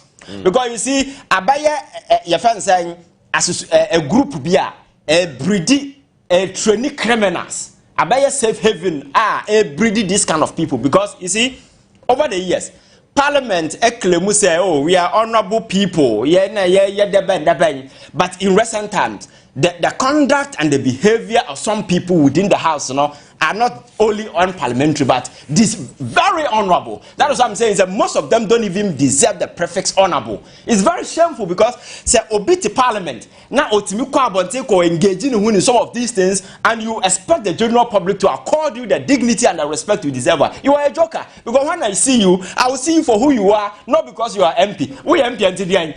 Abraba with the MP ni bayano. And the money power respect. But if you get out there and engage yourself in this kind of lawless actor, I know the day, like any ordinary petty criminal out there, we will see you as a petty criminal, not honorable. So parliament need to take certain decisive measures to ensure that some of these things and they need to make sure that they clamp down on some of these things. Oliver, you say Oliver ko social media ko chro bibia fa, you find saying Parliament, you have a privileges committee. Yeah, sure. Why a deserve privileges committee more than this gentleman? Saturday appointment committee and exactly by the same parliament. And I'm saying, sir, Parliament are losing the moral authority and the moral clout to call anybody say you're disrespected, because the house more or less is becoming like an avenue of contempt. Individuals no mugumna brabo mobono impugn the integrity of people out there. So you should not expect that people respect you for nema any way. And for me, that is the problem. So the speaker, our responsibility on country parliamentarians there. Teteno na ye de sa nema no hunahuna mamfo na me ye MP makacha said ne Pontius Pilate no mo said that the channel samba biema obi be so no kon ka kire na bro wadi nkwasasem what asem na make no. Tell people respect in you demand it from people. You cannot threaten people and say me MP respect me. And that is why most of these lawyers are also losing their very essence, because in the past they can be a lawyer, people are called them that sense of dignity, but in recent times some come on TV and they speak, and the poverty of intellect they live in their wake. You've seen a couple of lawyers who sit on TV now. Omudia Maakye now no me who say obide ya titi akotena TV so lawyer and now all turn home as oba. And these are people the GBA will not even find any reason to sanction these people. Say you belong to a very dignified association. As a member, you cannot misconduct yourself in this manner, and for that particular reason, we are sanctioning you or doing this. You allow all these things to go on. After Asambana go to the other side of the political party, and then all of a sudden the GBA comes in and issue a statement. And the statement is a funny one. It's not premised on anything sensible, because Sanka omutimi chire and say, oh, yeah, GBA. yakɔ mmara no ma ɛda hɔ no yahu sɛ the president Mahama ye ABCD wa form mmara and for that matter and the president should ye say on turn things around that then me ameti hay meba betena ha be defend say yes asema GBA can no credit because president Mahama form mmara but these are lawyers who are supposed to be in the know so far as the law is concerned. Know better. Yes, but they are advertising sheer and raw emotions instead of arguing law. In some of these are emotional sentiments being expressed. Because none of them has been able to come on TV to tell us exactly what the president what be that? No one say emotional campaign, emotional sentiment in as for no mutugum saka Kenyan sabi an association of 5,000 members. Now we know about 52 question them be no mo pass resolution. One kasa organization we a serious organization. But there is no serious organization have friend members up to 5,000. 52 never show up. A just organization and kasa no people no no one lose clout. What lose essence because it is not an association of lawyers, a political movement that some people use for a certain parochial interest. And for me, that is what they are. That shouldn't be so. They contribute to the society. No, they are supposed to contribute to society. Listen, you know, if you go to other jurisdictions, do you know what people study law to advance the cause of society? Yes. In recent time, many of the politicians who are lawyers in our political space, and what they do,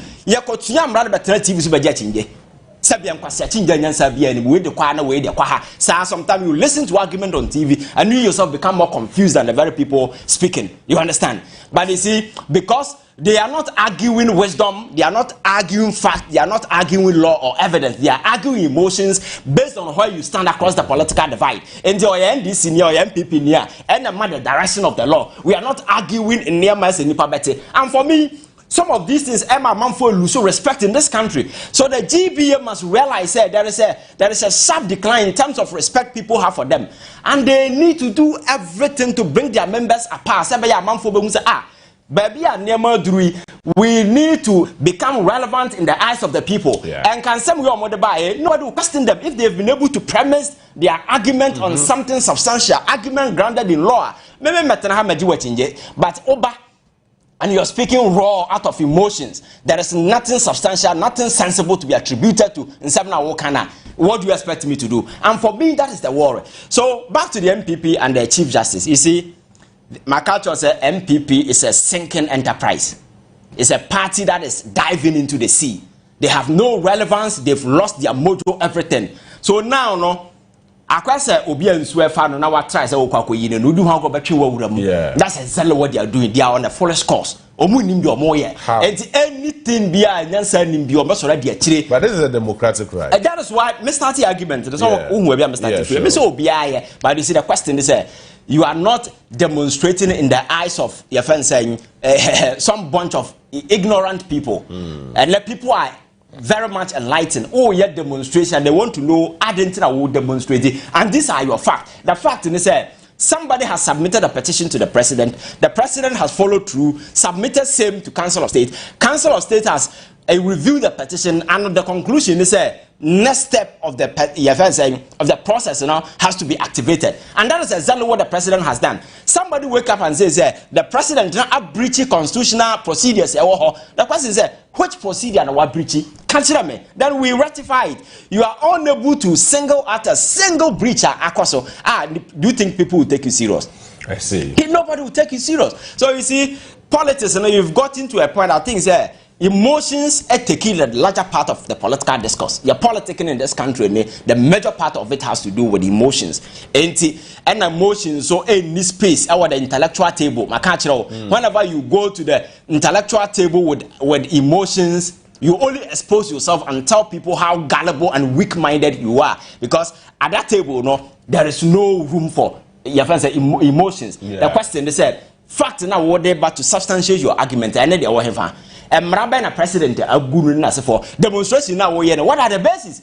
And they always say, oh, John Mahama say Oba. Your friends say obey changes our the judiciary and then now I chief justice in the first place. Nipo mo lose my appointment under John Mahama. Oko Konfanotia, Nano, Professor Okofie, Oko Tamala, Okofie, the Ghana, your friend say, statistician, and Kasa had Okofie. So why are they not demonstrating? Are there no Ghanaians? Why do they have particular interest in the Chief Justice? So it will go to affirm the fact that under Akufo-Addo, there was a deliberate attempt to pack the court. Say, in case they exit power, they will be protected. And that's exactly why the MPP has taken this first entrenched position. Omufizeti on the Chief Justice alone, because there have been a number of people victims under John Mahama. Right. Why are you not speaking for these people? Why the focus is always on the Chief Justice? It affirms the fact that indeed you have a particular interest. And Debbie, the call to reset the judiciary, that call John Mahama they say resonating with the larger section of Ghanaians, peeved about the sinking image of our judiciary. For me, that is the foundational institution of our democracy. We can lose the judiciary, we can lose the executive and parliament. But one entity, very sacred, we cannot afford to do politics with it, is the judiciary. Right. And that is why Ghana are calling and say we need to sanitize this house just to make sure that it works for the people. Very well. Mesamba Ohodo will be now yet to have common solutions, so bear some few input. But answer no. Mamen Scientific Herbal and Alternative Medical Hospital Emfa Emao. Dr. Sheikh Abibosu or say Nyakupo kwa any area suffer. Into Arabia Yobiano, Momodi Aso Beko Amen Scientific Herbal and Alternative Medical Hospital. Or your experts stroke fertility and chronic diseases. Arabia crown crobia haubiano. Or the quarter soya obit me abwao. Na any just said, Mr. Hokofa machine was so be about and no detector yariano. Now I paid home a drew eso at the amount. To Mr. Bomodi Asobe Russia call the branch a war crime, our domain, I bear slit flat down to the railway sonomo, Sasso na Lashibi or Sasso or Honomo, a shaman under bridge or and also branches are Hudumibri, Kumasi. Takrade, Nkoko, Temale, Borga, Hoy, Bebieni, Enchi, Nkwanta, and that's for me, Brina. To be so, Dr. Sheikh Abibosu, one of Nonya Daje, Enfa, Bibidro, Enfa, Enka, Alternative Medical Hospital. Now, on to me, Esho Yepa. The number is 0245 27 5254.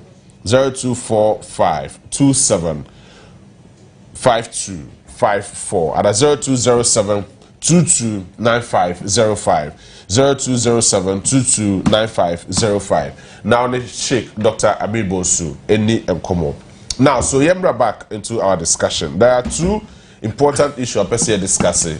The monetization of the confirmation of the MMDCs is becoming very worrying. NDC and Aba Power, John Dramani Mahama, president, were appointed to be so Kusi and Nemo the district of Wom. Now NDC ni kwa endorse na just or 5,000, or 6,000, binumoje 3,000, binumoje 1, all in the name of assembly members near there. Years before they were paying just because almost say the interior kind, almost no. Now there is a government who is going to pay all the assembly members. Yet the monetization is becoming even worse off. How do we curb that very particular issue? And number two, you share the Declaration of Assets, ENRA, His Excellency John Dramani Mahama, and the Code of Conduct book, and all his appointees, ensuring that they will all declare their assets. Who I want to be any day, you consider yourself to be sacked automatically. How do we ensure an effectiveness of that particular course? Lucius, but Mr. Timfriho, maybe a person different. Okay, you that's it.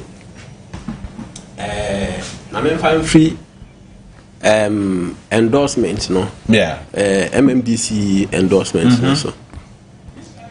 We say, sir, MMDC endorsement, you know, and can you consent Kaskasen be album? The entire American say yes, or assembly member, or pay development, or electoral area. Now say MC in ho, and I say DC in ho, and Pempino meetings call a bedding, even though a presiding member, any day every meeting. Now, mum say, or free meeting, I say DC in ho, and I say MC in ho. the ho be discuss bia no ebe kwa ye wo district bebre wo ho no ma be mpuntu akachi because of MMDC ho nsensem ebi wo ho no ma be ko for endorsement no be kwa akoto na bantu amano enti na ese be sane ye den reschedule ayi no date no now ohwe ade ba ko a ha adwen a ASS kasem eni nti a ebi mo nso wo adwen se sane be ya ASS kasem be free honum no won say obekaya even both NPP and NDC na no sa ayiwe no ya ka ho asem pense say DC no say ye open up sure nanka yento mo so yento beso abati se ne yeto MPC so aba no nka enu mom no ebeyi sa monetization no afri honum because the whole district and as a municipal no ekoto so aba ebe de mpasse obetimi raise sika na wakotua de am obi a say onto aba ma in actual fact sometimes enkrofo abi o ha be kope MC and as a DC no sorry to say ebi mo ho ma be finances no eni soro sai wo fam what you say enti say obi ye memfa say bi a teacher ni or a nurse and I say e bi a or any business kakra bi nanne oba be pe DC no aka say o metua sika ansa na what aba mana e be din so obetimi anya sales kan but I think say ade ba ko a ama political parties no entimu committee to sa you know idea no say siyasa obe open up na o ka say obi abetimi a contest ya say koba ne say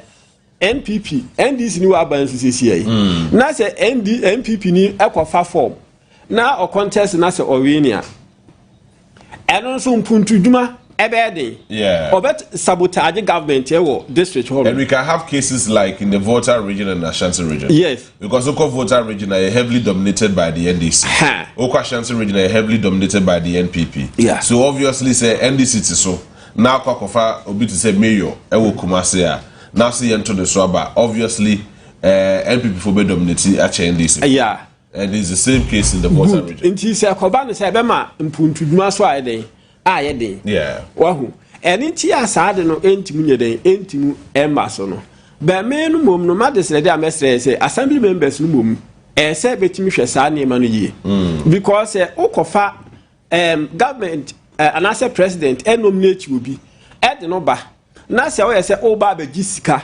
ansa na watu aba de amana kai hu say sa nipa we say no once I no so na dwen say ope MC ya di ne de kwan obefa so a obenya sa o 4000 say 2000 no e de ama no obefa so no de ama eno no achi no babia scan free bia no say ekọ wetebeka say scan no san ko back kwan ba ne obefa so akọ back ene ne ye sa sika bi na ayi week bia MC le homa me bia 40000 adan ya all weekends me kwa yi weekends me kwa weddings a man for best ram ofie so what attitude sense so MC and I said DC or district one we have district we go one just what you say development and kasa wo from a newly created area district kura obekọ be assembly hall no bibia enche den ho enso na MC di bi ha 50000 kofie every week or the 30000 ekofie every week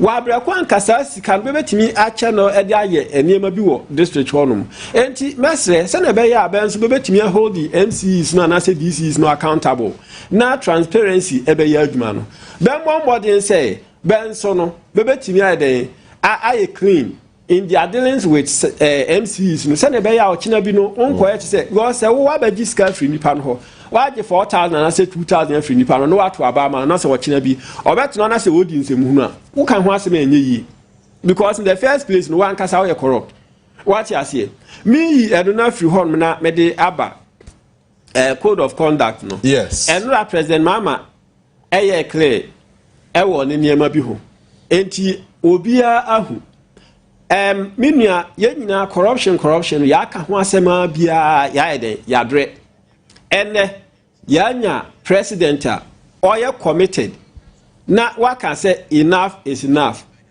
near Ghana for MP ɛyɛ krono aban bi a atwamu kɔ no saa nneɛma na kyese ekukɔ so from ayi president no so ekosi the last ayi appointee no now constitution na yedi ebuman no constitution no kyese say we are eligible appointee anase ya appoint o say bra na be di dwuma ewo man no mu a say utimi ye den declare o asset any liabilities. What you say? I think say article 286 you know. Yeah. Say u declare asset. Now say u be declare and Crawford say be declare the president, vice president, speaker of parliament, members of parliament, any chief justice as any ministers say be declare. So abanya welcome ya MPP abanya. There was a timer for estate for actually the command or the service say but perceive and government appointees are but declare asset ewo Ghana High Sea. Emma Ben so bad about 350 pages, 2 booklets of Crawford be declare asset at the brebe. Now, Ben we remove ever there say out of the appointees and another appointee in Ninano, emu 19 pe. No, declare asset. I see. 19. Wabrakwan even the vice president in Po. As at that time, no, now we declare asset twice. But say, okay, asset declaration na. HSS say appoint to Wabrakwan be appoint to. Say we declare. Say term no ko ender. Say we declare. Ne okay the time na fourth estate for any document na. That time, that was somewhere 2022 honum. What you say? And now you have to about the NPP for the first time. No, about the second time. Tinka anya share crown and ka appointees no send kabadi klebe 3 times. But vice president nanka samuamu no wa declare twice. Meaning it's a time now na eba be ko end no bet term no ba be ko end no won declare. Or say chairman sabonso I know a majority leader. No one soon declare. Finance minister non soon declare what you say enti saa niema we mu nyina ka ho bi ma the other appointees no hu say o kwan dam ye betimi aye de ye pe emma ebi mu timi kwototo fie wa abreko a kyese efie anipa no tokora mpo unhye da hu ade crop pot ya ode ye so o timi kwagina ni nam to fie be 27 so niska wo scan ka beto ne good se nanka se nipa no sa asset declaration no say ye de check oniema bi what you say answer na obeba aban mu no say we declare asset even though the audit service no is not supposed to make it open and you can say obia who say oba no na bia wo car wo fie we wo say na mo niema na obe declare no wo ho. What you say? Or China be say bibi kosi a te senka danfo ya okoto ofie 27 say no. En ka fe de ba be hwem say ansa na obeba no na fie be na wo. What you say? Na no utimi wo e bia fie be 20 krampo. Ne na utimi to fie 27 na nka reasonable. Reasonable. What you say? But e bia me kan fie ba ko pe bi no wo. But ene no utimi nya sika koto be 27. Obi tin ko han fie 12 years advance no atwiaka what you say your friend is saying Xmas tree airport na obi Christmas tree keke na etimi cost o man about 128,000 Ghana cedis. What you say den tree nko ane odi Xmas etimi cost about 128,000. Wahu enti ene no president mama ka say even hampers mo na se foru bia no and the time no and you all can cry and say one anyone can say ebro 20,000 Ghana cedis ebo bia so enyusu government fund and na say internally generated fund so on the kwai on the kwakwa hampers me de gift you obi and na say dabi because ane ma no ekoso oh we de yenya na ye de kobo nipa we aba so ye de koma nipa so asi na ba atena se na ba hyehyɛ te sɛ ne Christmas tree about 28,000 Ghana cedis then tree nko a na dasani bosome nko ba yawo a ene wa nyini akɔ school na ye de akɔ akɔdua adwuma no ole me de saska a ente sɛ akɔyɛ Christmas tree ye nyina ye nim sɛ sansɛm no na enye nokre but kwan a amanfo fa so edi wia oman no what you are saying no President Mama Eka say obi kura be gift o na say ebro 20,000 Ghana cedis sa gift na say sika no your mind de declare mo obi ahu say company na say institution na oda no ade bia sumasi ne and I think say enra me who say ye the cast bi mu be chair president and also no what declare entimi say ebro 20,000 Ghana cedis nko ade a enya wo de even for instance, Hamidia General, to say be a Lucius Sabahano say na Okono maybe 1,000 or 2,000. It's a my HR and then paying for you. Watch a miska. And see, and you say influence good the thoughts in me. Wow, say who say you watch a double miska, because could declare. Maakye, Mesu Musa fidie na he. Oh yeah, that was so. I mean, I would like to know. I say me more declare. You see, and so the be en conflicts with your adwuma na wo ye. Yeah. Aha, Lucius e madam for wama miska. Na BBS na Lucius say make wase man na because of his Canada ability. That's why make wase. No. But all the man so I say me makofo hu say o discuss e dia mama. Yeah. HR hu me manager say omuhu na fe we declare to we case bia when you fa dia fa and now say be fufu bi wo hono so even as I mean as private institution here now how much more government official. Yeah, sure.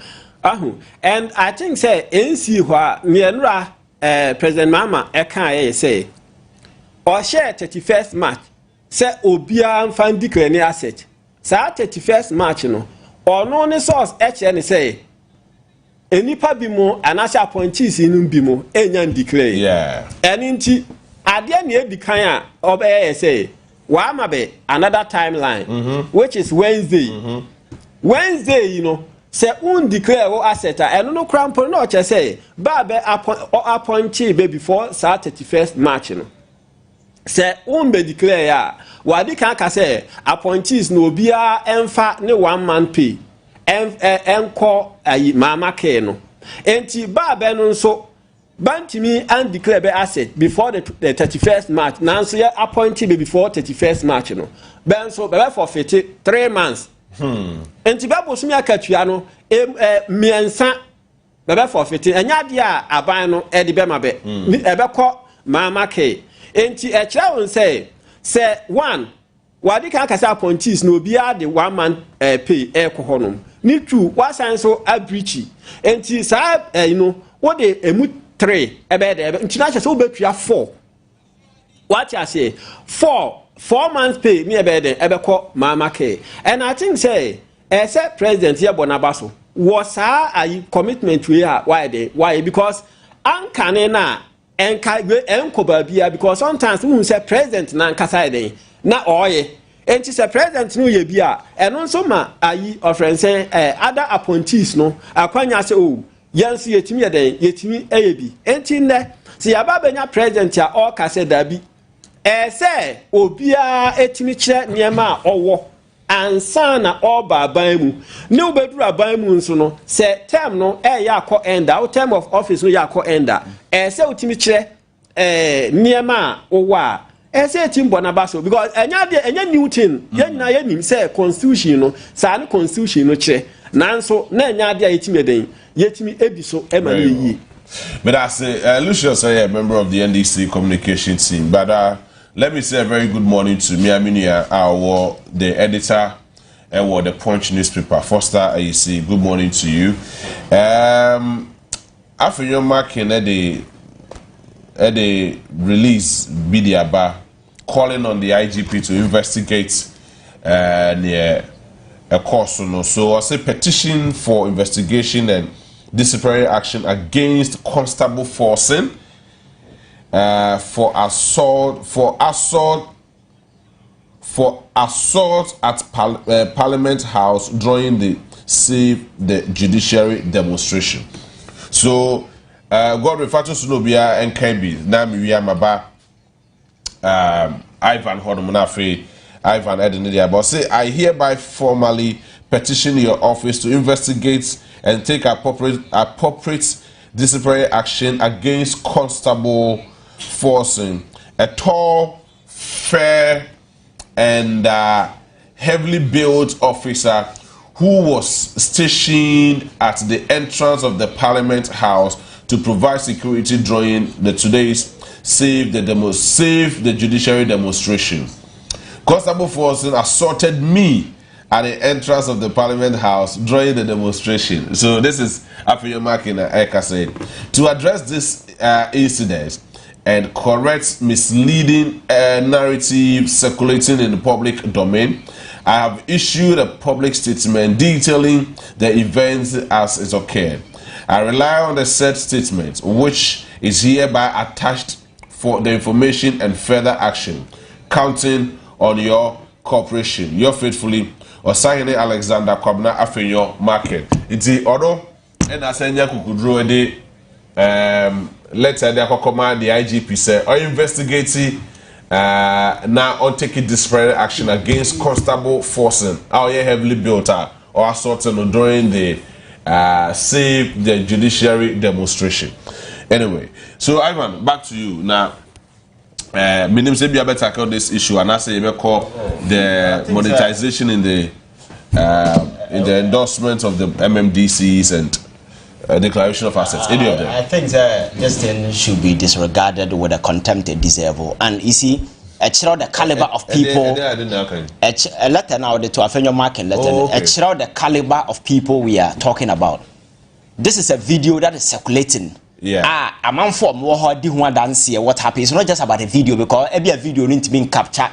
They see you, but there were people there, journalists, and as a phone will be wo. Why now, Bob because a police officer indeed attacked this gentleman. All of a sudden, he's painting the narrative. Nipa na or no or victim no or try to make him. Your friend is saying so. This is a video. But you can still and if nothing at all. And MP, you have no right. So the one say police officer also uniform. You have no right. So we know that's a different thing. And the same person turns around and then trust statement about one thing say the police officer should rather be investigated. It's just a ploy just to sway the whole conversation because the focus will rather be on the gentleman, not on him. Yeah. And I'm sure as a Ghana Police Service, or more winning, their integrity is on the line. So I'm back to now. I'm a man for attack or more. Oh, who for Muyebi? Because this after this incident, police for no more holding they should even be sanctioned. Why they did not arrest him? All police, not police for the so patch. Yes, not police for more patch. They pay a boom for. Sir, that tells you how weak our institutions are, because in other jurisdictions you cannot stretch your hand and poke a police officer even in the face, let alone say what they will say bono, and then the officers there will be saying honorable. And then, today he's flipping the narrative, and that is who they are. Maybe so, he has a superior evidence. Oh, what superior evidence? And I'm telling you, sir, the reason why young people today don't respect people working with honorable, these are some of the things. Dishonorable character. They lack candor, they lack integrity, and these are dishonest bunch of individuals. Yeah, Claudio with political power, and they think they are sitting on the moon. And I think the coming days in the Behu with the monetization, I'm not sure anybody is surprised. Because my culture, that I say, the entire political landscape, has been monetized. No, but is it not worrying? It's a creeping culture. Yes. I am Godfrey. John Dramani Mahama, who is the president, duly elected. Akwakoyi nanemusini say omunkwatu no swaba na government appointees any assembly members are more endorse na masanso agiriska. No, 5,000, 4,000, 3,000 each. No, you should understand say it's a culture you created that. So people think say it's a normal thing. When you create such a sick culture and nobody act on them, we normalize it. In recent time, you know how monetization is taking the center stage of our politics, and I've told you, sir. Because of that, I give you a lot of idiots take it to enter into the political space because they have money. They speak and you become warriors. Now we need to free in and or mabaka politics who make decisions, but because they have money. Because we don't vet people where they got their money from. So the monetization, cripple that culture, no, and access and nema way some of these things are normal. So for you shouldn't be surprised. It's normal thing. So we call your parliament and for within political party. But we have political structure the most corrupt group of people who are your political party delegate. How they start free. Your political structure is a corrupt group of people who a political party delegate, because that is where the whole corruption started from. Are equally guilty? That is what I'm telling you. Delegates no, and they too, if you don't give it to them, they will not vote for you. So JB, that is the culture that has been created. And in Nippon be free constituency or Baba MP take it. Na ka wabogu hono. Enya kaketwa. And again, Wababa MP na wako constituency. They may say on the weekend we MP. Wudi ho agura fundaka ahodo abetono because obi obeba bia mebusu anie wo baji sika free ho obi kwa wedding obi kwa adore. So we've created the whole thing to look like say it's a money venture nipa no kwa e sika puduo na ye odam enti bra na baji usika. And I don't say in such a way, say people who rise to political prominence, because they don't serve people. No, if I don't take my pound of flesh at this time, no. What are some American? And they will do everything because, for instance, DC now, if we're not doing say, someone and taking a pound of flesh and now, or Yako, we are friend of fact. You see that kind of way, no? So that is the culture, and you don't blame the people no more general. You don't blame the ATR, you blame the system that we have created. Ivan, the most unfortunate aspects they say a DC can be sacked tomorrow. So you go and pay like what call mobilize about 100 or 200 or 300,000 or 400,000. Now they are called assembly members. No matter swaba. That's if you are in the news and in your news neighbor and you're as a president at his own discretion, he can just sack you. No, you live. If you understand politics, they live by the moment. So they live by the moment. You understand? So you do everything to secure your position. But I mean, about more than 500,000 or 600,000 citizens. They are talking say, may they call elections or may they come here to me swab or something like that. No, I mean sometimes some of these things. No, you don't blame. And I'm say you don't blame them. There is a culture, a sick culture we have created. Say, you may have all the brain in the world, all the intelligence, all the ideas. If you don't have money, you cannot survive in the political arena. And that is why the state must do everything to ensure that we crack down on some of these things. Are you saying that within the assembly people know that they are not paying money? Yeah, they know. So who is acting on them? And Medina losing bonus. Was some part of Eastern region. If you want to consider, no much losing bonus. Or other part of the regions, or more endorse or more MMDCs now. Most of them, and even some of them even came out to say, first one they almost so to us 5,000, and the Kokoba say, or more assembly members in the region. Or could be a few Kokodi discano. Yes, somebody did you know. This is Canada, Messadia Mamunti. Mufama. The moment unfortunately, that person's name wasn't mentioned. And when we continue like this, the system will not be well taken care of. Politics now a very romantic or lucrative venture for everybody to just step in, just all in the name of money. Innocent. Yeah, so I know who say politics in any partner, my culture say human beings, if you don't create framework, about regulating the way they act. Every human being who has potential to click to their destructive best. We are very dangerous people. Human being was not created to be good. We were created to learn to be good. Naturally, we were all born bad. You understand? So you need to create systems and institutions to regulate human behavior.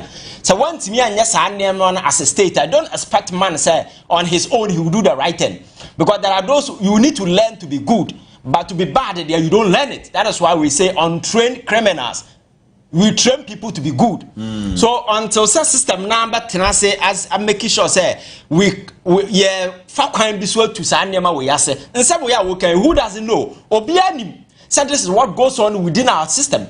Political party answer the we political party events a candidate for a political party na can as for our board and now the so another day people are more what they take.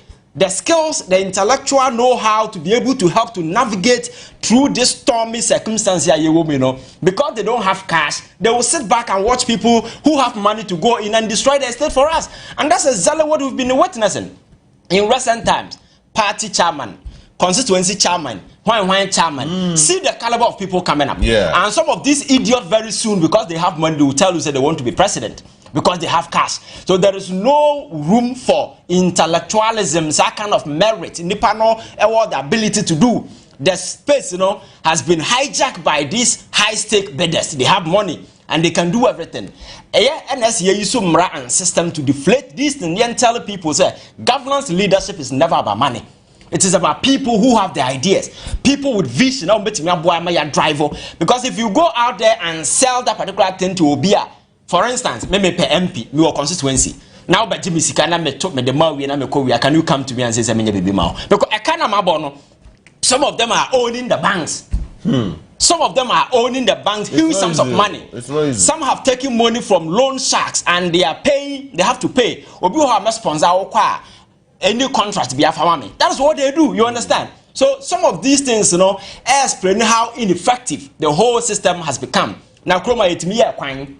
After 1 year na kwana say what be say ho de ntia because nipa na oye kwan no kata ya gigi afiri bisika na kan ye kakra bi so you see niema ye kan nyina are just symptoms o dwell on that you make a mistake a systemic way be I engulf your system. So corruption is endemic and it's pervasive. What are some of the approach you may go after some of these things to ensure say we distill corruption, even if we cannot defeat it, we reduce it to a barest minimum and to me affect the focus of this nation, and that is what we need to do. And yes, sir, there can just portions of it. DC, corruption going on everywhere. Our parliament during the approval.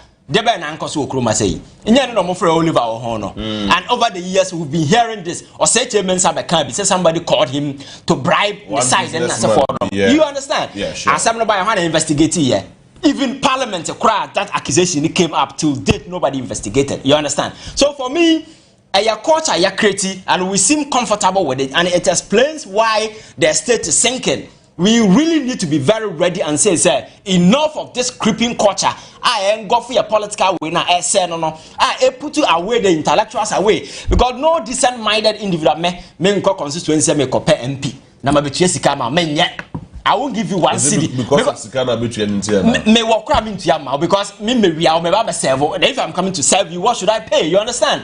And that is the culture that we need to institute. For instance, if you go out there, Ghana has if people want to go into the army, for instance, look at some of the bribes people pay. But in America and other places, if you sign up, they give you bonus for signing because it's a risk adventure in a woko siki. You can lose your life, you can lose your leg. What I say. But why should a young man in Ghana was dedicating who say I want to be in the army should go and pay bribe? And what about them? Police officer or call police also on bribe or we are going bank and I'm robber bar on your first target to be kuno. Or the brilliant van nimni a man started to Gold Coast to a nest in the nine so I'm robber bar, I'm robber nukra, pistol or chia kuno. This is a risk these people are taking and you are telling them say or no to your bribe and sign off on a police officer. Oh more damn. These are things we've normalized in this country, you understand? People who sign for police would rather be given bonus. So because of our core army, we should give them bonus, not bribe from them.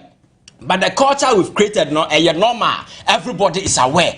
The political class, everybody is privy to this sick culture. I ain't go for your political way, you know, but we seem normal. So for me, this whole monetization thing, you know, we need a conscious, deliberate effort. The framework to me I deal away with all these things but all facets of society obi call police agent a bribe or call soldier agent a bribe or call customer agent a bribe nursing agent a bribe nursing training and policemen and if you go to some of the universities some of the programs they do or Nim said they are taking 20 people they will sell form to 2,000 people and take their money and who are buying away I don't know that way if you go to some of the university they know say they have your fancy space for 200 students.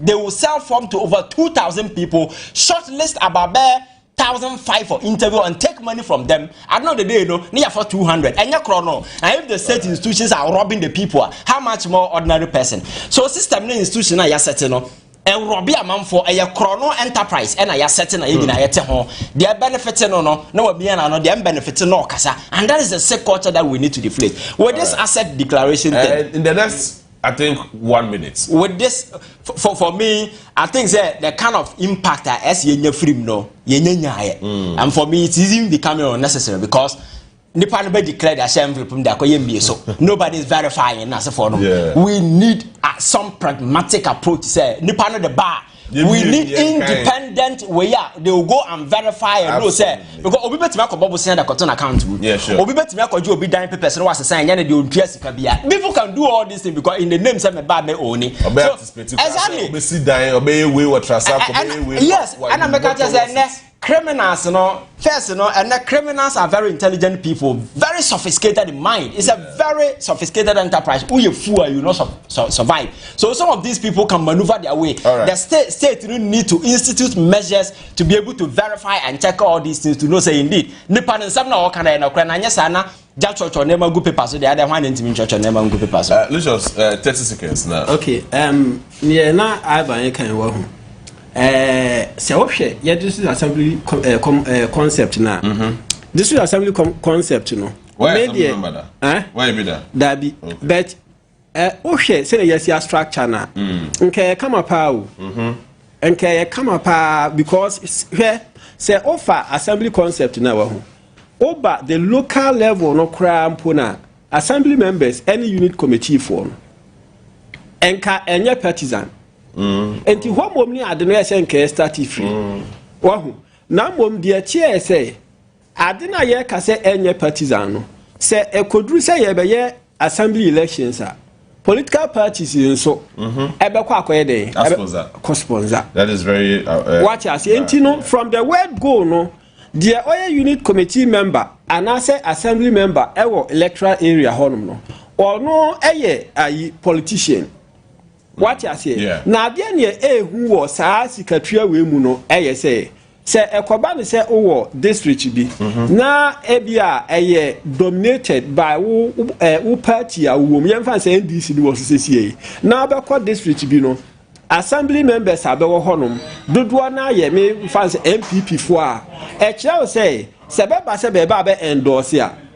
Beba to a what you say? And you also won't pen a santino, you are compelled to also pay. Nankanya sa, Nenka at the local level, no unit committee for no, be neutral, assembly members a neutral. Nenka yedi echo the top hierarchy, no, which is the MMDCs no so. And kabe kotwaba and kanya dia sika tria we mu anase sika gige we mu nyina bede ebebam. Now assembly members no do na no say obekọ local level no or no so crowd the unit committee for nka.